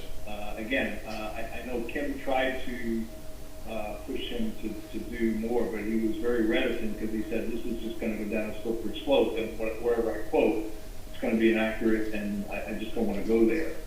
It's the first time I've dealt with this particular architect, but he seems very, very confident and done a lot of good work. So I had trouble challenging him on it. So it's just a point. So that's what you're going to get in 2 weeks. And which is a lot of this complication. And I don't want to come back to 2023-34, but when I heard all of this from him, I said, I got to get a roof repaired, guys. So that's where I was coming from with the 2023-34. and for those of us who are concerned about, judiciously spending taxpayer money, we're trying to find another alternative. Well, we're all concerned about taxpayer money. Well, I appreciate that, let's Mr. Mayor. not- You let's just keep not saying the go same right thing. And I think we're beyond that. Can we vote on Well, this? can I make a may I humbly make a suggestion that we make a motion to table this, that way we can bring it up at the next meeting and talk about this holistically Perfect. instead of one piece tonight and another piece I next. will second that. Thank you. So you're making the motion, Mary? Yes. Second? Second. Okay. Mr. Marco? Yes. Mr. Noble? Yes. Mr. Gubatose? Yes. Mr. Weber? Yes. Mayor Fox? Yes. Okay, 2023-74, authorizing the administrator or qualified purchasing agent to advertise for requests for proposal for professional financial consulting services to conduct a sewer analysis study. May we have council comment, Mayor? Yeah, that's why I'm not, didn't ask for a second, that pause was for a reason. Is there any council comment? Yeah, you know, when this was on the agenda last year, and it was just to one, like an engineering firm, and it was stated tonight, the reason it was rejected was because it was a non-fair and open, and we wanted to get, you know, hear from multiple firms, and I don't understand why it's two different, you know, it's financial services, and then there's another one for engineering service. You know, the question's been raised tonight, why two different types of firms to do this? Why can't we just have one firm do this? Not only was the question raised tonight by Mr. Shishius and Mr.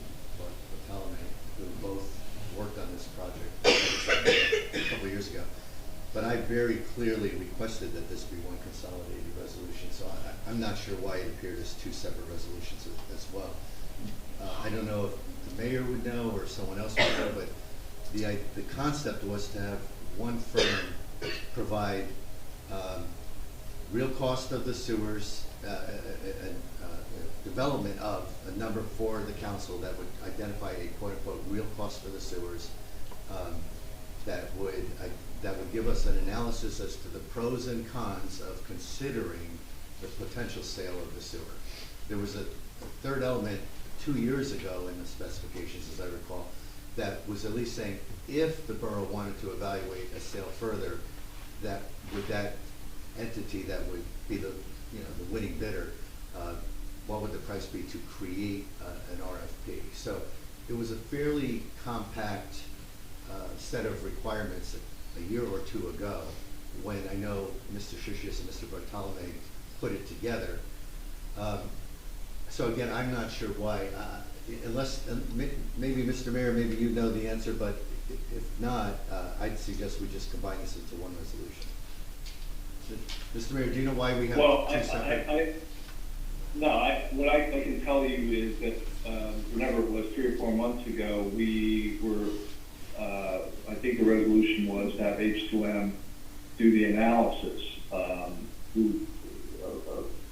from the business administrator's viewpoint, H2M was kind of the premier experts in this kind of analysis. It was not seconded. So I have not been in contact with the business administrator on these two resolutions. My assumption was that it came from council, that this is what they wanted. And, you know, again, we're experimenting with this open agenda deal, and we're clearly stubbing our toe in a few places. So, you know, I'm not saying that the council, I'm saying across the board. But Mr. Mayor, So I would recommend maybe we table this and get clarity from the business administrator when she's in there. So, Mr. Mayor, my point was that, yeah, like I said, you didn't get a second because it was a non-fair and open, and this council was not interested in non-fair and open.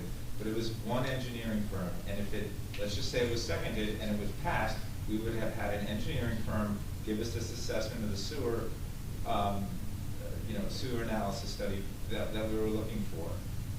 So why now is it turned into an engineering and a financial services one? That's the question. I think the council wants to move forward with this. I can't answer that question. I'm sorry. So, I don't understand why, like, if we just put the one out there for the for the engineering. I don't know why we wouldn't have what we need and just do that. I don't know if it needs to be combined or, but I'm interested in somehow moving this forward. Can we, again, part of our discussion, could we alter the language on this resolution to say requests for proposals for professional consulting services to conduct a sewer analysis? Say it again. I'm trying to Combine not the two. distinguish between financial services and engineering services, and just to say for professional consulting services. Yeah, I think one of the, so let me clarify one thing. Just give me 1 second to find this. I think that the reason that it's separate is because the administrator had concerns with it being a combined analysis for whatever reason, but I don't know her. Christina, I'm sorry. So the request came, and so this is part of this open agenda process. Councilman Gubitosi, you requested on January 30th, conduct an RFP for sewer analysis, one, to determine the cost of the sewers, and 2, the feasibility of the sale and development of an RFP. So I think what Kim interpreted from that was these 2 resolutions. So No, I wrote. that's all I. Okay. I have a very specific email where I said, no, these should be integrated. One firm should deliver an integrated proposal to us, an integrated solution to us. But Yeah, maybe there's a subsequent email. I'm just reading the one that I had prior. Sorry. No, thank you, I appreciate that. I'm wondering, asking my fellow council members, if we said, request for proposals for financial and engineering consulting services, can we combine it like that into one? To conduct a sewer analysis? I'll make that motion and let you respond. I'll make a motion that we amend the language of 2023-74 to read as it reads until we get to the point where it says, for requests for proposals for financial and engineering consulting services. So if we can add the words "and engineering" after the word financial, to conduct a sewer analysis for the borough of Bradley Beach. That's Okay, fine. after financial, what do you want on there? Yeah, after the word financial, say "and engineering consulting services." I would like to second that. Mr. Marco? Oh. No. Oh, okay. Mr. Noble? Yes. Mr. Gubitosi? Yes. Mr. Weber? Yes. Mayor Fox? Yeah, I'm sorry. I didn't hear did you go through the vote? I didn't hear. It was breaking up. Erica. Could you go through the votes? You want me to redo their votes? Yeah, I just couldn't hear. I'm sorry. Okay. Just read it. Okay, Mrs. Marco? No. Mr. Noble? Yes. Mr. Gubitosi? Still yes. Mr. Weber? Yes. Mayor Fox? Yeah, I'm going to vote no because I think I would have preferred to table this, get the insights from our QPA, VA, so I'll vote no. Okay, 2023-75. That was for the amendment to 74. Oh, what? Or 74. Oh, I would have voted yes for the amendment, I'm sorry. So that was for the amendment, now you gotta vote on the actual resolution with the amendment. Yeah, I'm going, yeah, so I've got 2023-75, Okay. which is, Just- We can withdraw that. Okay, but the attorney, Mr. Mayor, is saying that we just voted to amend 74. yeah, I'm Now sorry. we have to- Yeah, I know. I was going to say 2023-75, just to pull it. Okay, but vote for 74 Motion to now. withdraw. Right. 2023. But we got to do this. All right, let's do 74 first. Yeah, I'm gonna agree with the clerk here. So we did the motion to amend, and now there should be a motion to approve 2023-74 With the amendment. with the amendment. Okay, did we not vote on that first? No. We only voted on the amendment, now we actually have to Amendment. vote on the amendment. Well, that was my toe. Which So counts. sorry. That is a big. I, it's, you know. You have no idea. Okay. Okay. Is there a second? There's not been a motion yet, somebody has to make You a have to make motion. a motion. Okay, I'll make the motion that we amend resolution. No, It's already been to approve, amended. you're approving the motion with the amendment. I'm gonna make a motion, a really creative one here. I'm gonna make a motion that we approve the amended resolution 2023-74 that now includes the wording "and engineering." Second. Mr. Morgan? No. Mr. Noble? Yes. Mr. Gubatose? Yes. Mr. Weber? Yes. Mayor Fox? No, for the reasons I stated before. Okay, so 2023-75, are we, we just need to Withdraw. really, Or just vote. Just a motion to withdraw. Second. with motion to withdraw, yeah, thank you. Second. Mr. Marco? Yes. Mr. Noble? Yes. Mr. Gubatose? Yes. Mr. Weber? Yes. Mayor Fox? Yes. This last, you're gonna have to help me with this, Erica, this last, resolution, is there a 2023, is there an additional resolution which just says, I don't have it numbered, 2023-76? It's gonna be number 76. Greg just sent it to me before the council meeting. We sent it to all of us. Okay, so we are going to proceed with that. Yeah, he sent me the resolution. I think. Okay, so it's, I'm sorry? Mr. Mayor, I was just gonna make a comment that since I requested this resolution and we all just received it minutes really before the council meeting tonight began, I think I'd like to make a motion that we table this until our next meeting, just so we all have time to review it and make sure we understand it and are comfortable. Yeah, I would agree. I would agree, Councilman, so I'll make a motion to table 2023, I guess it's 76. Correct. Second. Mr. Marco? Thank you for this motion, and yes. Mr. Noble? Yes. Mr. Gubatose? Yes.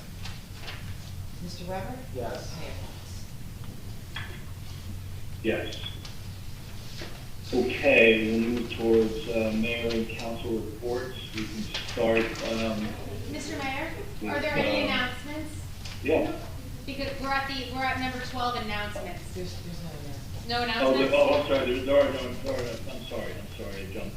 There's no announcements. Good. Thank you for that. Mayor and council reports. I'll start with Councilwoman DeMarco, please. Sure.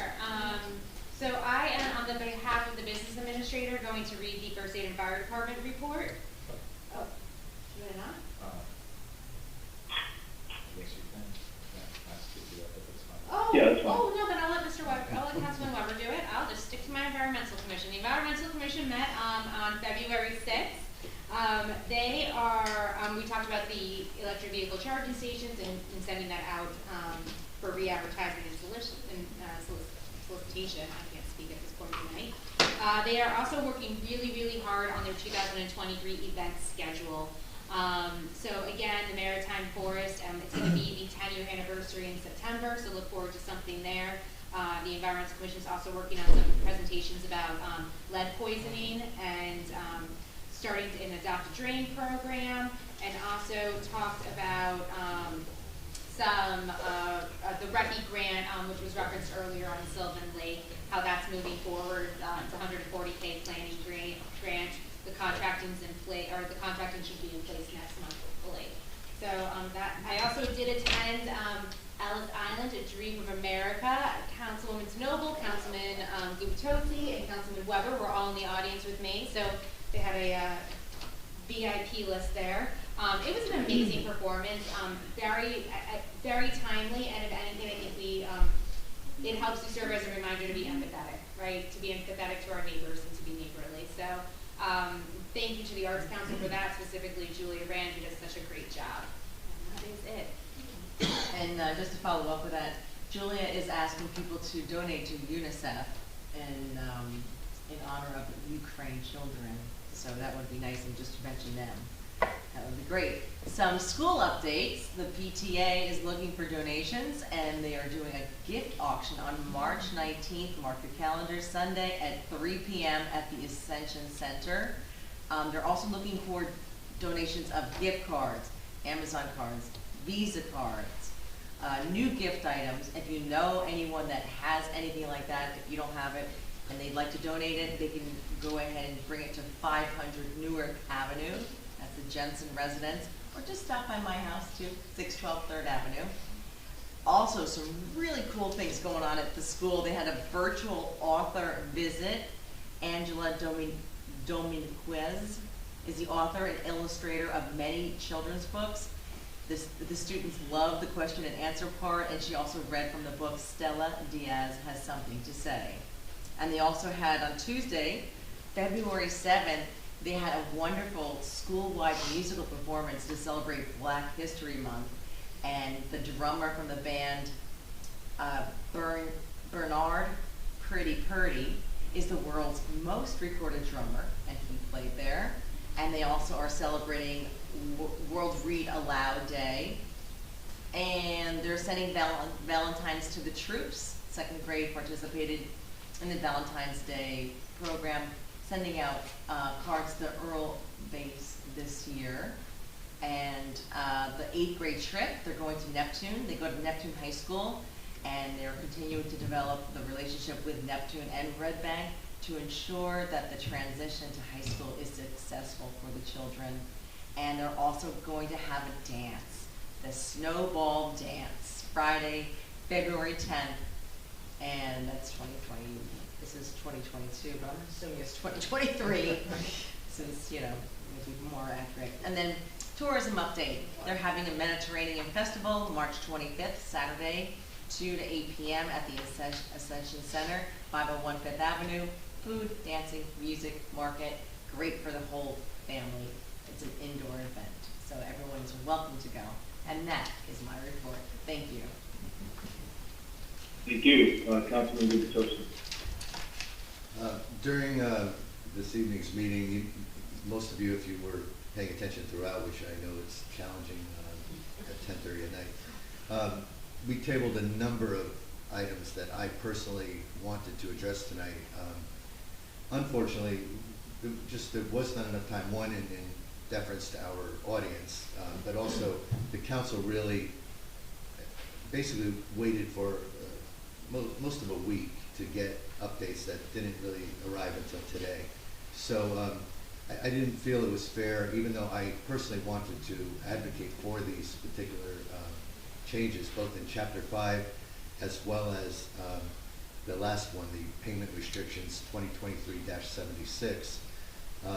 You know, I chose to table these just so the council would have more time to evaluate. But I guess so the residents understand what's happening.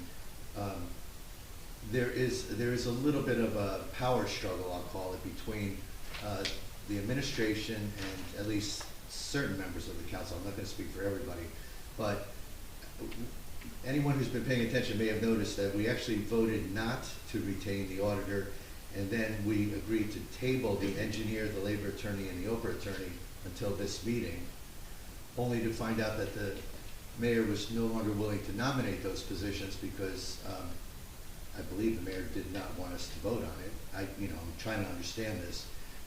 We're in a little bit of a tug of war, honestly. We're not right now being able to name our professionals as a council, and some of these issues that I've tabled till next meeting were intended to address some of the legal questions that are being raised. So I wanted to make that as clear as I could. At our last meeting, I actually said, beware, any professionals who were not officially authorized by this council, you may not get paid. I just verbally stated that.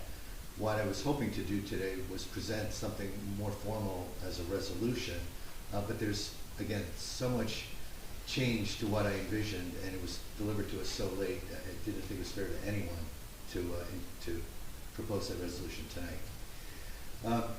On a totally unrelated note, I've made the mayor and our BA aware of concerns that have been raised to me from the public about handicapped access to our beaches. And when a handicapped individual, actually a wheelchair-bound individual, brought this to my attention, my first reaction was, wait, you know, we have, as far as I know, we have handicap access, at least to the boardwalk. And the point of clarity made to me, and I think it's a very good one, and I'm asking our administration to follow up on this, is getting onto the boardwalk is fine. Even getting down the two places where we have ramps can be fine. Getting out towards the sand on Moby mats can be fine. But at the end of the Moby mat, where does a person in a wheelchair go? So there are alternatives that were presented to me in Asbury, for example. So alternatives do exist. I was even told it's really tough to navigate a 180-degree turn in a wheelchair on our Moby mats. I unfortunately had not anticipated that myself, but this was brought to my attention. So you will hear more about this. Hopefully, I think the mayor did say he would follow up with Asbury and look into this further. But you'll hear more from me going forward about how we can better improve handicap access to the sand in our beaches. Also, just want to make sure, people keep asking me about this. I'm planning to have a workshop on beach lockers. People keep asking questions about the beach lockers. We're getting closer and closer to Memorial Day, so right now, just to make sure we get it on the agenda, I'd like to actually make a motion that we have a workshop on beach lockers at our next meeting, February 22nd. Second. Mr. Marco? Oh, I'm in a pickle here, Councilman. I want to have a discussion on beach lockers, absolutely, but we've just tabled chapter 450, chapter 5. I mean, those are And we also big have San discussions. Marino coming And we in. have San Marino. What I just don't want to happen is we're in a situation where then we've run out of time and we're doing it again. So if there were a motion to put it on the meeting after that, I would gladly support it, but for next meeting, I'm going to have to say no. But I'm not opposed to the I discussion. know in our last meeting, the mayor, no, that's okay, that's okay. The mayor, in our last meeting said that we would discuss it in January's meeting, so we discussed it in February, and of course, we've now had one February meeting, so, I'm gonna let my motion stand. No, and that's fine. I just wanted to explain my no vote. I never said we did it in January, I'm sorry. No, okay, whatever. But I look forward to the discussion, but I'm a no. Okay. Thank you. Mr. Noble? Yes. Mr. Gubatese? Yes. Mr. Weber? Yes. Mayor Fox? What is the motion, I'm sorry? To have a discussion on beach lockers, a workshop on the next meeting? The next meeting? Mm-hmm. February 22nd. Yes. Okay, There thank you. really is no issue, that's fine, yeah, I mean, if we want to play the motion game, that's fine. Play the motion game, okay. There are games we're forced to play because we can't get certain things we'd like on the agenda all that easily, so we'll play the motion Well, game. is your report complete, No, Councilman Gubatese? it is not. Thank you for asking. Okay. Also, just so the residents are aware, you know, the borough has been making new hires, full-time employee hires. I did bring this to the mayor's attention, and I believe at the next meeting, he will formally communicate those hires. But I just wanted the borough to know that we have not yet communicated new hire additions. And then finally, I did want to, well, two finalies. I wanted to thank Robin Flipsy again for her presentation today. And I also did want to thank Julia Rand for that wonderful presentation of Ellis Island. My comments are now concluded. Thank you. Thank you. Councilman Weber? Thanks, Mr. Mayor. If we can keep this going a little bit longer, there's a couple places on Main Street that open up for breakfast at 6 a.m. So who's with me? I hope we all... Well, unfortunately, we're going through the growing pains of an open agenda, so we're going to have to think about it. I think there's more to it than that, Mr. Mayor. And we never officially adopted an open agenda, although it's a moving idea. I just hope we can all agree that maybe having 5 things 5 items per workshop is not such a great idea. And everybody knew that short-term rentals was gonna take a long time. It was really, really obvious, so I think we could have had some foresight on that. Couple other things, because short-term rental, we talked about it for a long time, but I just encourage people to write to the mayor and council about their thoughts on the short-term rental ordinance, because I'm not sure everybody was heard. On a sad note, I learned that one of the longest-lived residents of Bradley Beach, a woman named Bessie Peterson, passed away. She was 98 years old. I do remember knocking on her door this fall and sitting in her living room and talking to her, which was just a great, quite an experience. She's been a resident of Bradley Beach since 1944. I can't even do the math on that. It's a long time. And there are folks like that out there. So I think I'm going to take it on myself to find other people that are in this ballpark league, and maybe get them in here and recognize them, because I think it's really something special before they pass away. So Bessie Peterson's family can stay in your thoughts. On the fire and first aid, I'm going to read the report, and just the fire and first aid, they've made a request that they have a council liaison. They've had a council liaison for the last 50 years. There is a role for the borough administrator to deal with the leadership of those departments, but they also, the departments themselves, the rank and file, they want a council liaison. So for first aid, for the operational period ending today, the squad responded to 14 day calls, 4 night calls, total of 18 calls, 6 were for medical, 12 were for fire calls. Squad conducted 1 drill for safety and education of the membership. There were no out-of-town mutual aid requests. The squad required 1 mutual aid from Neptune in this operational period, and they fulfilled 99% of their assignments for this period. The fire department, again, same period ending today. Department responded to 12 requests. They did 2 training drills for safety and education of their members. There was no out-of-town mutual aid requests, and they did not request any mutual aid from out-of-town. And the fire department fulfilled 100% of their assignments for this operational period. Both are still looking for volunteers. They offer free training to qualified individuals. Anyone who wants to volunteer for the fire department or first aid squad, applications can be found on the borough website. And they want you to know that there exists a cooperation between both the fire and first aid squad that's allowing them to keep answering the calls for citizens' need for medical care and for fire protection at no cost, 24/7, 365. This was submitted by John Zeck, who is the secretary for both the fire and first aid. I want to mention the Arts Council as the liaison. I went to see Ellis Island an additional time, which was good. It was great. So thanks again to Julie Sanders-Rand, Jacqueline Snyder.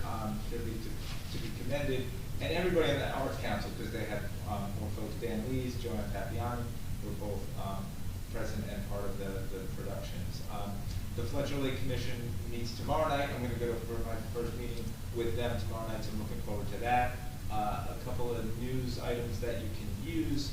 The New Jersey Anchor Tax Rebate Program was extended until February 28th. That's by the state of New Jersey. This is a program where homeowners can get up to $1,500 in a tax rebate, and renters can get up to $450 in a tax rebate if they qualify. Just Google NJ Anchor Program if you haven't applied for that as well. And I'm going to make an effort to go about finding where all the AED machines are in this town. That's the automated external defibrillators. Hold your applause. But I'll give credit. A retired nurse in town, Linda Duffy, just brought this idea to me, and she's in the audience. And I said, "This is a great idea. We're going to figure this out where they all are."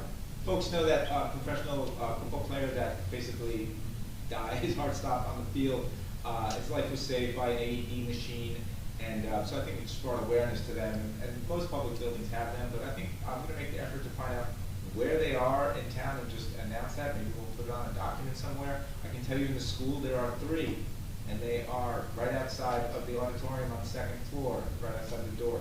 There's on the 1st floor by the main office, and in the ground floor basement level, it's just outside of the entrance to the gymnasium. It's actually closer to the nurse's office.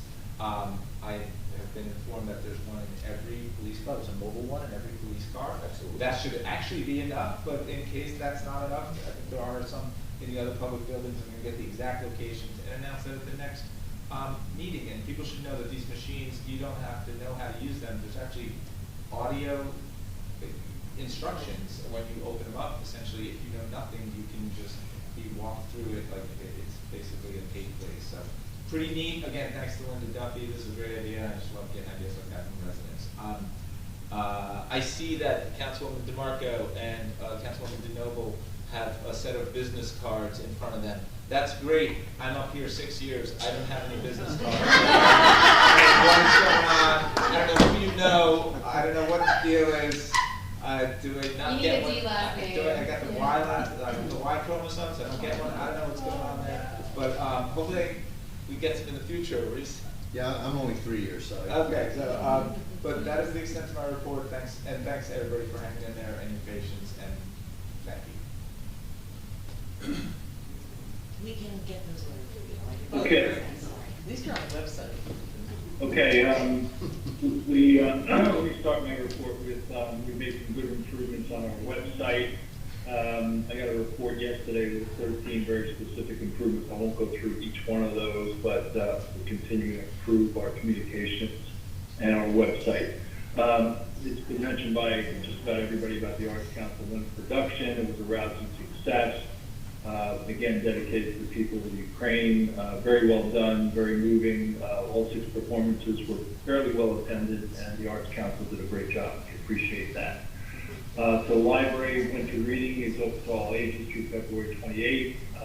February 9th, which is tomorrow, it's Read to Adults, children K through 4th grade, invited to practice the reading skills. Most Mondays 3 to 5 is Nintendo Switch for kids, and then one-on-one computer assistance. You can make an appointment and get assistance on improving your skills. Recreation, there's on February 12th, a core health seminar on heart forgiveness with Alethea. And then Tween Hearts Dance on February 17th, open to grades 5 through 8 at the Rec Center.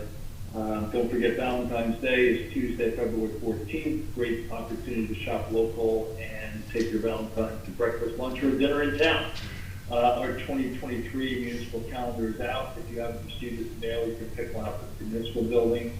And we are continuing to work on Lorraine Avenue Church estimates that we have committed to get completed, and hopefully by our next meeting we'll have those. The last thing I wanted to cover was I was informed last night by our business administrator, Kim Humphrey, that she will be leaving Bradley Beach to take a position at Keyport. When Kim was hired in June of 2021, at that time I remember she stated she would like to retire from Bradley Beach.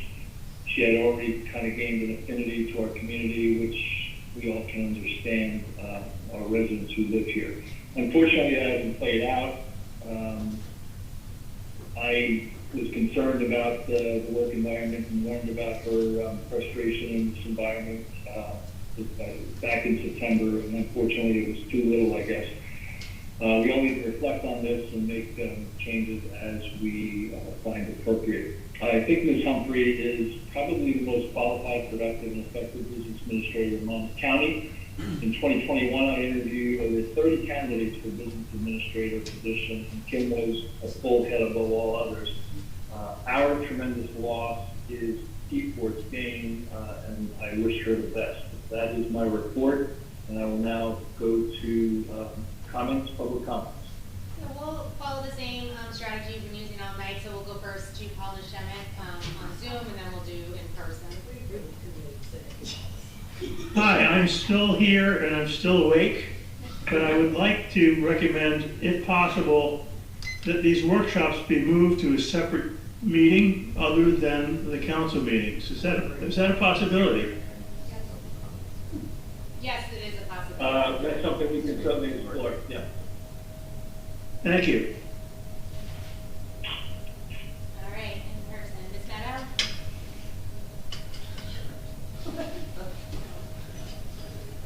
I have not yet moved, because I can't take my walker with me. That's the whole reason. I'm Nancy Meadow, Ocean Park Condos. I don't even know where to begin. You're on a roll tonight, though.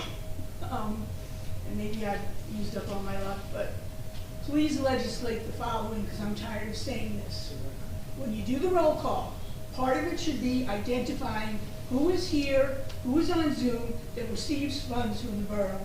I'm tired of asking for it, I'm tired of being insulted, and I'm tired of having the Zoomers be insulted. It's nice to know that we're hiring people, because, why not extend the payroll? But we no longer advertise for these people in the Coaster, in the new Coaster or the CoStar. I find that really a bad limit to the pool of hiring. Perhaps we'll change that when we get a new VA. Which brings me up to the fact, because again, I'm not allowed to ask questions, I can only make comments. A bank is not a payroll company. And to learn that at the last meeting absolutely blows my mind after all the problems we had with payroll and sick days and vacation days.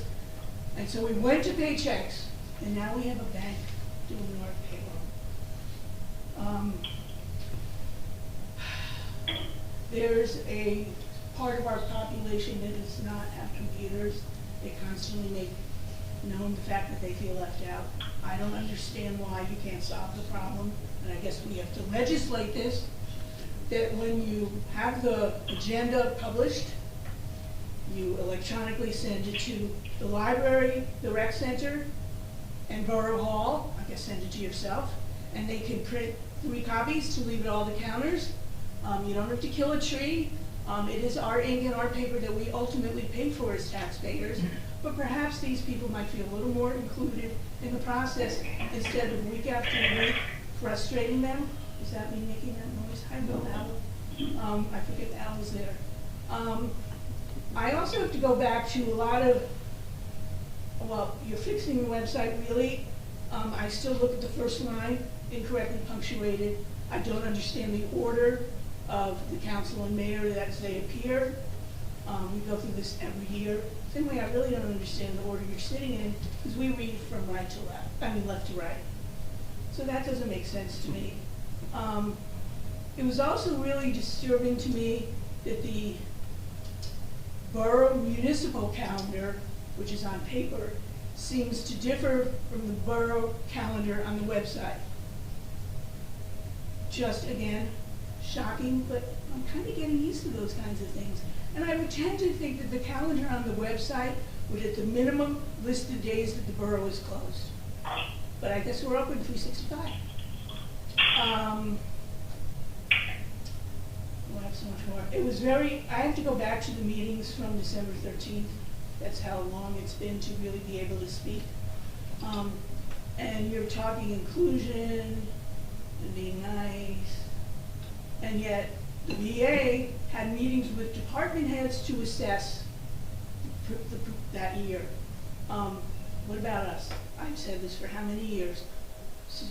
Residents, civilians, taxpayers, whatever you want to call us, we need to have input into how things are run, because it's a different perspective as a, user, consumer, versus as a service provider. And once again, slapped in the face. I don't know why we have to turn everything into a big deal here. You know, the charging station is a really good example. All I wanted was a couple places to charge a bicycle, maybe a car or two. And we got into this whole thing at Ocean Avenue and side streets. And really? Just a degree of common sense. And let's go back to the website. Is an alert a dog license? I would tend to think an alert would be the warming center. So after you figure out the defibrillators, Mr. Weber, take on a task to inform us about our warming and cooling and emergency centers, and as I've always said, and what is there. And if I'm the 121st person and can't get into the firehouse, where am I going? You'll know if there's a defibrillator in the... I know, and I know there is one because I've seen it there, okay? You know, like, but those aren't secrets. And I know, oh, and if you want to know about how to get to the beach and ramps and handicap paths, I'll take you back to when I first came here and they put a ramp at the Horseshoe. Oh, I guess I can't finish my story. But you couldn't get from the street to the to the ramp.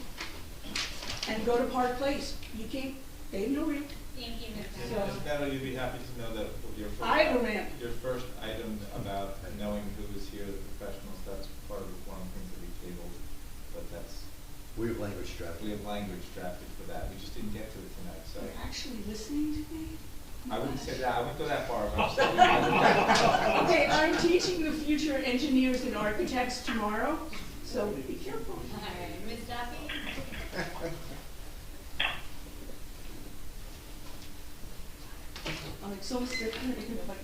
I have Jean's paper, Linda Duffy, 312 Brindley, and I don't remember Jean's address, I think it's. 419. 419 Park Place. I'll read hers first. She wants something done for seniors here, she says. There are no provisions for seniors or the disabled. I would like to see transportation to doctor's offices, shopping, if town could make some type of an arrangement so we could get free transportation, like maybe give us out badges. There's no housing, and there's no health resources. We don't have a health department here. I checked on the website. I called Monmouth County, who has a health department, and they cover us, but they never really do anything for us, and nobody from town can get there if they have no car. She said, we may be old, but we'd love to enjoy this town. So I wanted to thank you, Mr. Weber, for bringing him up the AEDs. So I think the town needs to have staff meetings on AEDs and emergency procedures. We have a great police department. I went to the coding office. I said, oh, where's your AED? She goes, what is that? They don't even know what it is. Same thing with this building. The gentleman, how do we even find out? Just it's in the police station. He said, fine, that's good. At least you know now what it is. But they didn't know what it was. So maybe they need a little training. And I think the town would like to have training in AEDs. I know it's stupid, you know, it's idiot proof, but it's good to just get familiar with the machine. And what else? Oh, I would like the town to offer some type of CPR and Heimlich maneuver for the residents if they chose to have it locally instead of having to go to Monmouth County Medical Center to get it. We have several people on. They told me. Police department, of course, they do these trainings, so a CPR one and one on AEDs is possibly in the works. You Great. might hear about that in the future. And I also approached them and I asked them, because I worked in the ER for many years, and we always got patients in with unresponsive and a bag of pills. We had no medical history or anything. Some type of a form that if people in town chose to fill it out correctly and put it in a specific area in their house, when they entered the house, they had the form available if there was nobody else to get the information. Because you don't always go to the hospital of choice, and you're not in their system. So that's what I'd like to say. Thank you, and it was a great meeting, just a little long. Thank you. Mr. Cohen? Thank you. Sure. Thomas J. Cohen, 612 3rd Avenue. I just want to clarify a couple things about this Biazzi Center roof. Okay, that was the Biazzi Center, it was a senior center. Under the Engelstad administration, it became offices. Well, the roof leaked when it was a senior center. So they built the offices knowing the roof leaked. Then Mayor Fox, under your administration, you built more offices, knowing that the roof leaked. And now all of a sudden it's hurry up, let's spend $165,000 on the contractor that's state licensed that we chose. So I'm happy that this is going to get resolved with Mr. Septembro, but everyone needs to understand the history here. When you do construction, first you fix the roof, then you build the offices. But it would be nice if we could have our senior center back. Also, Mayor, you said tonight you're stubbing your toe on this agenda preparation. Well, you've been doing that for 2 years. I mean, it must be hurting. Because after 2021, you had Tim Sexsmith, the then council president, step in to prepare the agendas. That didn't work out any better. And now it's 11:08, and we're still here due to your situation. What I recommend is that you communicate and you cease hoarding information and you share it with the council. If everyone is on the same page, it's not really that hard to create an agenda. Thank you very much. Thank you, Mr. Cohen. Thank you, Mr. Cohen. Ms. Greenblatt? Shauna Greenblatt, 414 Monmouth Avenue. I'm just wondering if there is a plan in place to address the issue of the spotted lantern fly. We saw it on the beach last summer, and I would imagine the state is addressing this, the county's dealing with it. Are we addressing this? I've heard nothing. Okay, so, and, I mean, we had, with the shade tree, we had a lesson on how to kill them, but I don't know, but you're saying like a statewide or borough-wide? Well, I mean, if it's worse, it's gonna inundate our beaches, which is what we saw a little bit of last summer. Right. so what we can do is, we have a person in town that mapped out where all of, one of their favorite habitats is the tree of heaven. And, there are places in town where there's trees of heaven on borough property, and, so we can certainly take care of those. This person has also mapped out where they are on private property. We can't cut those trees down, but we can maybe make the residents aware. I believe that person's been put onto the Shade Tree Commission. We're still waiting on that. I think she spoke with Larry Bagwell, but I'm not sure if she spoke with. Oh, okay, so, Yeah. so hopefully we get that person on the Shade Tree Commission, at least as an alternate, and move forward with that. So addressing one of their favorite habitat is a pretty good place to start, and we have control over it. I mean, we're not alone in this issue, so I've gotta believe that there's planning that's taking place at the county level and informing the communities. So, I mean, it would really be a shame if we see this and maybe we could have done something.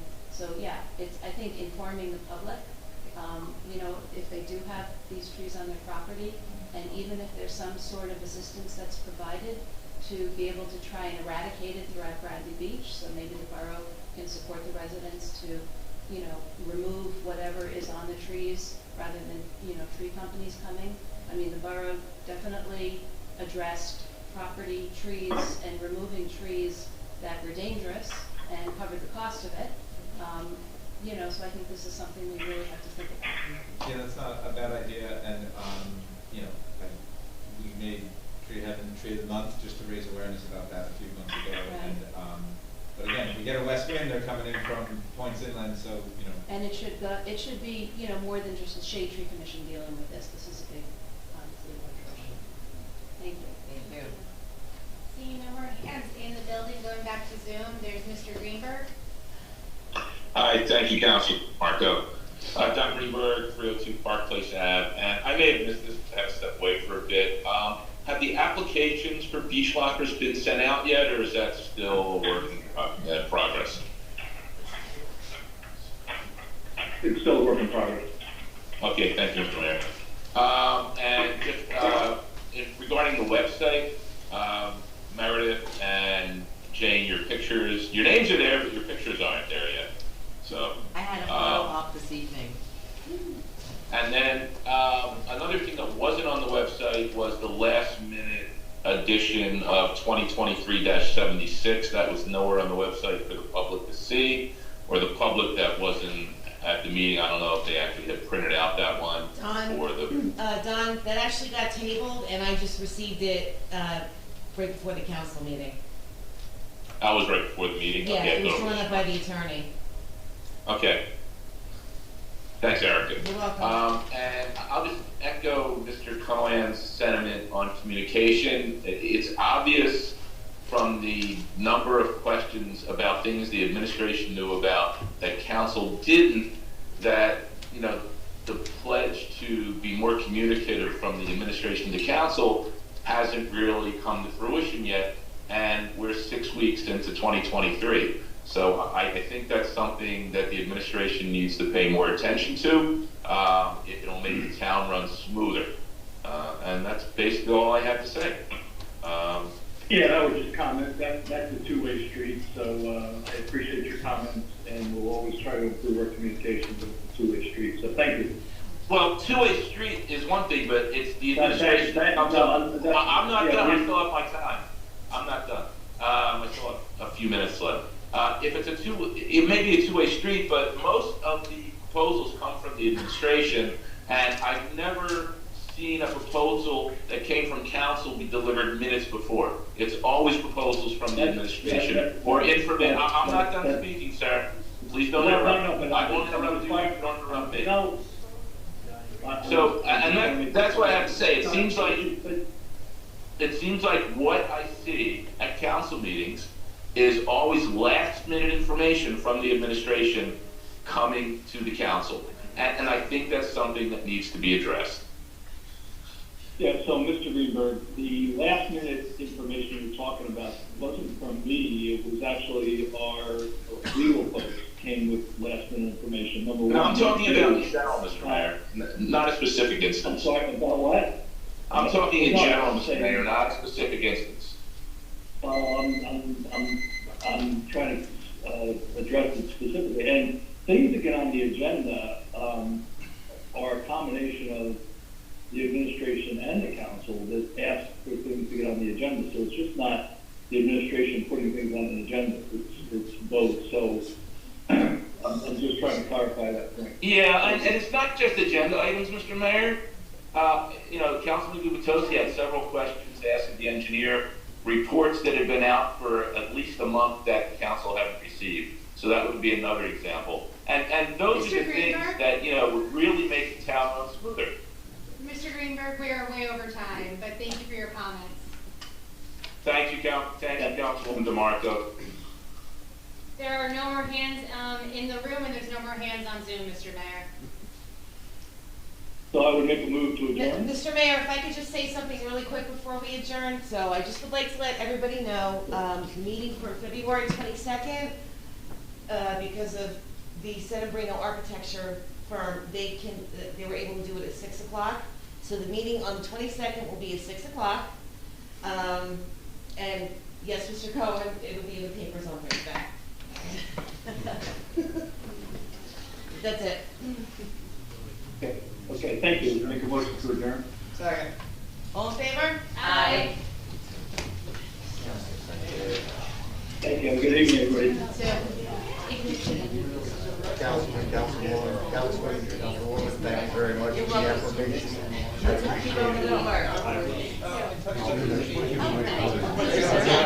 Yeah, great. Thank you.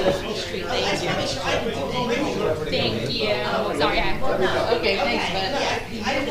We don't go by Benny, we go by Ben. Yeah. Stuck it out, that's great. I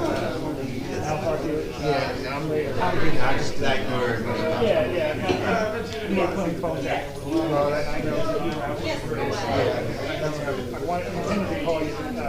I know, I wouldn't worry about that. Oh, I agree with there. Thanks. But I guess so. There's a lot to get to, you know?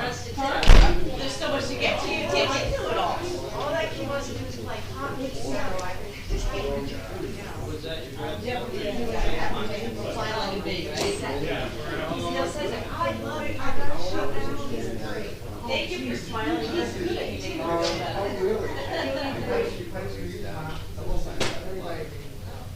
We work.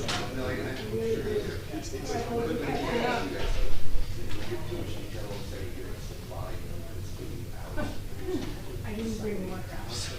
So the, you want one or no? That's one of my refrigerator, sure, At this point, I'm just like, Well, and then I go like with everything like that I did. I meant to say you put a roof on before you put the inside, but it's just went beyond me. Yeah, screenshot.